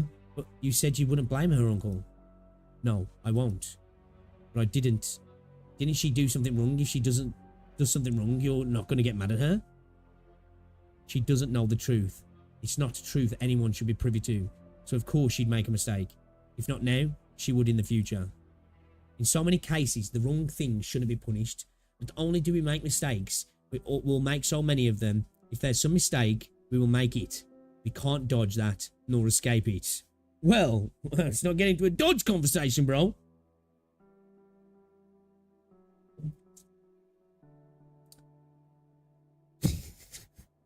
Tallulah simply made the mistake she was bound to. Is that still doing something wrong then? Yes, of course it is. This world of ours wouldn't forgive something just because it was bound to happen. The world is harsh. The people are harsh. The regimes are harsh. Apart from the right and wrong, they don't care a damn. As if it's right and wrong keeping them alive, not what they breathe and swallow. I don't get what you're saying, Uncle. Does it mean Tal can still come back? I don't know, Huichie. I don't know. Is it because of me Tal won't come back? It's my fault. It's my fault, Tal. Huichie. Wipe your tears away. Or cry. Then I'll give you 5 minutes. After you're done crying, if there's still not tears in your eyes, I'll tell you what you should do. Wei Yenwu gazes towards the sky. He considers bending down to comfort the tiny girl, but after hesitating, feels as if he isn't suited to the task. You're done crying then? See, I like it what they've done with Wei as well. Like, when you first met him, like, dude was just thinking, I was just like, yo, this guy is an absolute bellend, right? Absolute bellend. I've really grown to like him.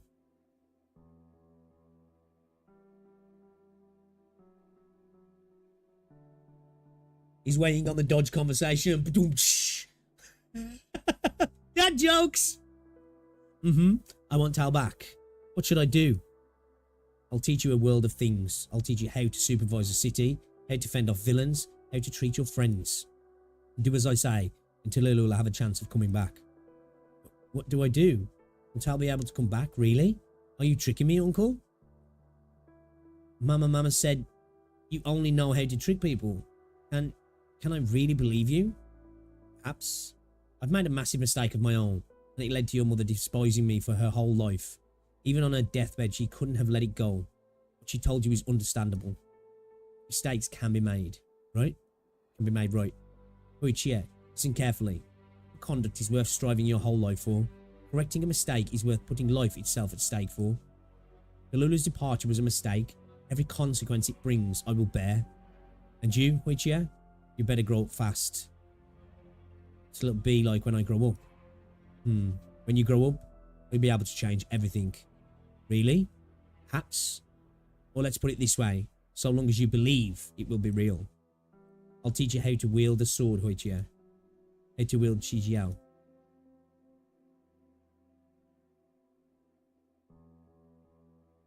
Oh, she's coming back, alright. And sheathing strike. Eradicate without delay.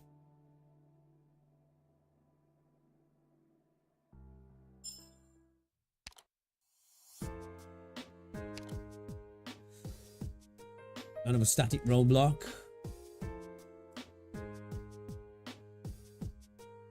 Ooh.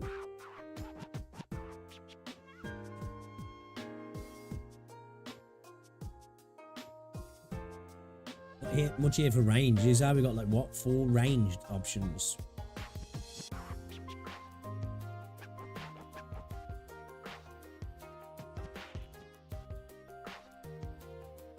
Remember to put, you know, if I put Lappy on skill 1, will she target those blocks?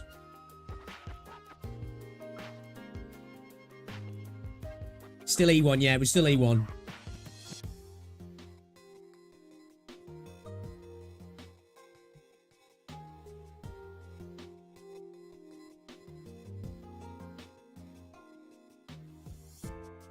Oh boy. The civvies. The civvies. Stop stacking and summons blood size around this unit and one other ground unit to slash at all surrounding enemies. Whoa, okay, that sounds kind of sick. Yeah, I like the sound of that. She'll target them, yeah? Okay.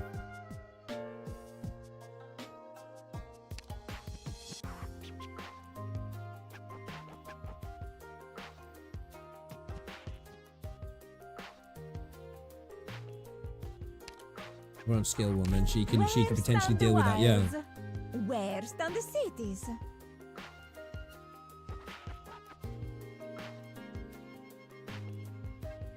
And we need to not really worry about range units here because we've got 1, 2, 3, 4.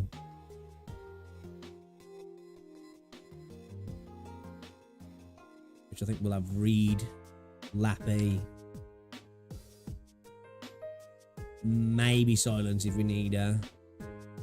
Just click then, shall we? And Firewatch, I think.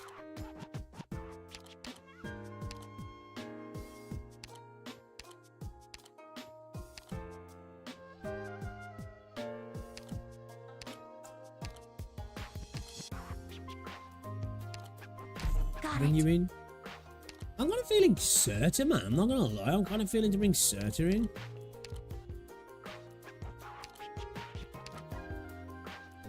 I do want to try Go Cal right as well, ahead at any actually. moment. I'll be there.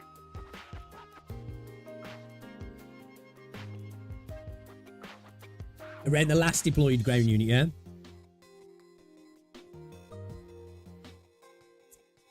Alright, let's have a look then. Let's have a play with this Intellectia skill then, because I haven't used it yet really properly on that skill.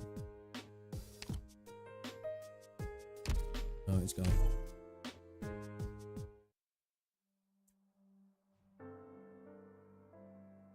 Lucia, if memory serves me correctly, and I don't trust it to, the old man's name was Ivan Isiaslav. A very common name, and he was the sort of peasant farmer you could find anywhere, a serf, but he sacrificed himself for a whole mess of reasons. He gave his own life. I think about it every now and then.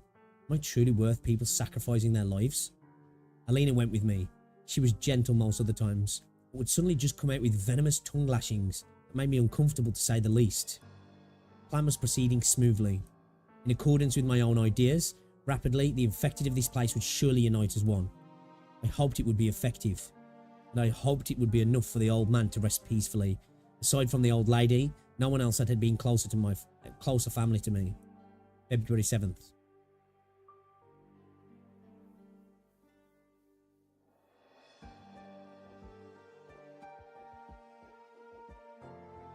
Third year without the Black Snake.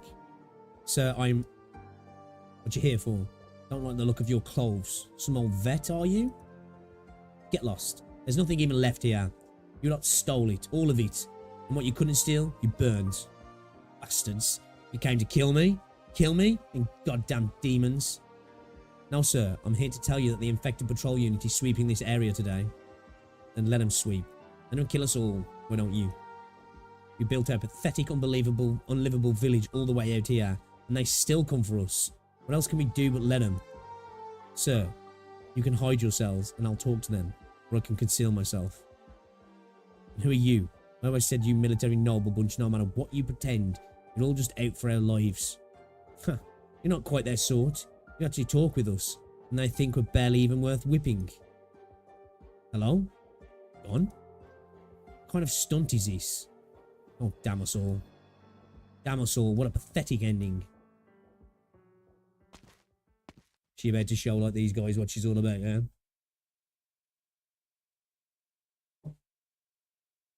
It's not so bad thing to know your own damnation. Ah, Mr. Patrolman. Destitute and lousy. Bad physique. You wouldn't be much use even if we sent you to the mines. How do you want to die then? Painlessly? Slowly? Mr. Patrolman, look at me. What harm would leaving me alive do you? You say that with a weapon in your hand. Sorry, Mr. Patrolman. It's for whoever was just a minute ago. I don't know where she's gone now, but even bird and beasts are worth more than you infected. Can you at least move your goods? Move goods? Your existence is a waste of His Majesty's land. Why is that? Where did you come from? From far, far east. The hell are you? You are infected too? 2 seconds.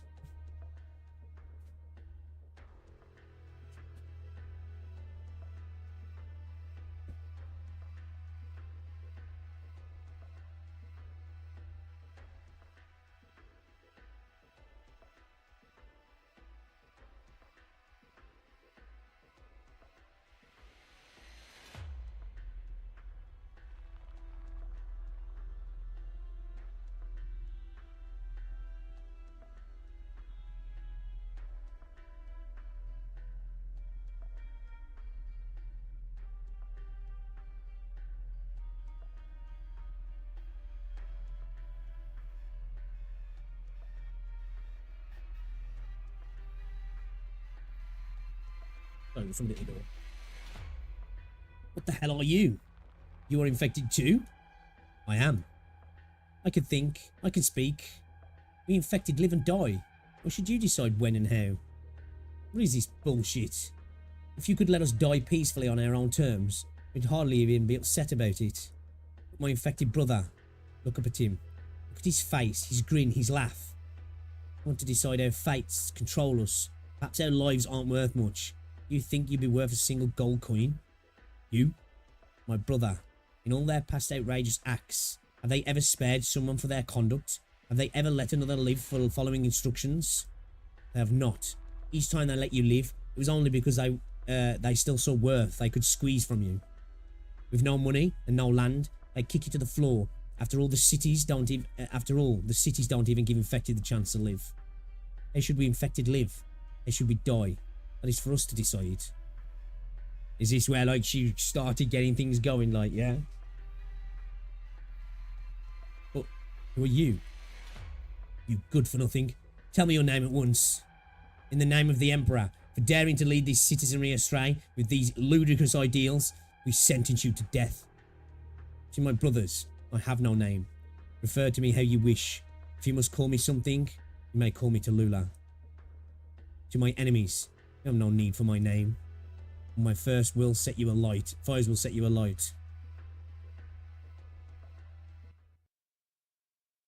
Alright. The mung bean soup is already simmering. Whether you want your beans intact or fully dissolved depends on how quickly you return. You son of a bitch, bro.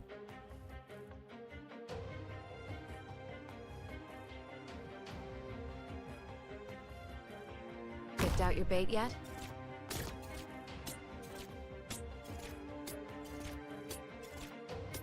Ooh, don't gather around me, guys. Don't keep me waiting. You can't hide your fear.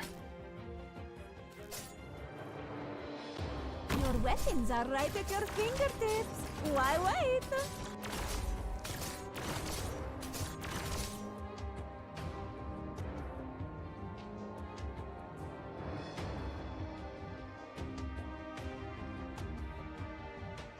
Gummy might have been useful here, actually, hadn't she? You know? Look, Zaro. I knew who you were right away.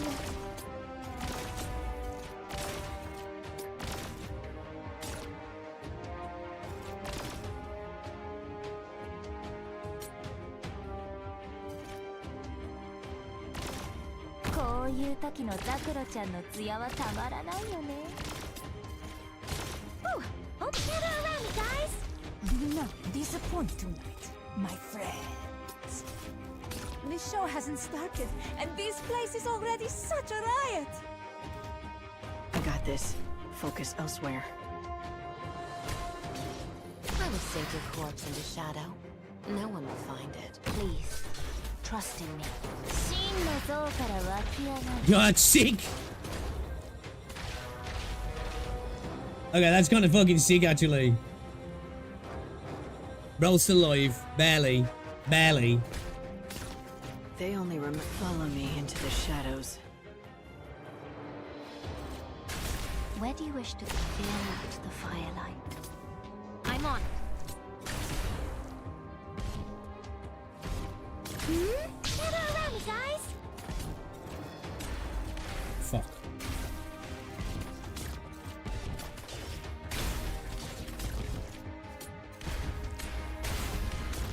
Again, yeah, I need to get rid of these guys, man. These guys need to get fucked. Roger. Don't keep me waiting. Nothing can mask the scent of despair.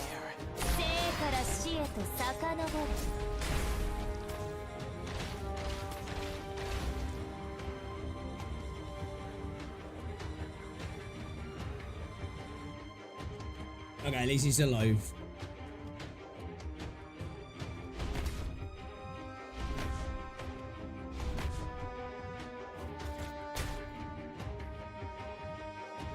Actually, I might be, what's it actually having her here, yeah. Your weapons are right at your fingertips. Why Oh, wait? keep running, bro, keep running. Keep running, bro. Just get out of here, bro. They only remember me.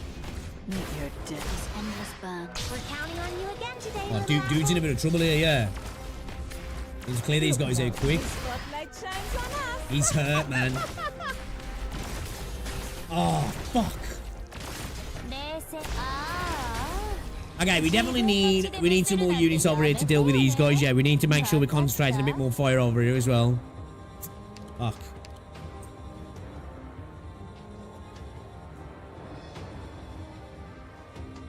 S1 Lappy's not recommended for this. Yeah, the reason I went S1 so she could deal with them boxes quick, like, you know what I mean? Seeing me again means you're safe.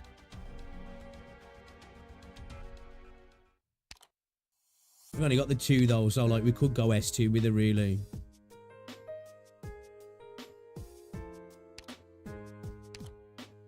Where stand the wilds? Where stand the cities?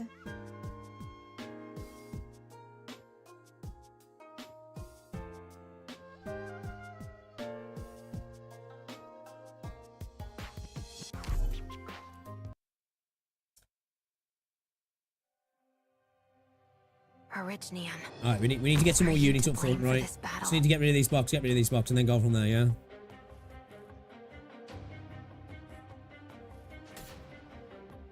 I'm listening.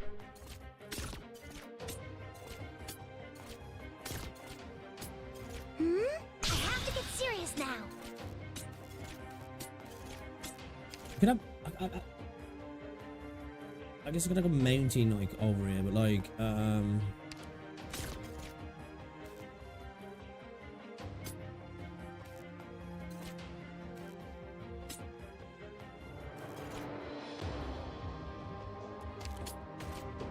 just gonna deal with that. Don't keep me with better than your staff. Please, trust in me.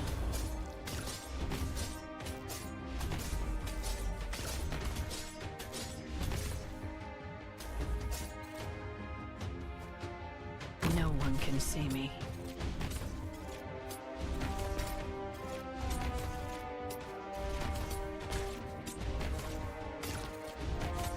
Where do you wish to align us?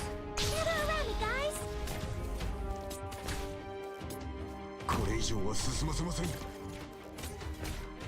They only you stepped into my domain.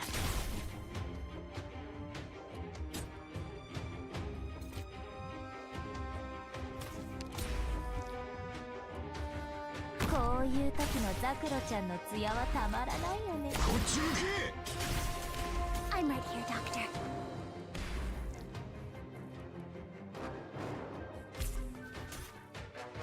No need to cover up. If secret better than your staff. Definitely need more concentrated fire going on over here, don't we? Still getting some hits on, man, they are. I thought that dude was gonna drop so fucking low. Not a bad position. The The show has this spotlight shines on us.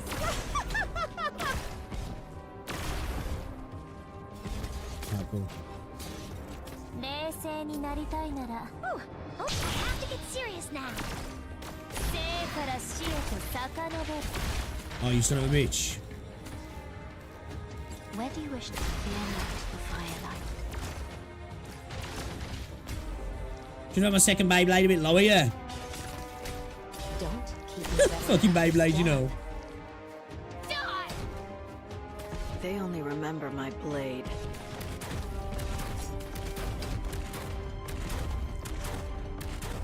Enough, I get it. Stay calm. No one knows right behind you. Gather around, guys.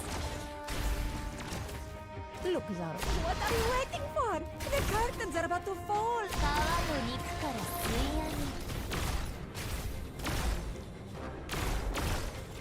I need to clear these guys out fast. I know what to do to sink your corpse into shadow. No one will find you.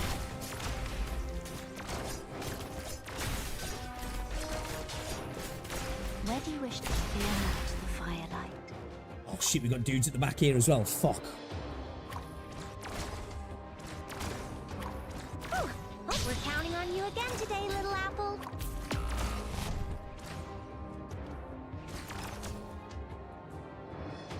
You'll get what you deserve. I mean, what you ordered. Ah, 自分の血でむせるなんてやめてよね。わかった？ The show has to fire. I knew who you were right away. Got it. Don't keep nothing can mask the scent of despair. If you're really trying to show, but in reality it was all the same. All the civvies just let them have and get a blood debt anyways. You should be less afraid of plopping your units directly on enemies. It occupies their attacks when they're blocked so they can't hit civvies.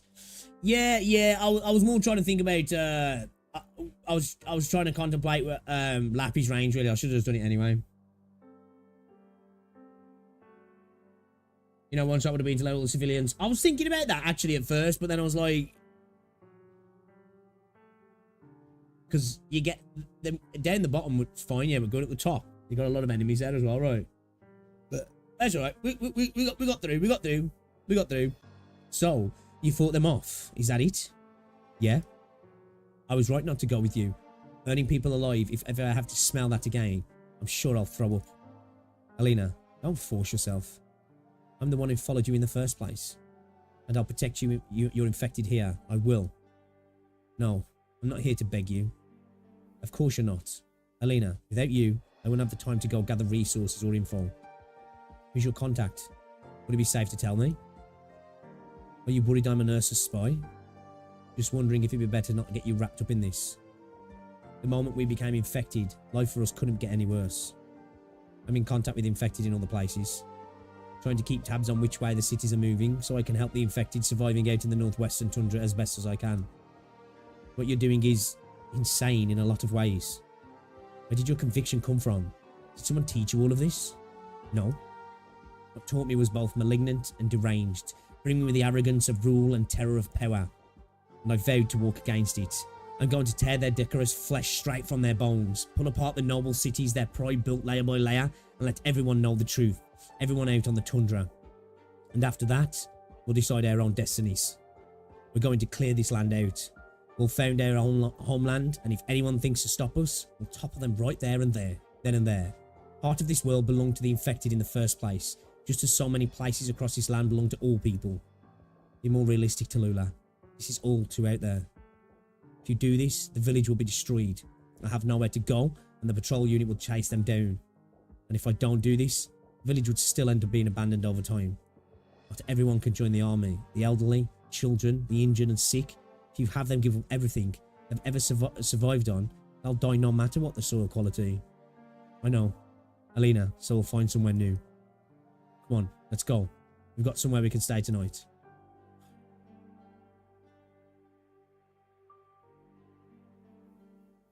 It's like, it's doing a good job as well now of showing you like the difficulty that the infected, you know, like come across just in the day, like even when they try their best to get away from it, it follows them, right? It just follows them no matter what they're doing. It follows them. Again, this is why, like I say, I like Reunion as a group, in a sense that obviously I don't like them like that, but like you get it, right? You just get it. They're doing terrible things. You start off the game, they're the bad guys, you're fighting them, you get, you know, and but you understand it. It's not just like, oh, bad guy for just being a bad guy, and that makes sense because we're the good guys and we beat the bad guys, and when we can go, yay, good guys win. It's almost like one of those things at the moment. It's like nobody wins kind of thing. Everybody loses almost. Thank you for having us. Ain't nothing. Without you, we'd probably all be dead by now. That was still pretty much at death's door. Sorry. Back at the start, seeing you, I was readying up to fight. That was all my bad. Don't really have anything left to welcome you with. Either just put up with this bit of alt gruel, I guess. We're extremely thankful, sir. You shouldn't have, honestly. No, it's nothing. We only had this bit left over. Anyway, however many days we have left makes no difference. However many days we have left. Want to set up a village? Huh? Doesn't matter how far you go. There's no point. Not much point at all. We can't run. You know how big Ursus is. There's no point heading anywhere when there's patrol guys all over. And the other people aren't going to want us. We've got nowhere to go. Then come with me. Where? Now? It doesn't need to be now. I'll wait until you've thought it all through. Or if you end up with absolutely nowhere left to go, and you still want to live on, come find me. Or find one of my brothers. We head for the wilderness. Life in the tundra is cruel to say the least. We've got places to go. Places we're at the heart of civilization of yet. We'll find somewhere we can sow and harvest. We have so many people. They'd surely be able to help out with business, and we'd have an income. We can always live on. And if the patrolmen come, we defeat them. Huh? What did you say? What I can do, you can too. You were correct, arming yourself against me back there. If people think to come and rob us, we'll come together and fight them off. The infected have strength. We infected can bit by bit regain our own lives. Our bread, our flames. Naturally. They're well written. The drone stage is pretty difficult unless that doesn't count as a normal stage. It's all about the boss.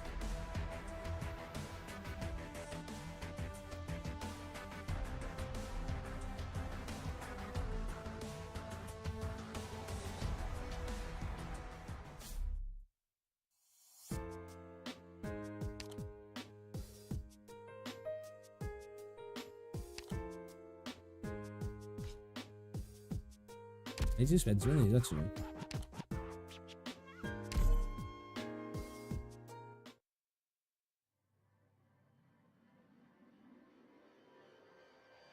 Central District. Help me. We're Reunion too. Why are you doing this? You Sarkas always bite whatever hand feeds you. What's happening? Sarkas barricade in the street and massacre in Reunion. Captain, need to help the casualties? You are... Captain? I'm going. Why? Why? How did Reunion get like this? How did it get like this? Weren't we going to unite? Weren't we going to be a family of our own? Each other's kin? See you. Stop. Heavy weapons throwers. Careful. Giant floating weapons? Was that you, Feline? Did that... You're a caster? Put your weapons down. It's okay now, go. Go where? We've already... My teammates, my old friends, they all... Ching, help him. Got it. Come here, brother. Those Sarkas just don't see. I'll say it again. Sarkas, put your weapons down. You think we'll stop resisting just because you're holding a weapon? We don't think that way. Then you want to be killed? We don't have much of a choice. Attacking your own comrades, hurting your own kin. When were the infected ever our kin? Our kin only numbers Sarkas. You could have said that when you joined Reunion. Betraying, harming your family, playing other people's feelings. Disgusting. Watch out for those weapons, move. Osmonte, stop. Ah, I'm here. Radiant just sent it out. The last message. Dr. Cal gave us that we should take care around the special infected. They're likely a variant of the special infected from Lungman, and we don't know if they'll still infect others in the progression. Sarkaz warriors, listen to me. There are some Sarkaz with a deep infection, and they're catalyzing the other infected. We need the other infected to withdraw from their current areas. Your block still has infected survivors apart from you, and they're all non-combatants. Even if we won't pass through here, I still hope we can all lend a hand to ensuring the safety of those infected. It's impossible. They wouldn't do that. They have no conscience. We've seen it. We went out on our own.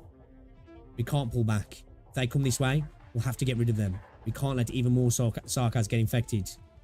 You might get infected yourself. Who gives a damn? You want to end up like them too? Those monsters controlled by arts? You don't give a damn if you do? Not the first time we've been made out to be monsters, is it? The city's toast. Sooner or later, sure, we might end up like them, but if we can exterminate them, then everything gets a little easier. Some people can still live on. As long as Tallulah isn't dead, the city will be annihilated. If W can't kill her, there's no chance you can. If you don't stand with the winner, you can't win in a war. If you can't win, you die.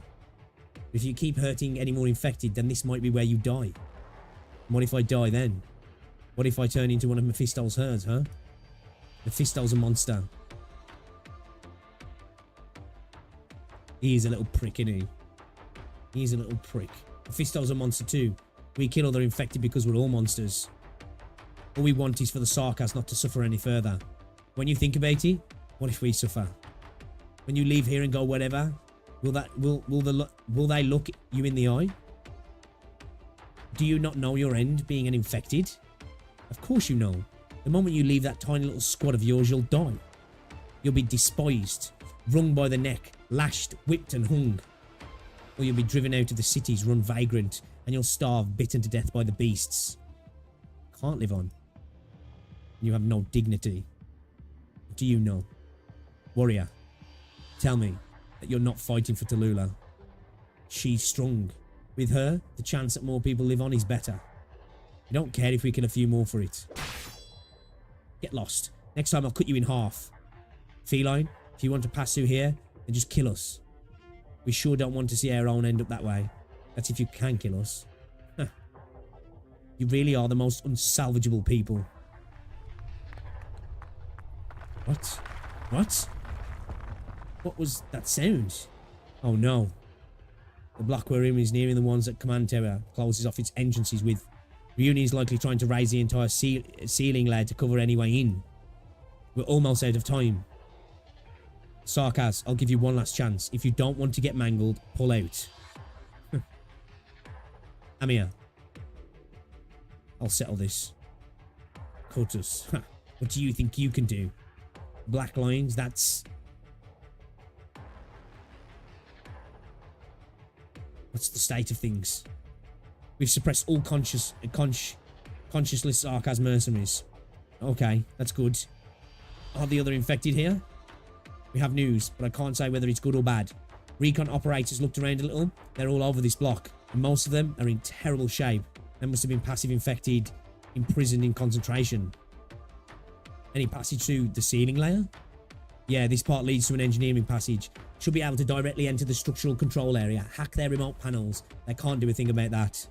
Otherwise, for the open passages, Recon Ops have sighted at least 4 battlegrounds, all of them guerrillas against other Reunion. The combat situation seems intense. The guerrillas are strong. The Tallulah-aligned Reunion have the terrain advantage and Sarkaz mercenaries backing them. They won't be able to push through for a while. It's okay. Amir, Captain, us engineers will sneak our way in. We'll cut the energy supply to the whole ceiling layer.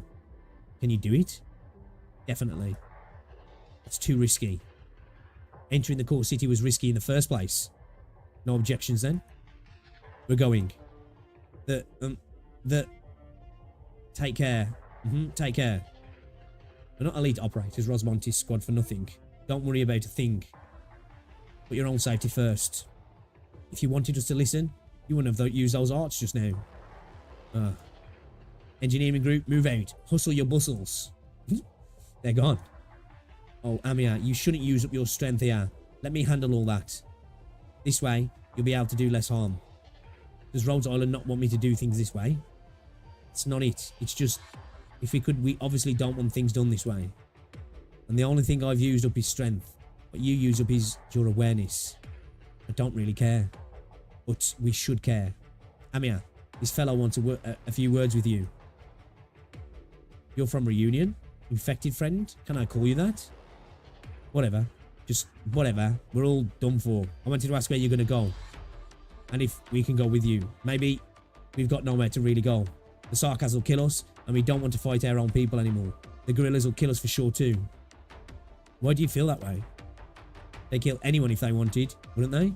I've heard these times, there's times they say they'll kill the infected just because someone did something or other wrong.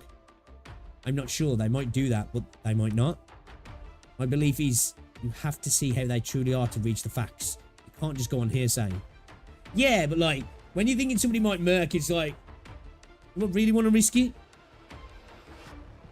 Well, I don't want to judge a book by its cover, you know? I don't want to be that guy. If he stabs me, then I guess I'll know wasn't hearsay. Should have probably listened. But we won't force you off to where they are. You're afraid of them. And the things they're doing don't sit well with you. And that's why I wanted to ask where you're all going. We're heading for the core command tower. Are you insane? We want to put a stop to this turmoil. So we have to head for the command tower. Can I ask you for a favour, infected friend? If it's killing, then no. It's not. I'm hoping you can all safeguard the bystander infected on this block. Be careful. I might not like you. I might not like your uniforms. And what do we do? I think you have two options. One is take off that uniform and be Reunion no longer. And the other is wear your uniforms, do what you should do. One option is easy, one's very hard. But I believe this is something you should choose for yourselves. Stay in the uniform and change the perception.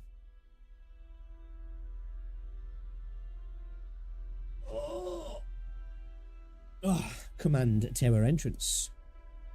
Curse. The cowards. They're blocking off the tower entrance with the ceiling layers. Have we still not breached them? Sarkas mercenaries are entrenching every ceiling sectors in Rhodes. Other infected have constantly been harassing us. We can't concentrate our attention. You, repeat. You're asking us on Rhodes Island to cooperate? I am. If Rhodes Island is unworthy of your trust, then you don't need to think about anything of this city's people for a second more. Even if the rules are going out of style, they'll still play by them. Even if they still owe that captain their lives. If we all die here, we'll carry on Patriot spirit. We have strength, and Rhodes Island has knowledge. The last, Cal sits incredible on both counts. I personally think she's on par with the captain. And you saw, even the captain gave her his recognition. Ah man, Cal sit really that sick, yeah?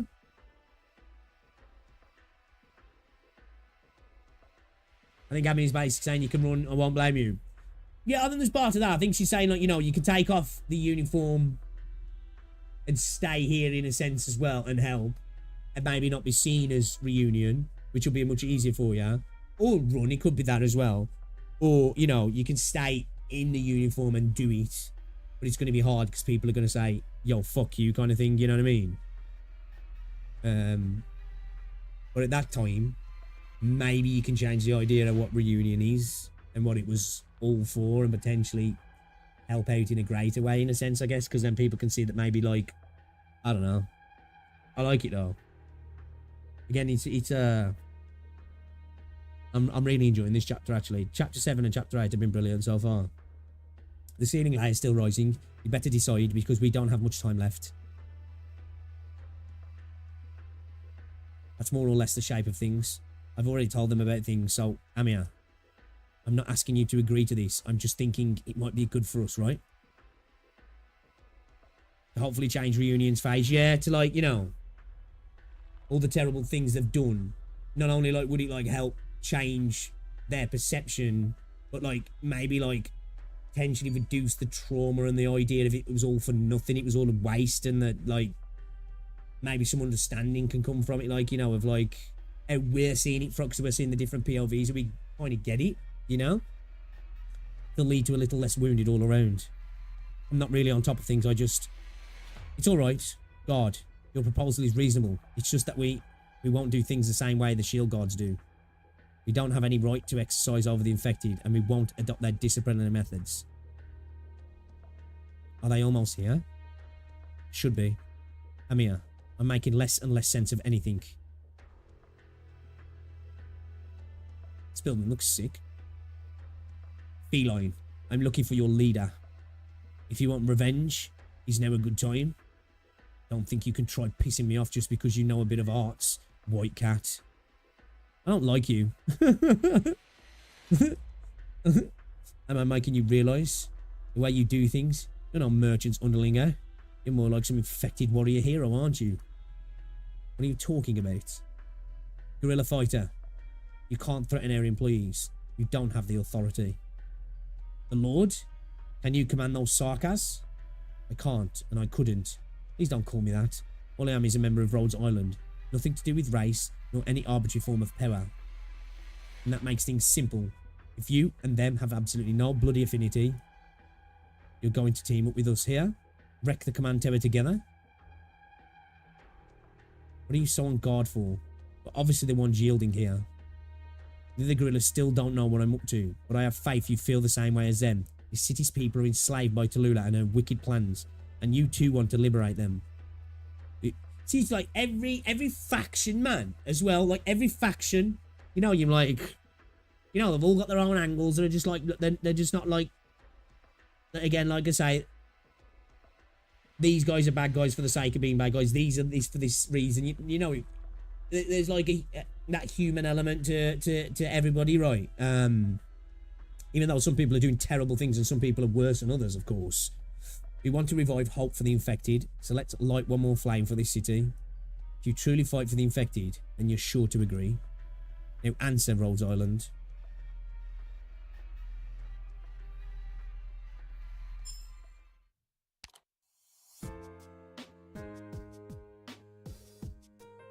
Is this how this goes on the whole way? Like you do this and then you have like these big story jaunts. My throat's gonna hate me, chat. Hold on, I'm just gonna get myself another honey drink. Guys, if you haven't already, drop a like on the stream as well, it's appreciated.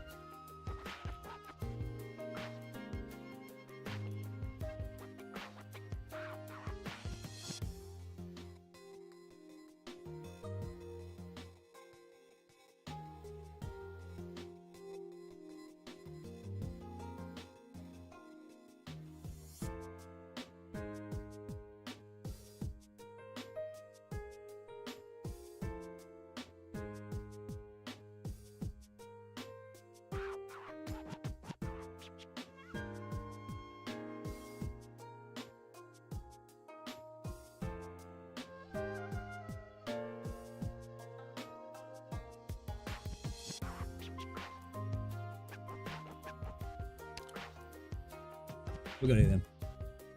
Oh no. Ice crystals return. These look different.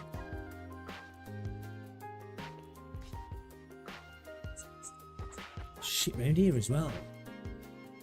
Wait, is this another escort mission?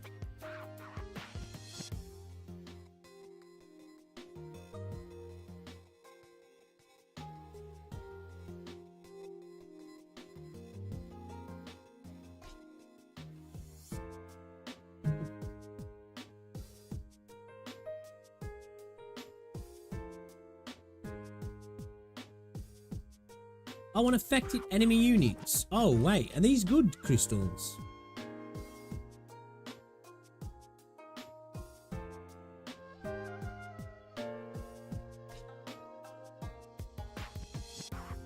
Okay.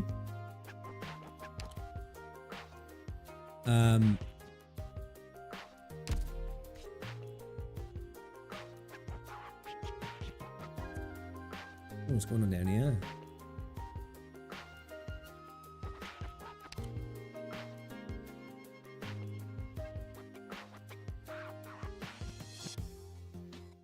Okay, let's see if this can do it. See if this can do it. So good crystals, go ahead, take a whiff.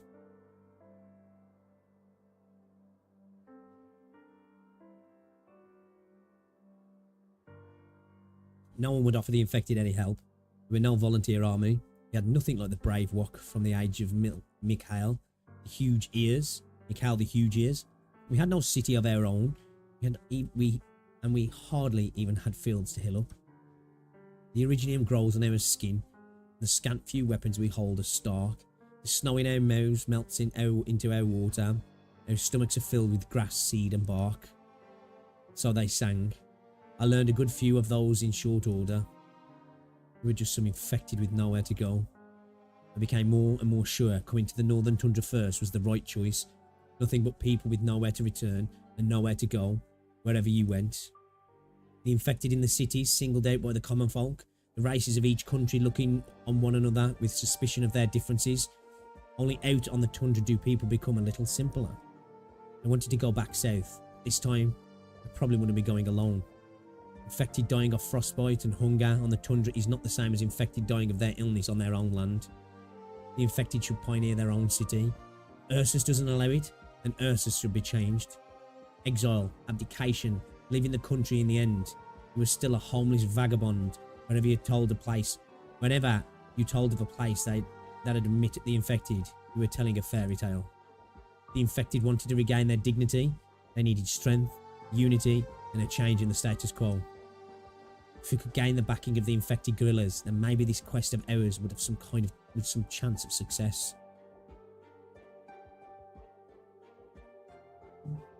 It was important for the infected to regain their confidence. It was crucial for us to have any sense of meaning in our lives.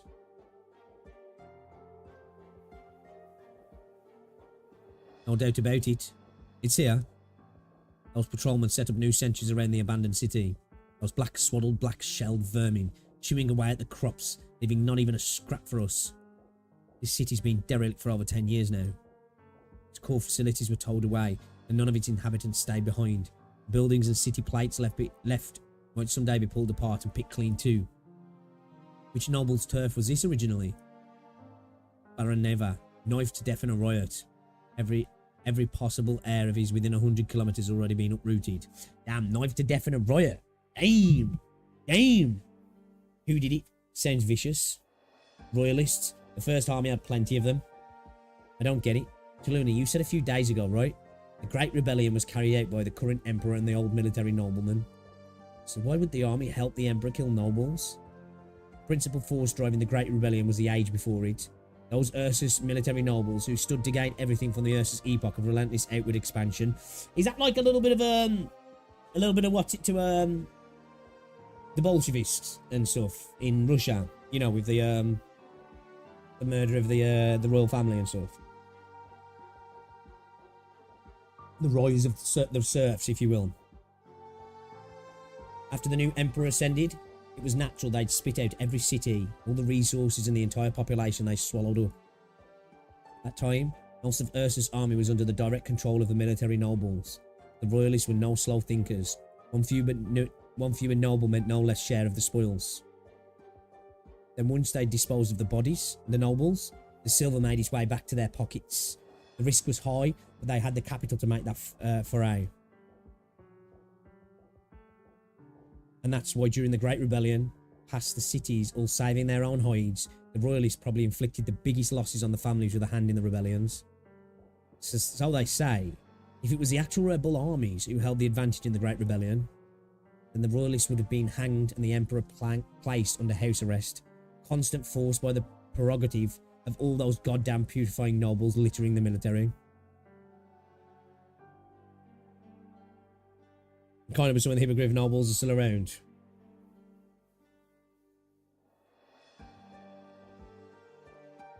I've messed with pics enough time to hell. I'm a good crystal now. Yes, you are good for now. Let's see how you are in JT83. I'm used to the friendly fire. I'm used to it. All the lordly dukes and their armies would have split Ursus up into countless smaller regimes. At least, internally, they were sure things would go that way. And don't forget, back in reality, all those young officers on the rise after the Great Rebellion played out weren't siding with the new emperor. They were probably just siding with money. Money and power, which side's going to win and stuff. I see, at the end of it all, it was all still fought for money. Correct. Ha. You have answers for everything, don't you, Tallulah? The one who taught me all this was so arrogant, he didn't even care how much I took in. I could have probably rattled that crap off without even thinking about it. That's enough. God knows you're plenty smart. Why come here then? You already said any place a person could live is long gone.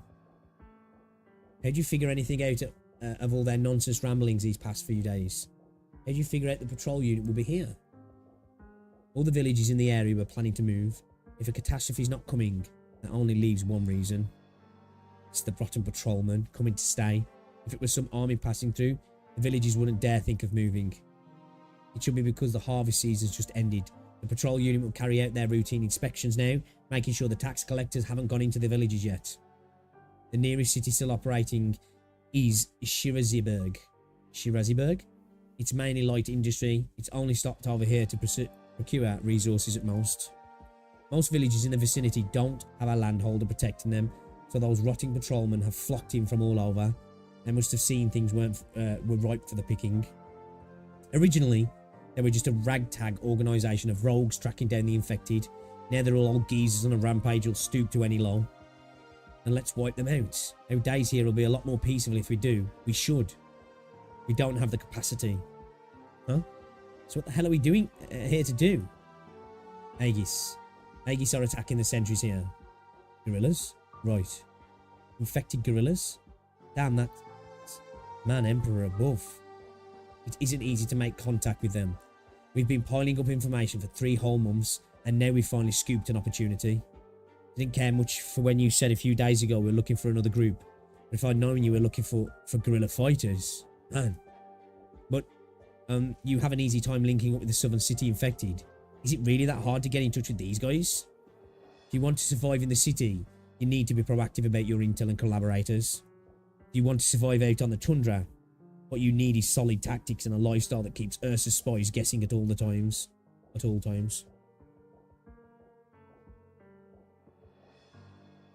Doubters in the chat. The infected have plenty of messages, and the infected have their own methods and channels to get the signal out. The guerrillas will only ever talk to the tundra infected. The guerrillas don't want to be found, that's the thing. Neither do they want to join up with anyone. They accept the infected into their own group and train them to become fighters. They're probably not exactly like I'm hoping, but the guerrillas are still undoubtedly going strong, with no signs of slowing down. At the very least, there have been 2 small guerrilla bands who've exchanged resources with infected settlements 10 kilometers out. Even if the local infected won't talk, it wouldn't have been the army who left those fire pits outside their villages. Okay, here's what we're here to do. Destroy these freshly built sentry outposts and make sure the patrolmen go down with it. Everyone, sit tight here. Be on alert. Patrolmen could be fleeing through these parts. It's a long way out from Shiraziburg, and these sentries have barely set up. They won't hold out. They'll retreat as long as they haven't been annihilated by the guerrillas, that is. Hide yourselves. If we run into 2 or 3 patrol unit bands at once, we won't be able to take them. Tallulah, are you going alone?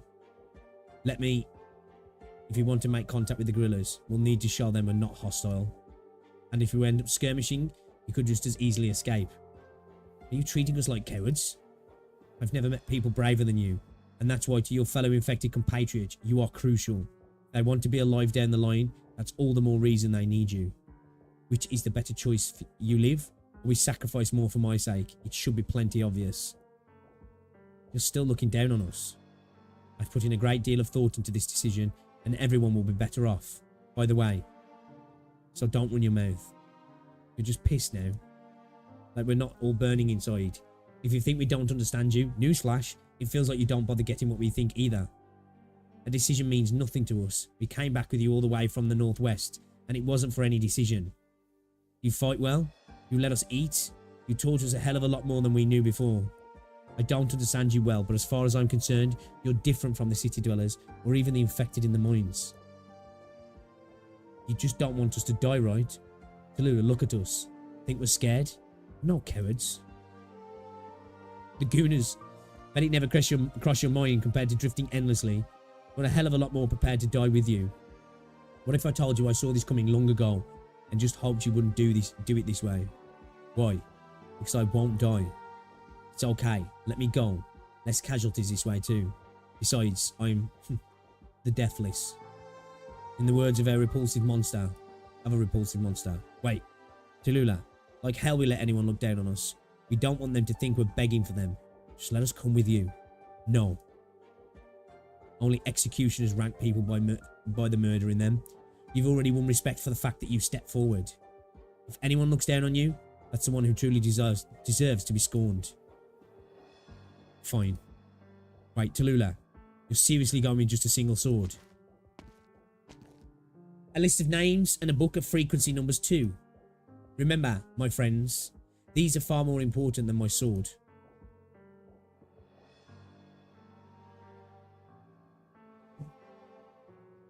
Tallulah regretted it a little. She didn't run into the stomach-dropping terror that was the guerrillas. She didn't catch sight of their iconic Aegis. She never so much as glimpsed a single worn-out Ursa's armament, nor any of the fabled Terran Sarkas who walked with the guerrillas even. For better or for worse, she encountered the Yeti squad. And it was cold. She lit a fire and jumped into the last of the patrol unit's watchtowers out of the startled certain gaze of a white-wrapped group of Yetis. Careful, the list doesn't burn. It's so cold though. Too cold, she thought. Need to warm this place up a little.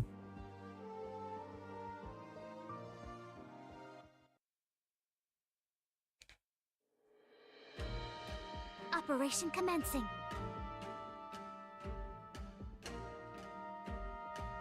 Yetis, perhaps you don't know me yet, but I'd like to make a request. If you could please not regard me as an enemy right now, would that be okay?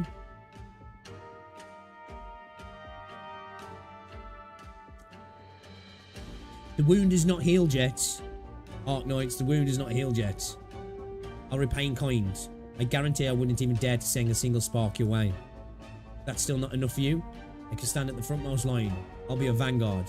I won't guard my back. This isn't some race to piss me off, stranger. The Yeti squad doesn't like fighting dirty. And this music goes hard. In this battlefield, the patrol units are only enemies. As for you and your questions, we can talk after. That I may fight alongside the Yetis is a great honour to me. Our ice crystals won't interfere with you.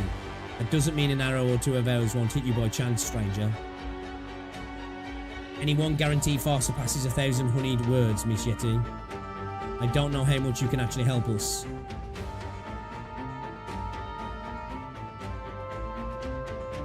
Good scenery here, Doctor. The shadows are trembling.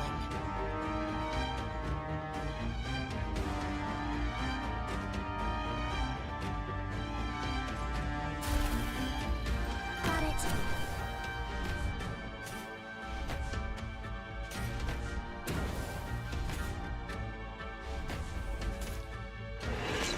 Oh, we're counting on you again today, little apple.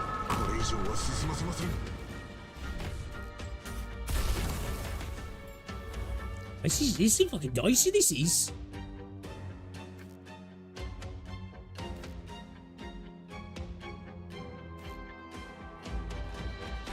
Please, trust in me.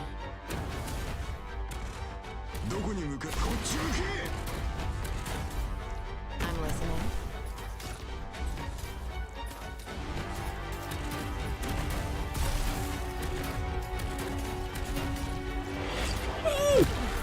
I know what to do. I will sink your corpse into shadow. Relax. Now,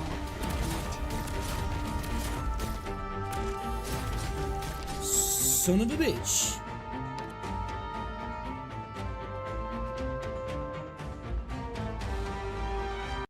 Keep moving ahead with confidence and don't look back. Okie Seeing me again dokie. means you're safe. Hmm.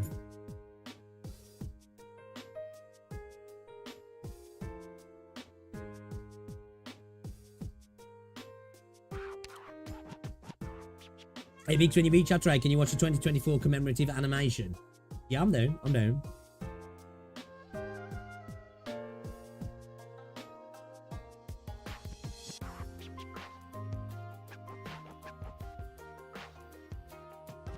Didn't see nothing in the first attempt. Yeah, right. Just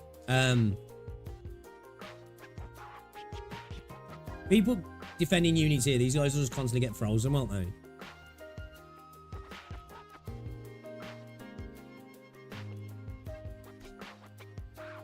Right.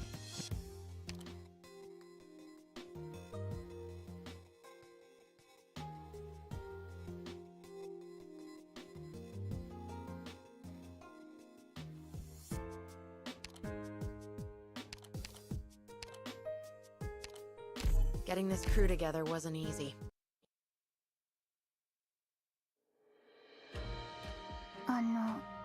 目的地はどこでしたっけ?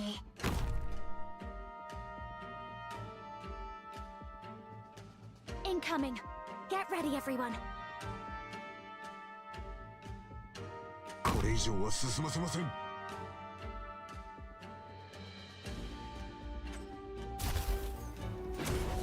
Gather around me, guys. Got it.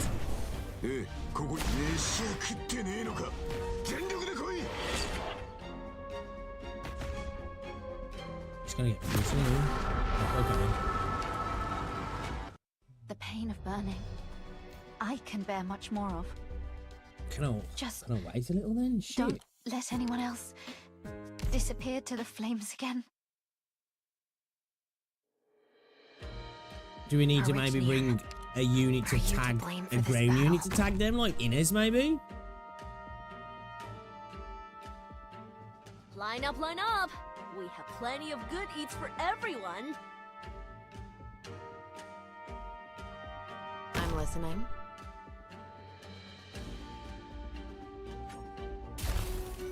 Oh, I have to get serious now. Don't keep. I will sink your corpse into shadow. No one will find it. No one can see me. これ以上は進ませません。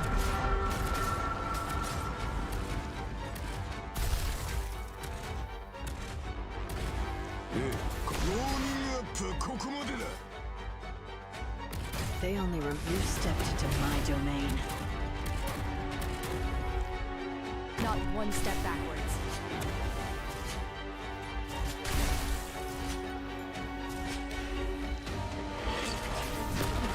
I have to get serious now.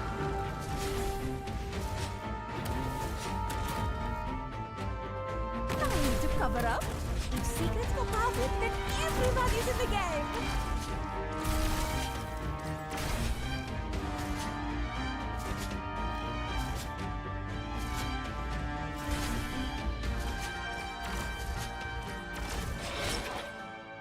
So long as you're here, have some hot soup with me. I knew who you were right away.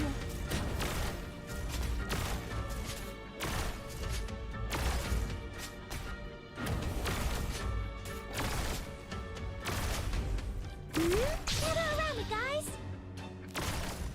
Patience rests low simmer on low heat. Patience is not optional. Don't keep me waiting. Better watch your step. They're moving right behind you. Okay, this might work. This might work. This might work. This might actually work. Please, trust in me. This could work. This could work.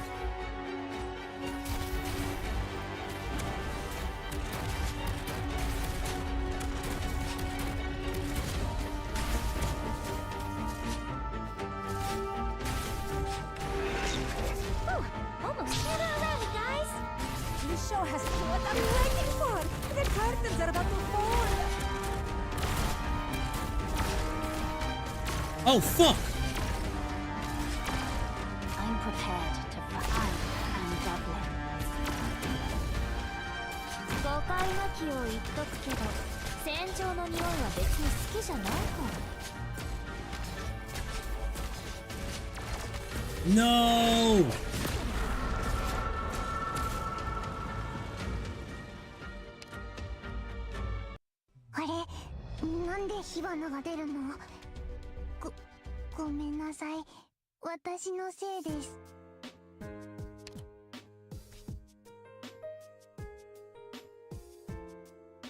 I didn't even acknowledge. I didn't even acknowledge this. I was thinking this. I looked over it and I was like, what's the deal with this? I didn't even connect the dots. Didn't even connect the fucking dots, man. Okay. Alright, how do we deal with that then?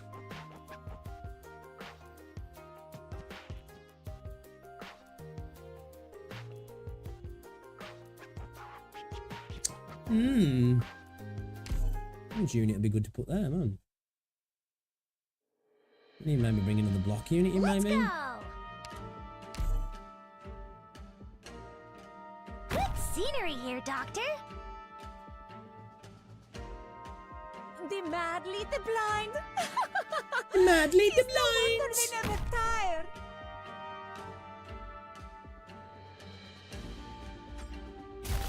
Whew. Oh, I have to get serious now. I know what to do. Nothing can mask the scent of despair. No one can see me.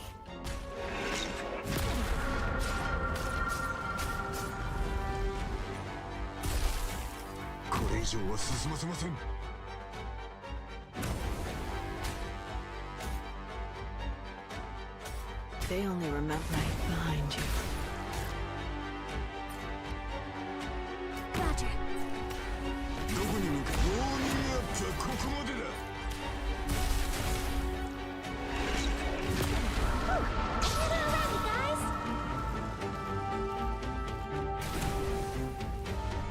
Please, trust in me.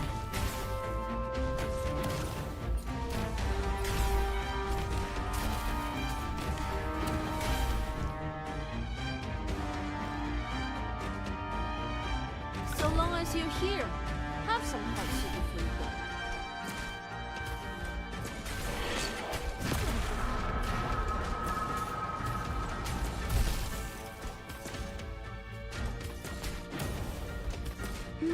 We're counting on you again today, little apple.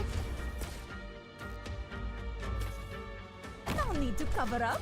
If secrets go public, then everybody's in the game. Still misbehaving? This endless burn.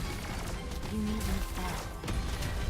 Don't keep me waiting. Better watch your step. No one knows right behind you. Okay. Alright, okay. Might need another defensive unit here. Yeah, this might get a little bit dicey, actually. Look, Zara. Might get a little bit dicey. First attempt, take 4.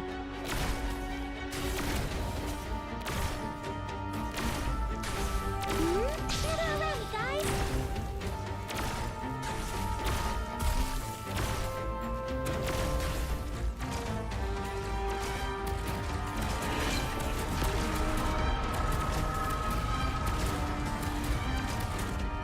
Whew, almost done that. 誤解なきを言って hear someone crying. I'm prepared to fight.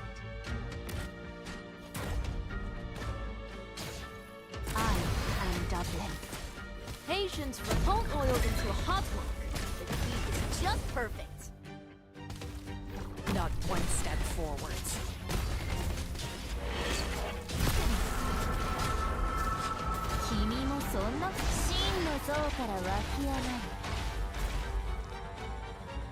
Probably a waste of the skill, actually, yeah. Is he going to be alright up there on his own? Yeah, he's alright there. He's okay. He's all good. He's all good. He's all good. Go on, bro. You got it, Mountain. Fuck him up, brat. Fuck him up, lads.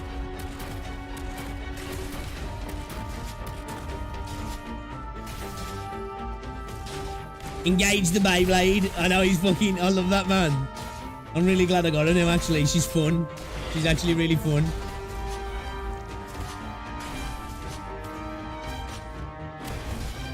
Patience from still misbehaving.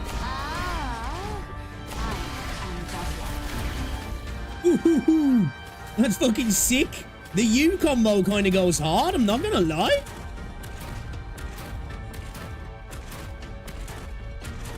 I'm right here, Doctor. No need to cover up. If secrets go public, then everybody's in the game. Mission accomplished. That combo kind of went hard. That was sick, that was. That was actually sick. Yeah, I really like her. I'm really glad I actually decided to get her now. Honestly. It was what left the deepest impression on her current self. It was the day her noble life came to an end. The flaming blender, like he just sucked them all in and then just got absolutely obliterated. Man, this dude's such a dickhead looking guy, but the character designs kind of goes hard, right? Kind of goes hard. You're back. I thought you weren't fond of that sword. Why carry it on your person? Just may as well. Oh. The smell of mud is stuck to your clothes.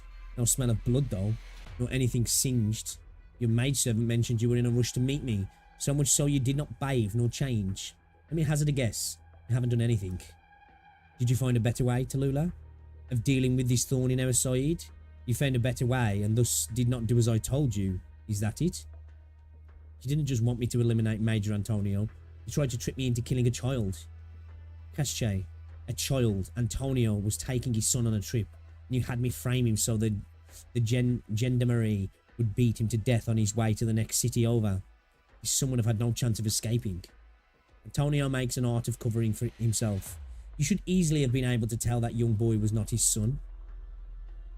I've taught you this. In times, we have greater goals. We cannot avoid making sacrifices in our morality and resources. Given you've let Antonio go, the next time he surfaces may well be in the residence of some Victorian Secret Service official.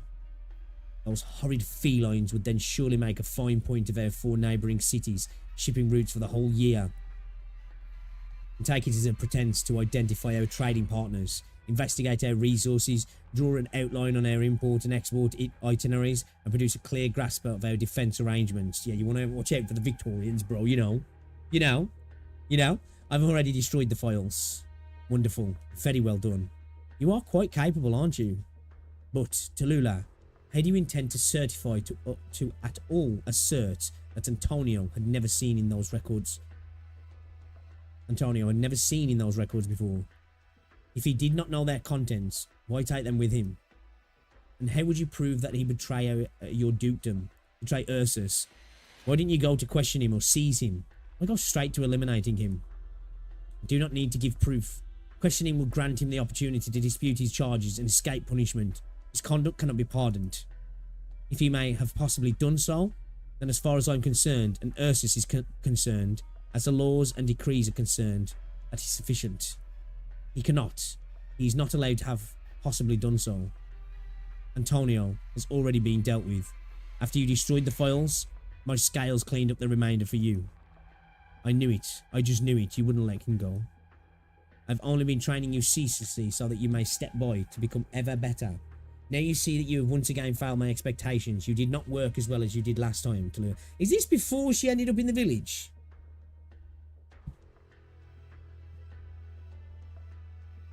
Yeah, I really like her. She's fucking fun, yeah. She's super... This is why I'm excited about E2 in as well, because I'm going to open up a whole new, like, layer of, like, you know, those sort of, like, kind of sitcom balls. So this is before she fled to the village, yeah? Yeah, okay. Your performance at the Shuvata conference was outstanding, Tallulah, and you ought to admit, too, that you revel in how it feels. How it feels to stand on a peerless summit. Don't ridicule me. Everything about you only stokes the anger in me to a roar. Then you must surely revel even more in the feeling of perfection. I'm very clear of your misgivings, and I understand how you think. That is why. The scales that let boy acting as his son run free. How about that, Tallulah? That wasn't something out of reach of your long capability, is it? The boy in question was his son. Was his son. It makes no difference if he wasn't. When that boy comes of age, he'll find you and he'll take revenge for his father. Then perhaps you should prepare. Prepare for some far-flung moment to take revenge for your own father.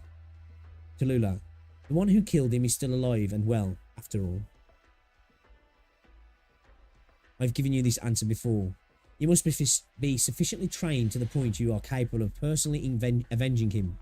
And you currently are not yet so. You can shut up now, Casjay. Expecting that, Tallulah. Expecting your own personal wants. I do have ever higher hopes that you may become an outstanding individual. An executioner, a lead gendarmerie, a noble officer, a conspirator, a killing machine of a caster, or of a caster. When you say an outstanding individual, is that what you mean? Tallulah. Tallulah, no. I long for an heir. I never imagined you'd say something so sickening outright. But, well, I'm sorry, Duke. Your hopes are all fruitless. I can see you've gotten fired up. Tell me then, Tallulah. Tell me something. What is it you've done that has you so pleased with yourself? Half a year ago, I got a hold of a small splinter of Regina Moore. And can you guess what I did with it? I embedded it in my own arm. So she infected herself on purpose.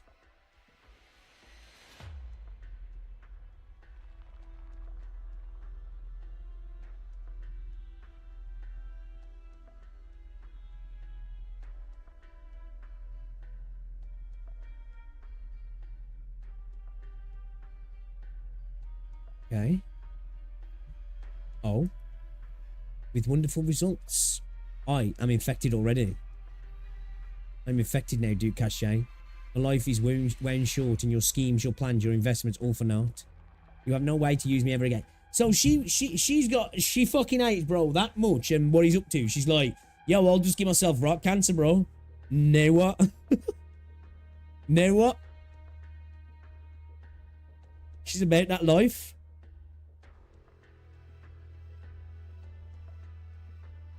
I think his design's fire though, right? Don't you reckon? It's got a cool ass design, I think. I'm an infected now, Duke Cachet. My life is wound short, and your schemes, your plans, your investments, all for naught. You have no way to use me ever again. Everything I am was by your own design, wasn't it? And now, no longer. Truly an unforeseen method. Does it taste good? The flavour of your conspiracy bled dry? Cachet. I've already become what Ursus and the world at large most reviles. We most despicable infected. Across the cities, the tundras, the barrens. We most depraved, lowly infected. And if your sister saw you like this, would she be happy? Don't you? What is it? Made you scheme, rebel against me so, my daughter? You. You deceived me. Lied to me. You said Wei Yenwu masterminded the murder of my father. You never told me they confronted you together, drove you out of Lungmen. You never told me that your role you played in my father's death, even if Wei Yenwu killed him, even if he is guilty, even if he deserves to die for it, you can't escape blame either. On the surface, you treat your subjects well, help with settling the villages around the city, give the infected stable residence. But in actuality, you have the infected and your residents living entirely differently lives. You let the inhabitants feed their own egos on the infected. You've taken this city, plundering its own residents, and embellished it into a duty. embellish it into a duty to the point that they push around the infected and the nomadic non-dwellers to bring themselves comfort.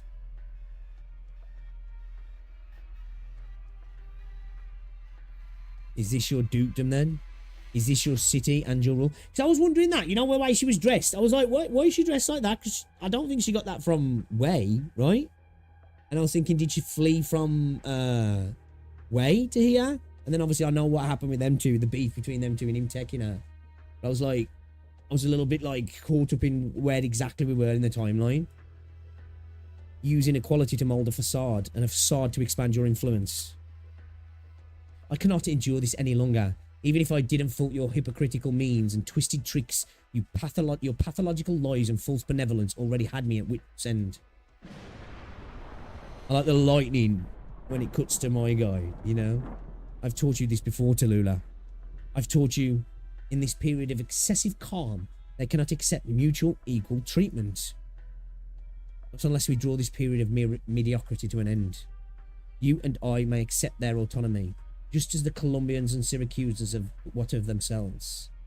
They will elect their next consul and their next lord because they do not esteem others. They only fear authority and violence.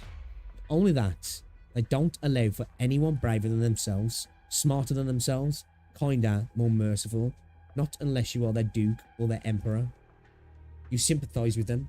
You sympathise with my subjects, sympathise with such residents whose backs are forced against the wall by tax collectors and bureaucrats.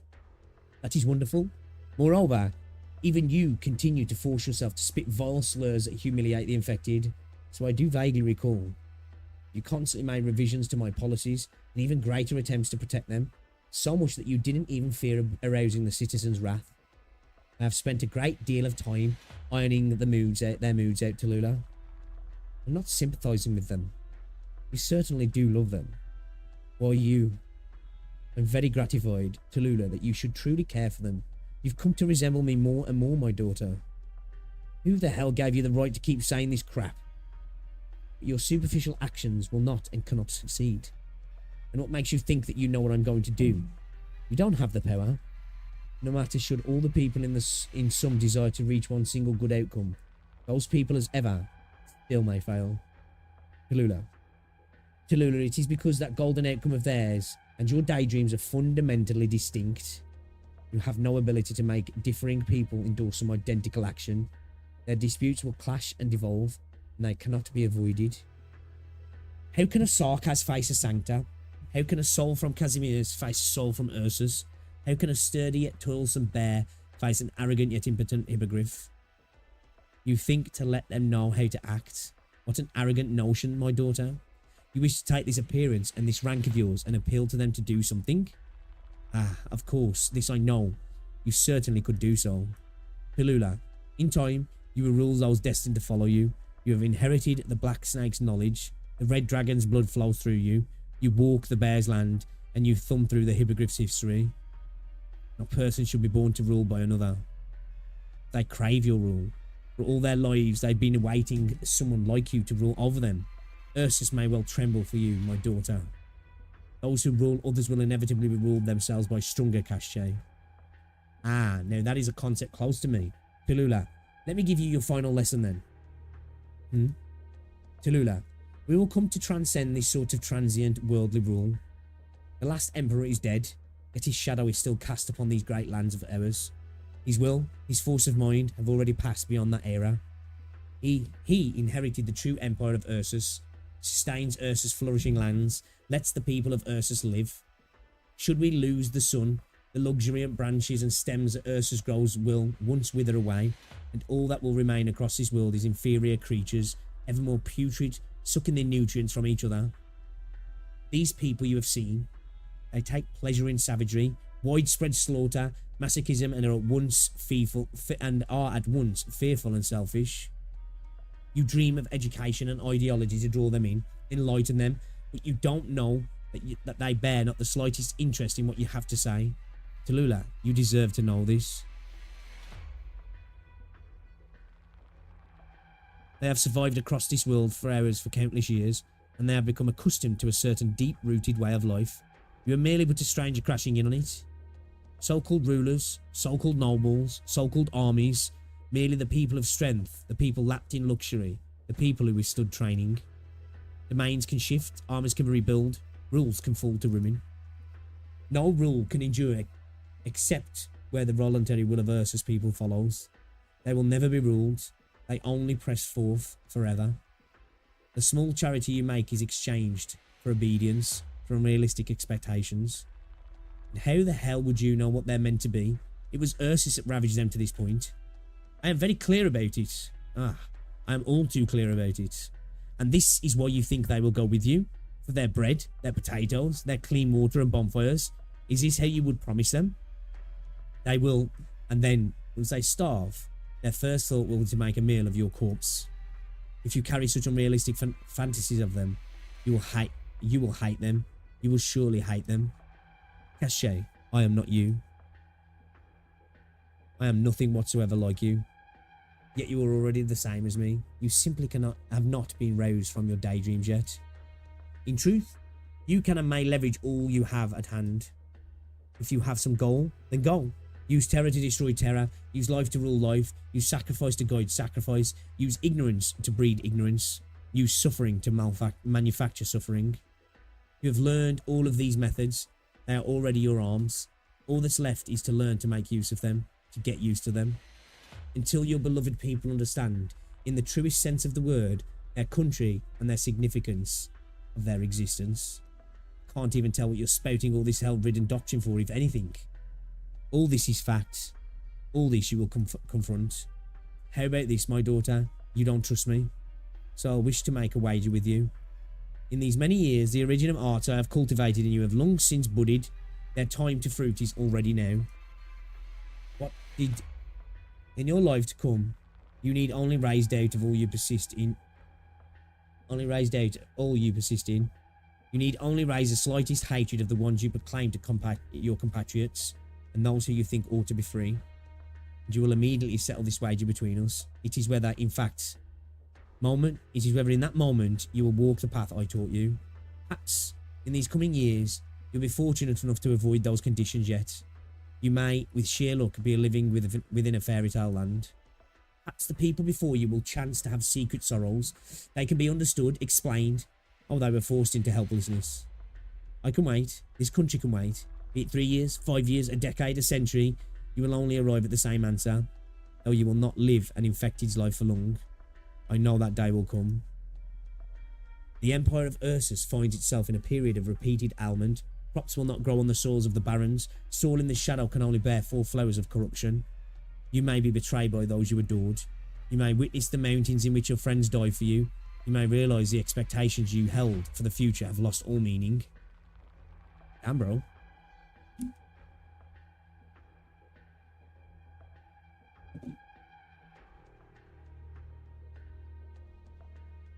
Okay, geez.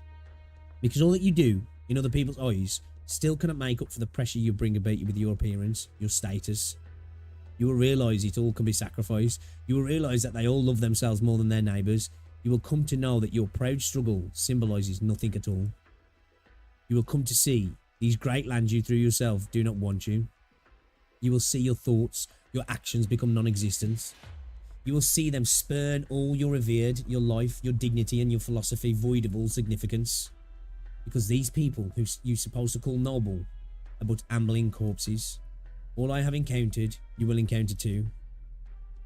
You want me to surrender? No, I truly am using these original arts. This is no deception, nor a threat. Oh, that said, my arts are utterly feeble. All I have taught you constituents the foundations of these arts. These arts, in the moment you reject me, will carry no impact whatsoever. But should you recognise me, should you have understood me, should you realise just the sort of world you are standing in? Tick-tock, tick-tock, chime, chime, chime. You will become me. Ursus's future will from then on be in your hands. What are you talking about? What do you mean by all of this? Conscious manipulation? Thought suggestion? Have you gone insane? It was you who taught me to withstand these arts. It was you who taught me how to break free from the psyches of original arts. Stop. Why would I use such contemptible, destructive arts on my own air? My art only expedited a course of events, expedited your recognition of this great world of ours. You're questioning yourself, doubting yourself, loving yourself, and seeing clearly anew your own course. Sans these arts, all this still would have happened. They were just to get you there a little faster. Everyone in the city, living a make-believe normal life, has learned to hypnotize themselves. They are skilled in escaping from the facts, taming themselves with the rules and morals, using the lowly shell of the loser to hide just how easily harmed they are by cruel reality. But I have supplied you a set of armor, a sort of arms, and an ego. These can save you your self-doubt and self-harm. In the course of it all, save you your distress, your struggle, conserve your time. You will still stand up even faster than you will kick down by reality, and you will be reborn. You needn't spend too much time of your life denying your own self. All I have taught you will once again bear anew within your mind, and you will, as if spinning silk from the cocoon, weave anew the knowledge. You will rid yourself of your superstitions, and in your well-rounded garden of wisdom, find a path, winding, yet with certain end. Tallulah, Ursus's destiny breathes as one with you. The black snake shall walk with you. This immortal will shall never die. Are you cursing me? Are you trying to use yourself to mold me? No, Tallulah. This is not a curse. This is a blessing. I bless you, my daughter. The moment you wake from your unrealistic fancy of human nature, you will be conscious of why we struggle so for this land's most beautiful future. Just shut up. You're full of such utter shit. She swore she said a bad word?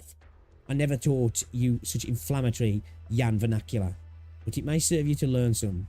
That's the role you'll be playing soon, after all. Obviously, you didn't let me talk like this in public, so I'd maintain my so-called image. It was to cover you. I calculate so as to make you think of others. You denounce my proposals, profane my language. You've remembered all I taught you, and now want to flee, Tallulah. But I'm not worried, because in the end, you will come back to this path.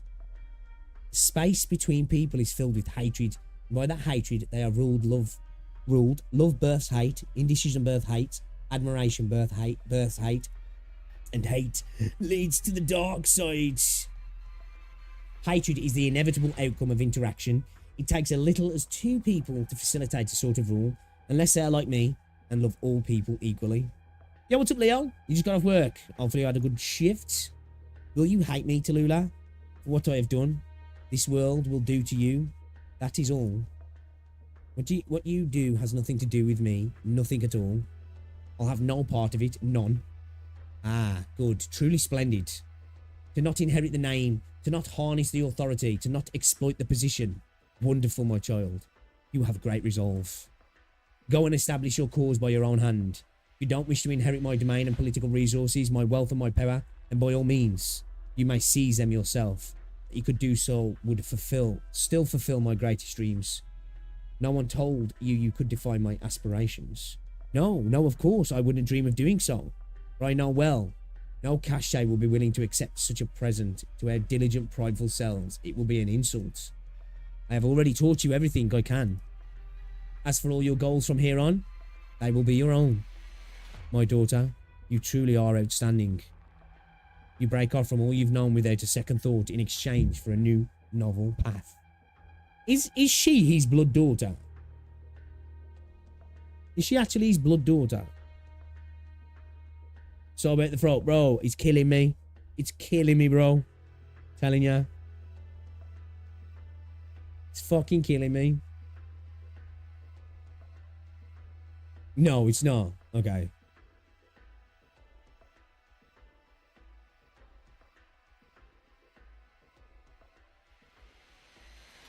I know, like, she talks about her father being killed, like, but I was just like, I wasn't sure if, like, all these conversations were, maybe a bit more of a metaphorical thing, and she didn't understand actually what had happened and stuff, like, you know what I mean? He did say, yeah, I know, yeah. He just really thinks he's so awesome he can kidnap a child and make his heir. Yeah.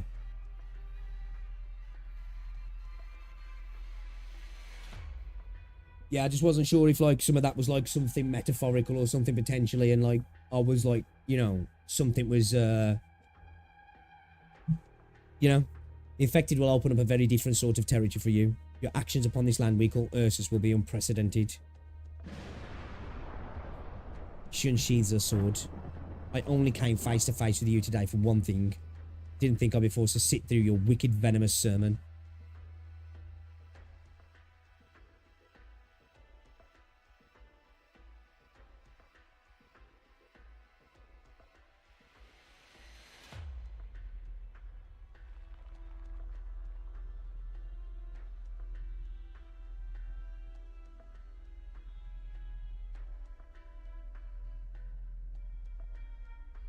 Am I back?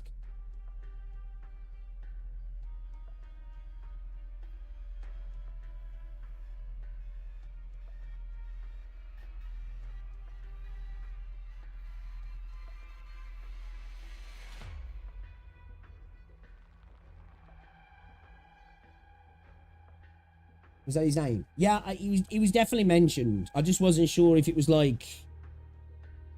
I don't know if there was like some, you know, with all of the lies and conspiracies and power struggle going on, especially between him and Wei and stuff, that like, you know, that it was bullshit like. My internet just died, I think.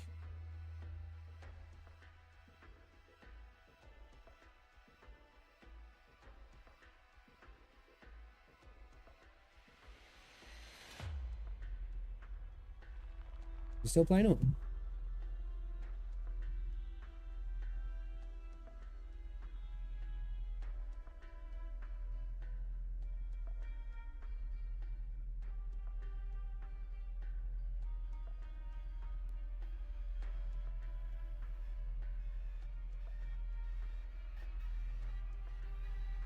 I think it's okay now, yeah.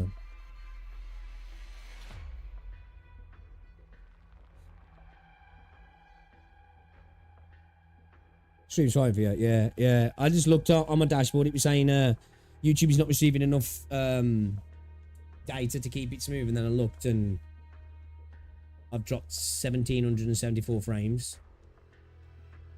I've been waiting for this day.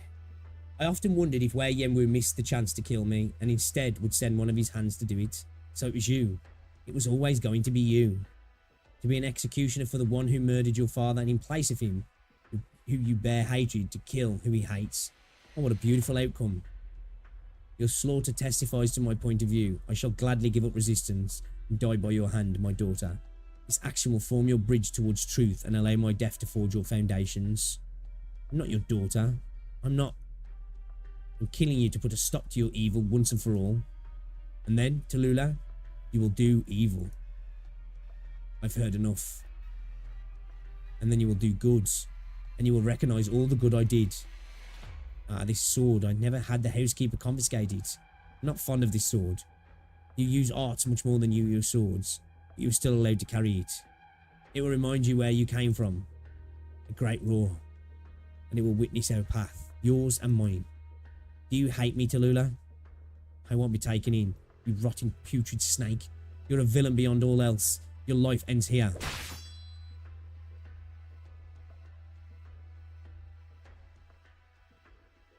Oh, shit. Man's even hissing. Damn, on his throne as well. Only the lobe of my lung. Your strike was not accurate. I won't hate you, Casche. I may hate your endless, long-winded, rancid sophistry, but you yourself haven't earned my hate. I pity you. Your death only testifies to your loneliness, your vain attempt to turn yourself into a mirage. I'll let you know the sheer absurdity of all you espoused. Not that you'd be able to know it now.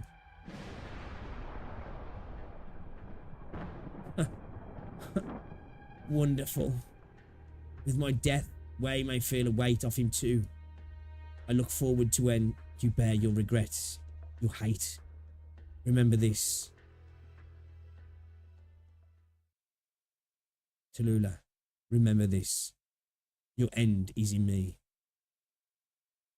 Tallulah, Very carefully pulls out the sword from the Duke's chest. Her mind is somewhere far, far away. She leaves the towering castle, leaves the city, outruns her pursuers. The seeds already planted, waiting only to sprout.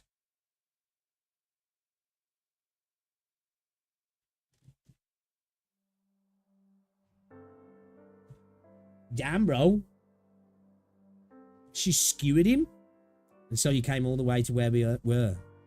All of that was years ago now. After Cachet died, did anything happen in the city? Did you run into any trouble? If anything else happened, I probably wouldn't have ever reached your village. The city, after I left, I heard Cachet's domain and wealth were quickly carved up amongst the Fourth Army. And as far as I go, nobody cares. Who would have cared about some city girl? Not when she made herself scarce. I did wander too far though. I only came to my senses once I was already at the old couple's place. Trust me, back then, my brain was the picture of a mess. I can barely even remember what I encountered along the way. Mum said that the day you came you were bloody, tip to tail. It was half a miracle she could still wash those clothes clean. Did you ever wonder if maybe our village would secretly kill you? Wait, where's this coming from? Well, I'm just guessing you must have thought this. You wouldn't do that. Your harvests were good. You just put out the evening dance's bonfire. You had fenced burning beasts and decorations hung outside the walls. Your lives might have been tough, but you still enjoyed how you lived. You wouldn't have killed me. After that, not even the dance would feel right anymore.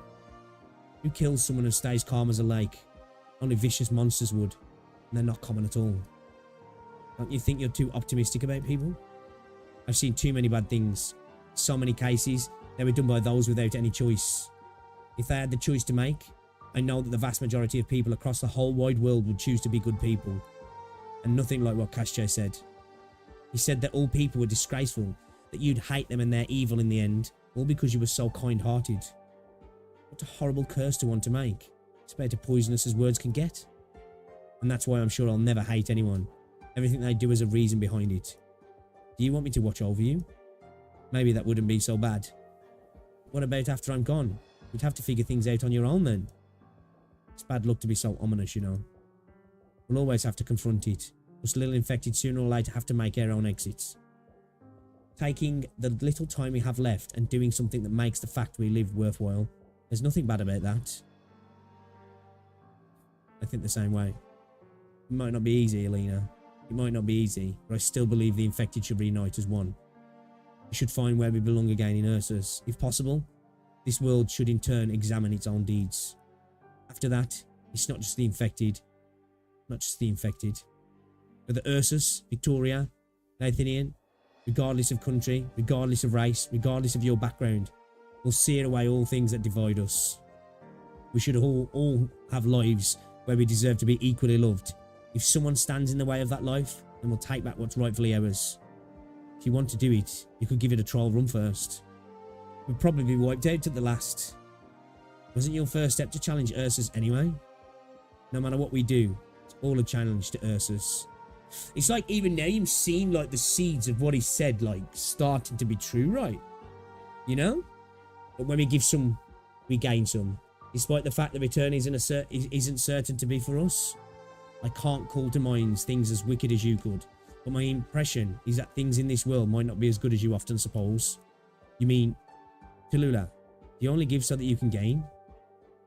Alina, no, that's not right. What you're asking for is to...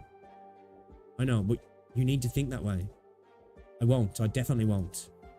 I believe all we've done will bear good fruit, and the reason is simple to match, because they deserve that result. Because the creatures of this world deserve that fruit. Okay, let's go. Are you going to join with the gorillas? I need them to approve of me first. It'll be difficult. It'll take more than difficulty to slow me down.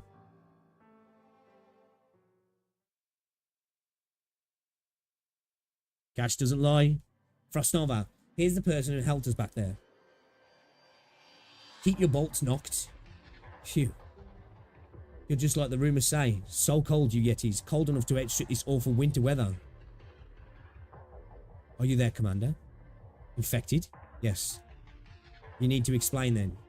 Why are you wearing an Ursus military officer's uniform? I've come up with a lot of lies for that. Any preference? Fire? Wait. You just don't do humour, do you? Are you the Yeti Squad's leader? Why haven't you fired? She really did just help us now, Sister Promise. It's true. Yetis, I came here to seek assistance as well as to assist you. Assist us? Let's shake on it. Captain Yeti, when conveying sincerity, I always hope to go the equal and dignified route. I hope we can both have ourselves a dignified, tranquil level dialogue. No. Try it. I think I've pegged who you are. Those iridium crystals, they're carrying of your arts, don't they? Huh. If I'm able to melt your ice, would you be willing to hear me out for a bit? Dream on. You couldn't. Let's try it. We may have achieved a perfect victory, but we still can't let our guard down. Okay, that was sick. My throat didn't think it was sick now. My throat is crying out for help. Oh my god, there's so much more reading at the moment. It's killing me, but I'm absolutely loving it as well. Man, chapter 7 and chapter 8 have gone hard so far. We're really starting to, like, you know, things are opening up, right? Yeah, man. Dude's like... He definitely set her on the path, even though it seems like she's trying to fight the idea of, like, what he said was going to come to pass. It's come to pass, right?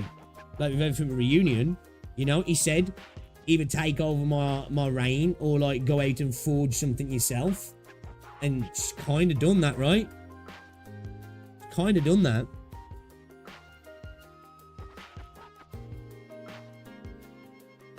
Fire. Yeah, it's killed my throat off, man. Here's Killed it off. Costume. We will stream Put tomorrow, it though. We'll on. push through. We'll push through. I'll be like this the end of the week. Hello. Sound like I smoke 60 fags a day or something. Cigarettes for American cigarettes. Guys, I'm going to have to call it there, though, because it's 5:05. I am going to be in the doghouse because Rosie doesn't know I'm going to be late. So, appreciate ya. I'm going to have to love ya and leave ya. I'll be back tomorrow. I think tomorrow we're going to double dip.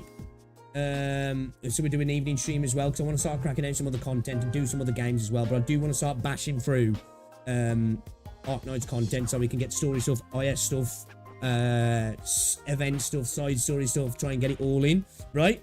And do some other games as well. Still want to try out that Fellow Moon. I want to do some just some other stuff on stream as well.